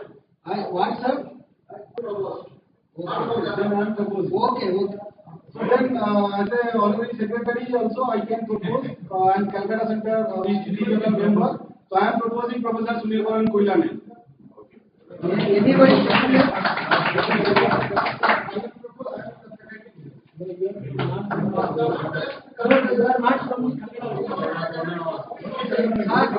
So I am requesting Koila sir, please second.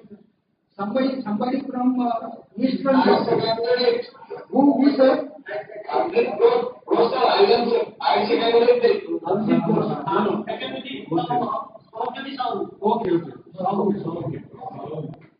sir.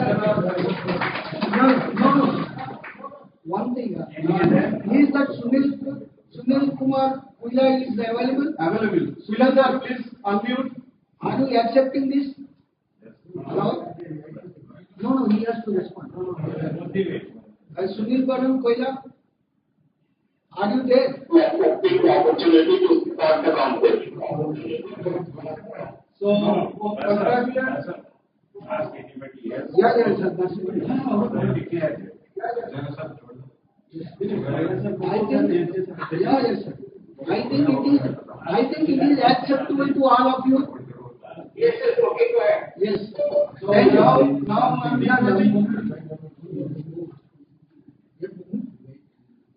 now as per the ECM decision, sorry.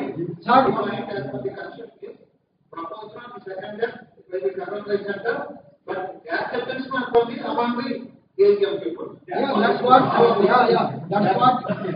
what we sought, and I think it was done in a proper manner.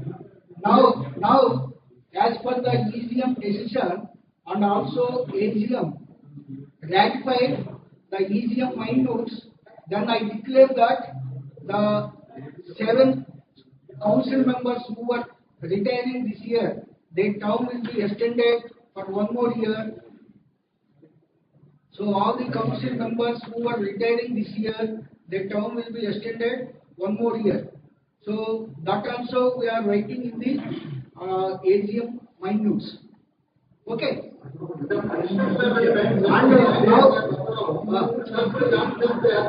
Yes, it is already accepted. That is accepted already in the AGM. Now we are only ratified. AGM is ratifying that. Yes. As some of the very senior member rightly pointed out that this is the 0 year. So whoever are retiring, their term will be extended for this year, and also the persons who are about to retire. So all the council members' term will extend 1 year for the next. The present council member, yeah. I should clarify that. The present council member term will be extended 1 year. Yes, sir. And Professor Kuila, you are requested to attend first council meeting. Tomorrow it will be held. We will be sending the link. Any other matter? Any other matter? To extend by 1 year, there has to be resolution. Resolution, sir, we have taken the council and council. No, it's a general problem.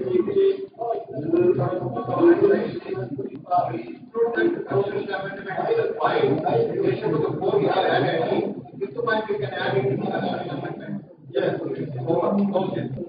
Okay, sir. Thank you very much. Thank you, sir. The point is there. Yeah. Okay, sir. Okay. Okay.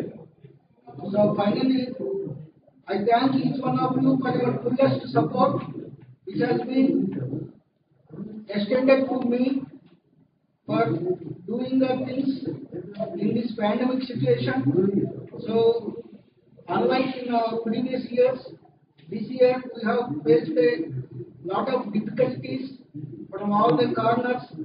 So, if we did any mistake by unknowingly, because we have fully followed the constitution and the guidelines framed by the elders. If you find any mistake from our side, so we are sorry for that, and I thank each one of you for allowing me to do the work as a president. Thank you. Thank you very much. Thank you to all the members and all the corporate members and to make this AGM successful, and will be yes.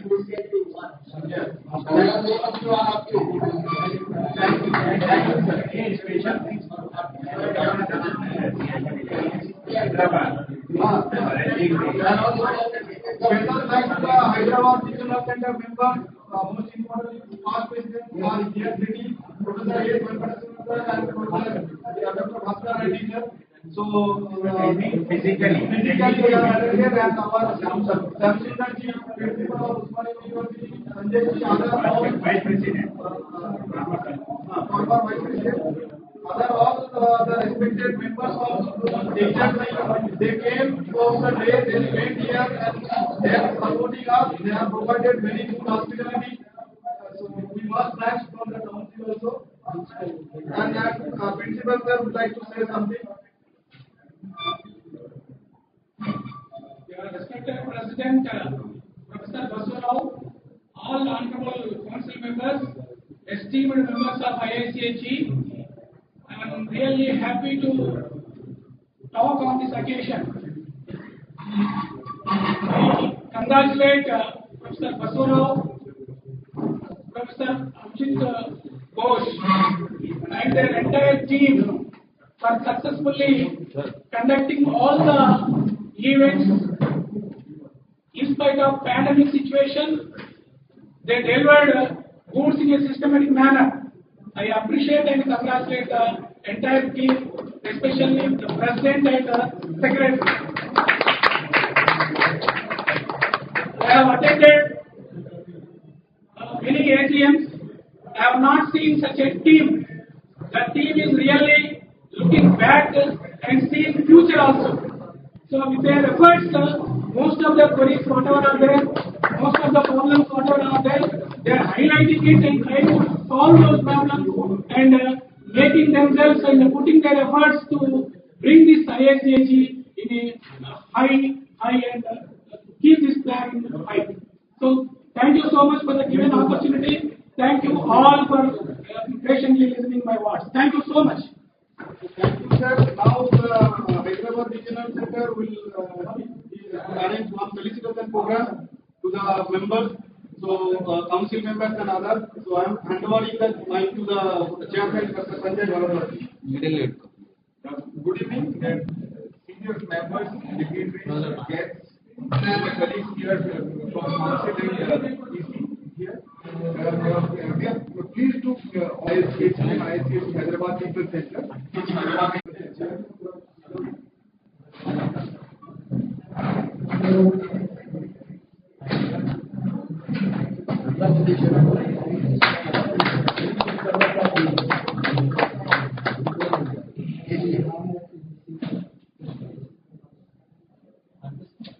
Wow.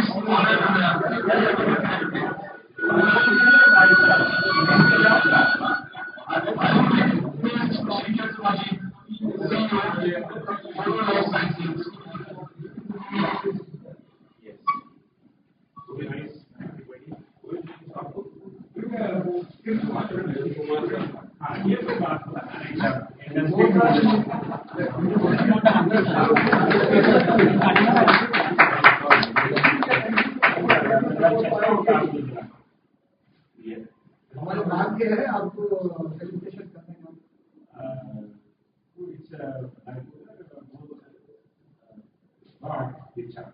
to honor each other. We are thanking a lot for supporting IICHE, all of us. Continuously last many years. Thank you so much. It's my proud to be here and I accept this love of moment of love.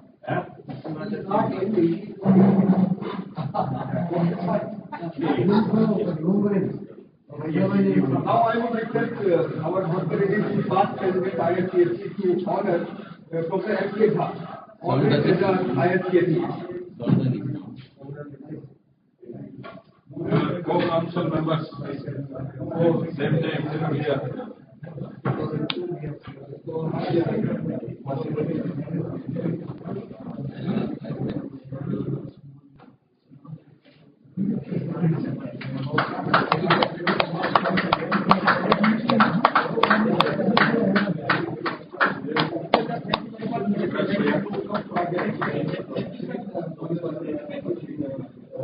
Now I would request Dr. Abhijit Ghosh.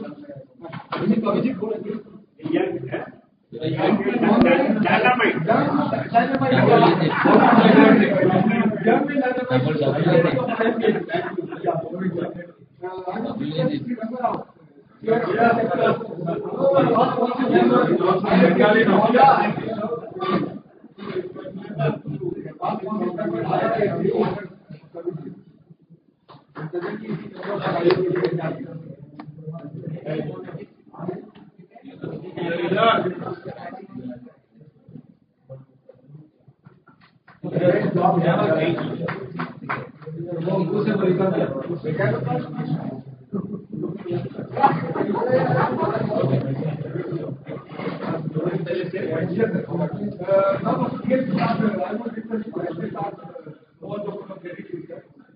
For your outstanding service to ISCSC, all of us. So they have trust so much principles, Usmania University also technology. Thank you very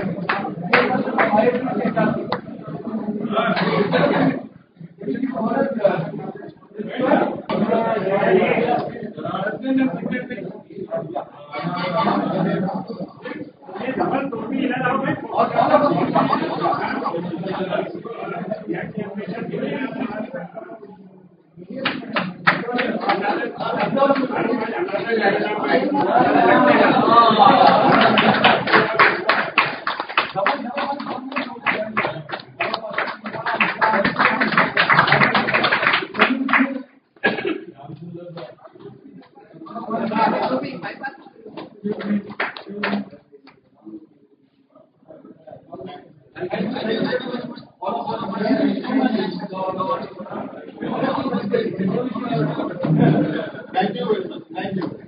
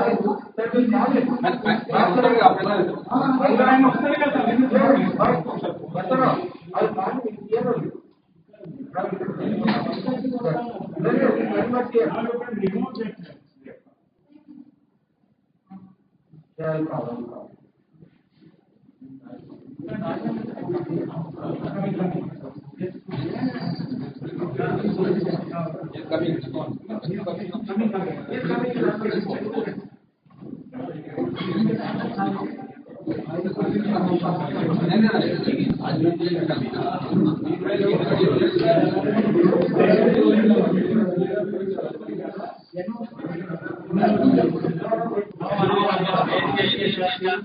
would like to congratulate our ICS chairman and Chemcon 2020 organizing secretary, Dr. Sanjay Bhatt sir.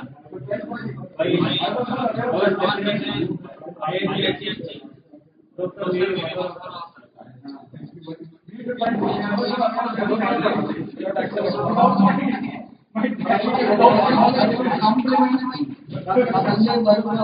Yes.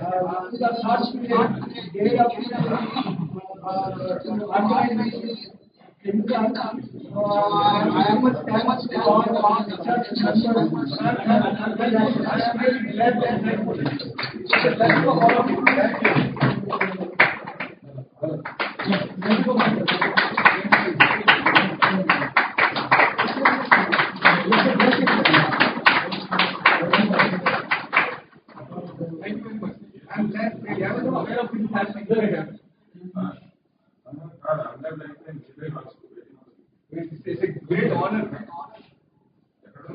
Thank you very much.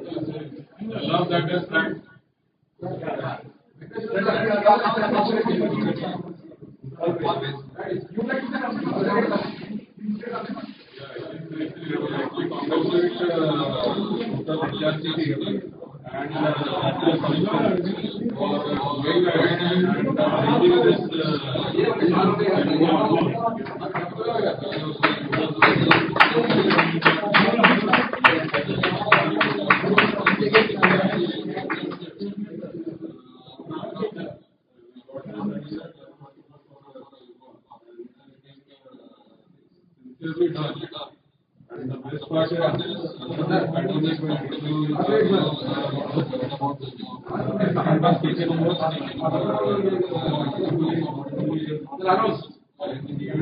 also by putting a positive account.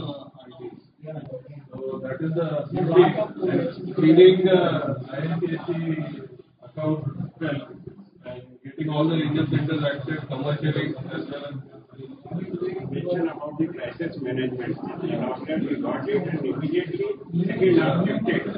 That is the idea of the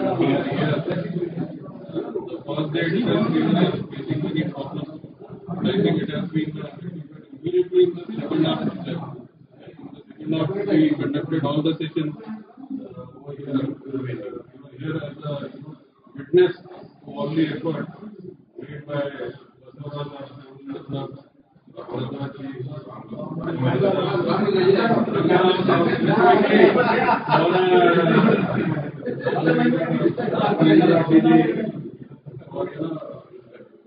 putting all the legwork, all the sponsors was supporting and making it possible under the pandemic. I think without them it was really difficult. I think we received a lot of appreciation for that. And people are now watching us and they have in their mind why not we are there to have a thanks a lot, really great.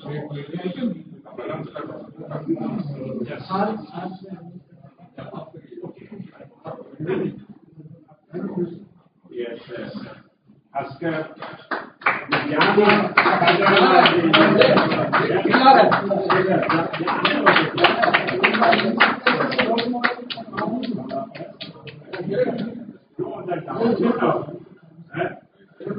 Non-replaceable pillar.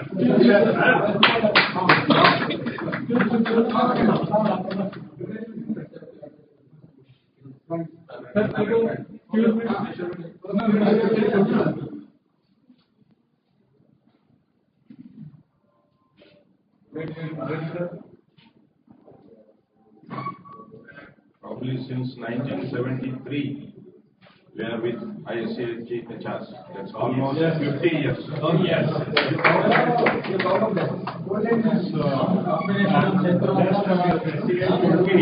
To give a remark for this game part 2020. I say that this team, the headquarter team, the charity team, proved that होने को अनहोनी करते all has that how can we do it, and it is done, and very surprising to all of you here when the panel discussion and all, we are very in touch with the members. Everybody appreciated the idea, the participation, the energy of all those who are very few, but make the show whole. Okay, so I say that it's really successful. Whatever the hospitality is given is matchless, and we all are comfortable in this situation, and we enjoyed this. We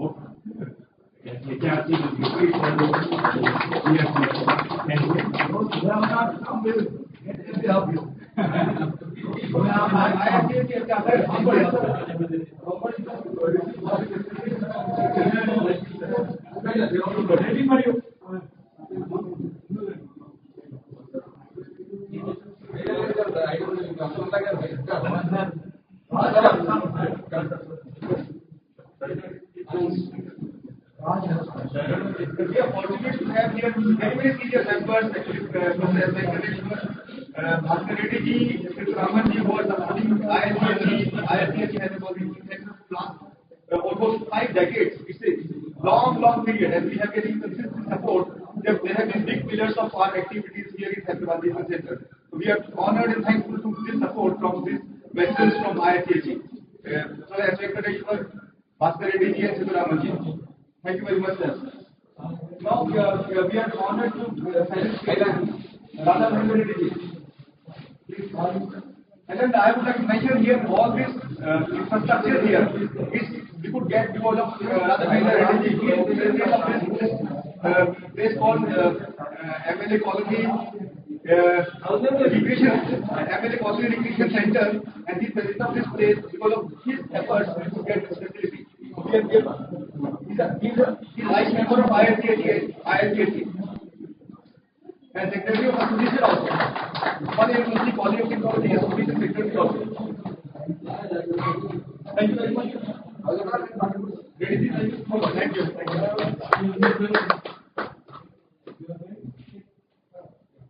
Thank you.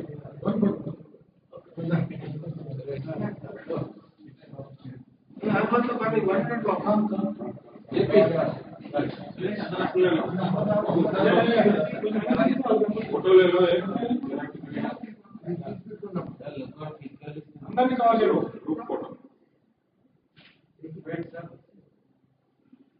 मुझे क्यों काट दिया?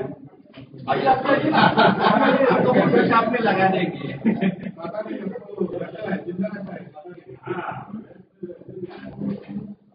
भैया जो है लोग आ गए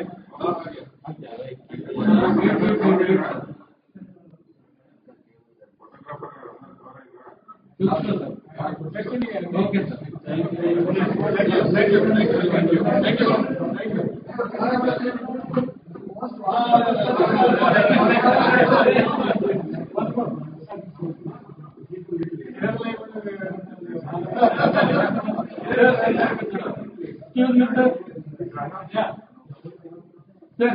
Yes.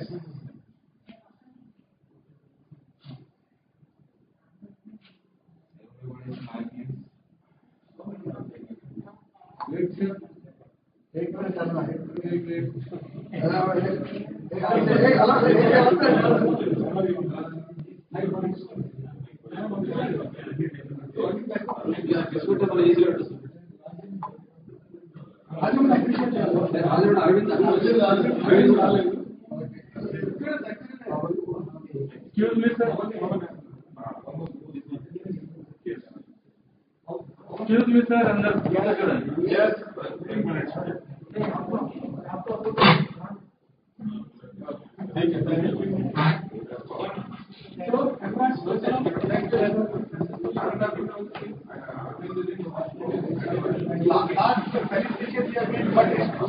Most important and important for all of us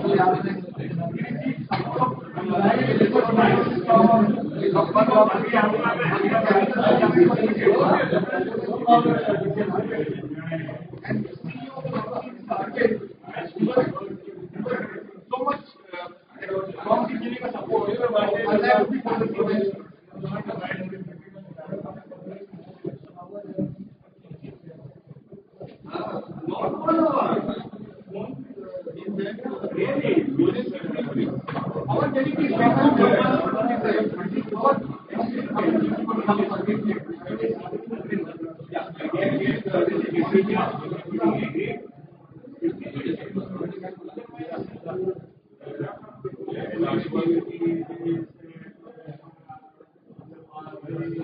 Yes.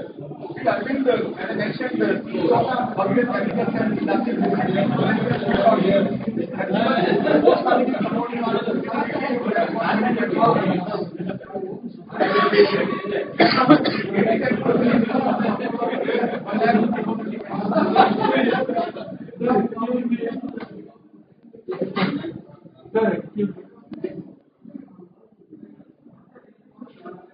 Thank you very much.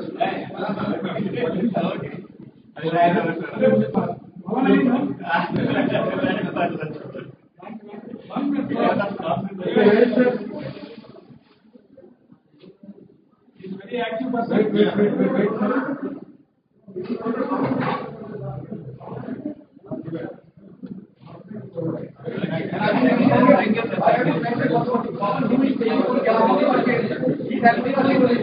Online telegraph also.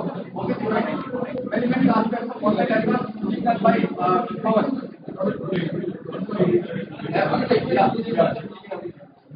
Now,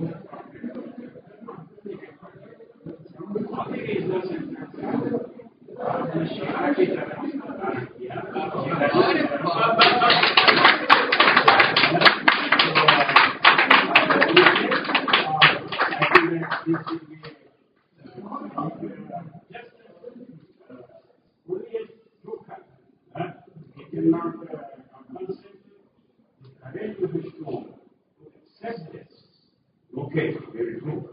And very strong support that which has been for all of us. Yes. And we all say something before we start. She was chairman, she has accepted. Oh,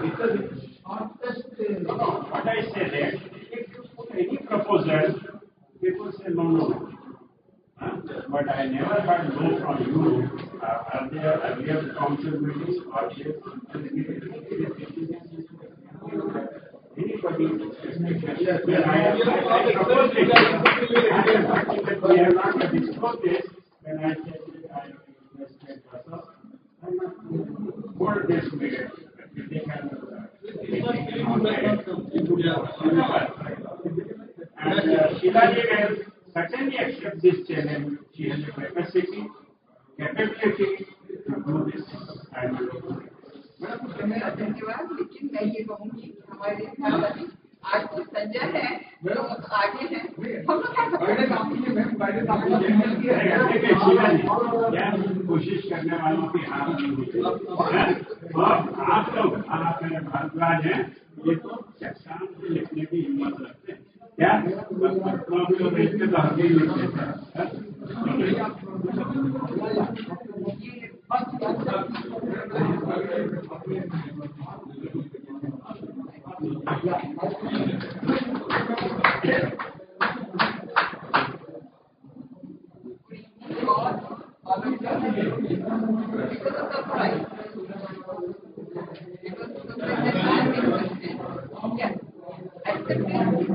conference online was a challenge. It was a very short time. We hardly had a month getting the messages, getting the people across, getting the advertisement, and trying to organize things, follow up with people personally.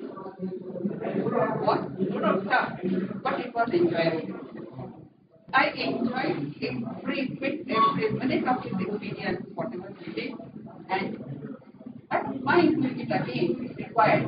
Because काम करते रहिए तो काम में करने मजा आता है. And once you start working, you start feeling that yes, everything can be done. There is nothing impossible to achieve. Thank you all.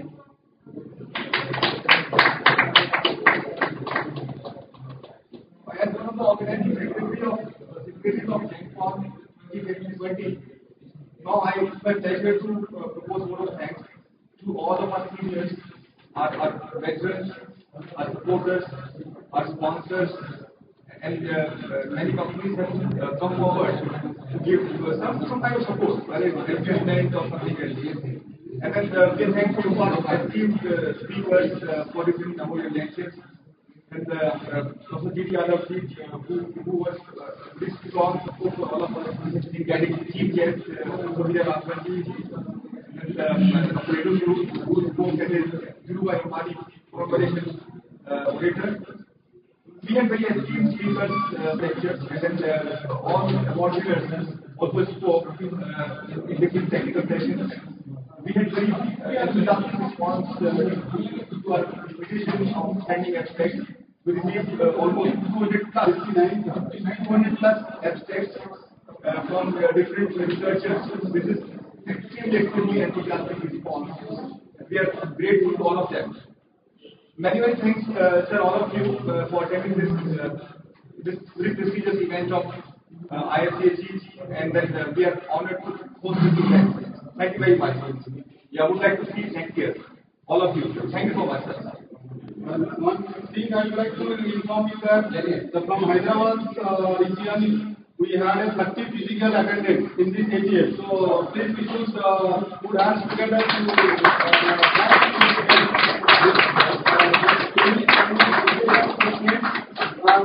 supported us and they attended AGM very much. Still we are enjoying with all of them. And online you could have been to notice that more than 55 members have participated. So this is also, I think, one of the highest participation of any AGM. So thank you. Thank you each one of us. And also first time we have doing both the virtual and physical, both modes. So that we selected, we decided in the council that it will be both the mode to inform all the members, because we are doing our work with the transparency and all information we are circulating to the members through website, email, communications, everything. So thank you all for your attendance. And it's a hybrid mode we have done. Yeah, anything, sir, any member would like to say anything, please. You can unmute and you can speak. Yes.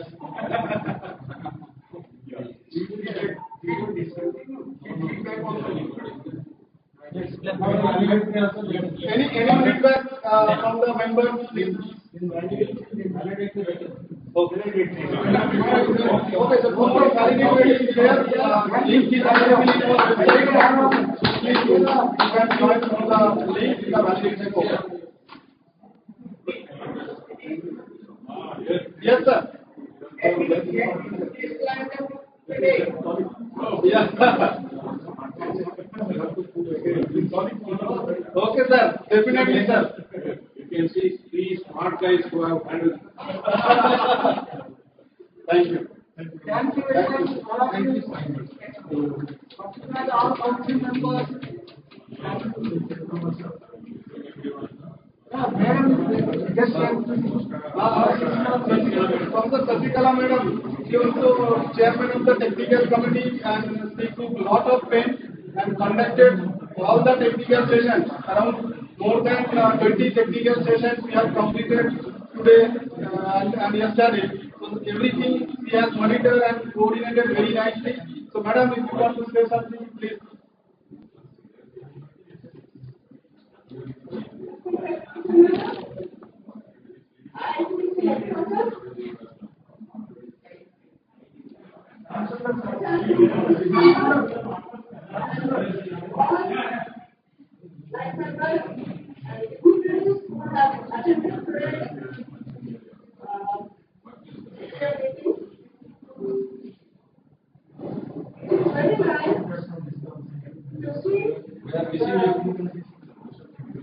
Registration function.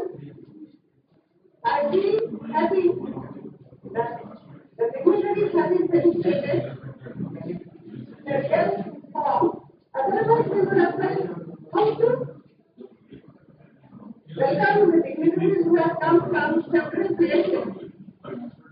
They have come to honor us, and we are happy of their presence. And that everybody should be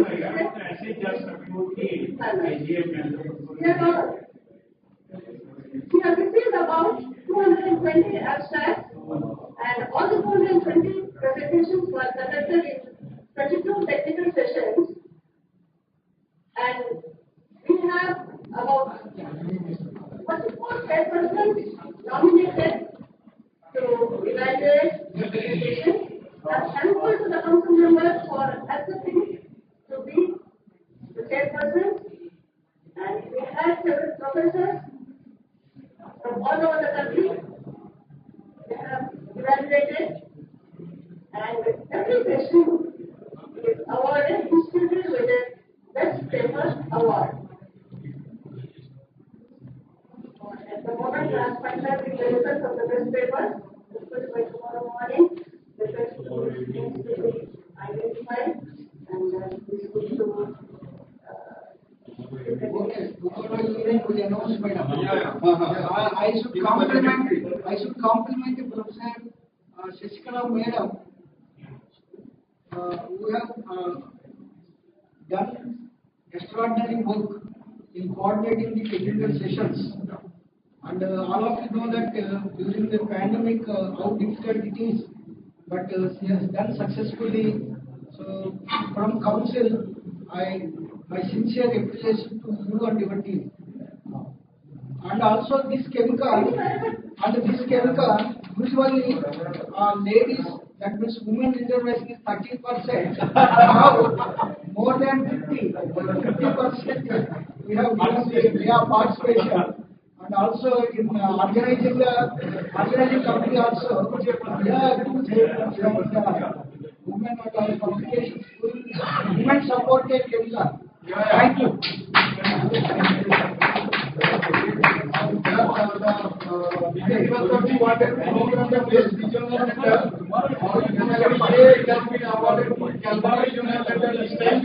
And category 3 to Amravati and Trivandrum Regional Center. That is wanted to yes. So please congratulate to all your regional center for making successful this award competition. Thank you. So thank you all. Please join tomorrow's valedictory program.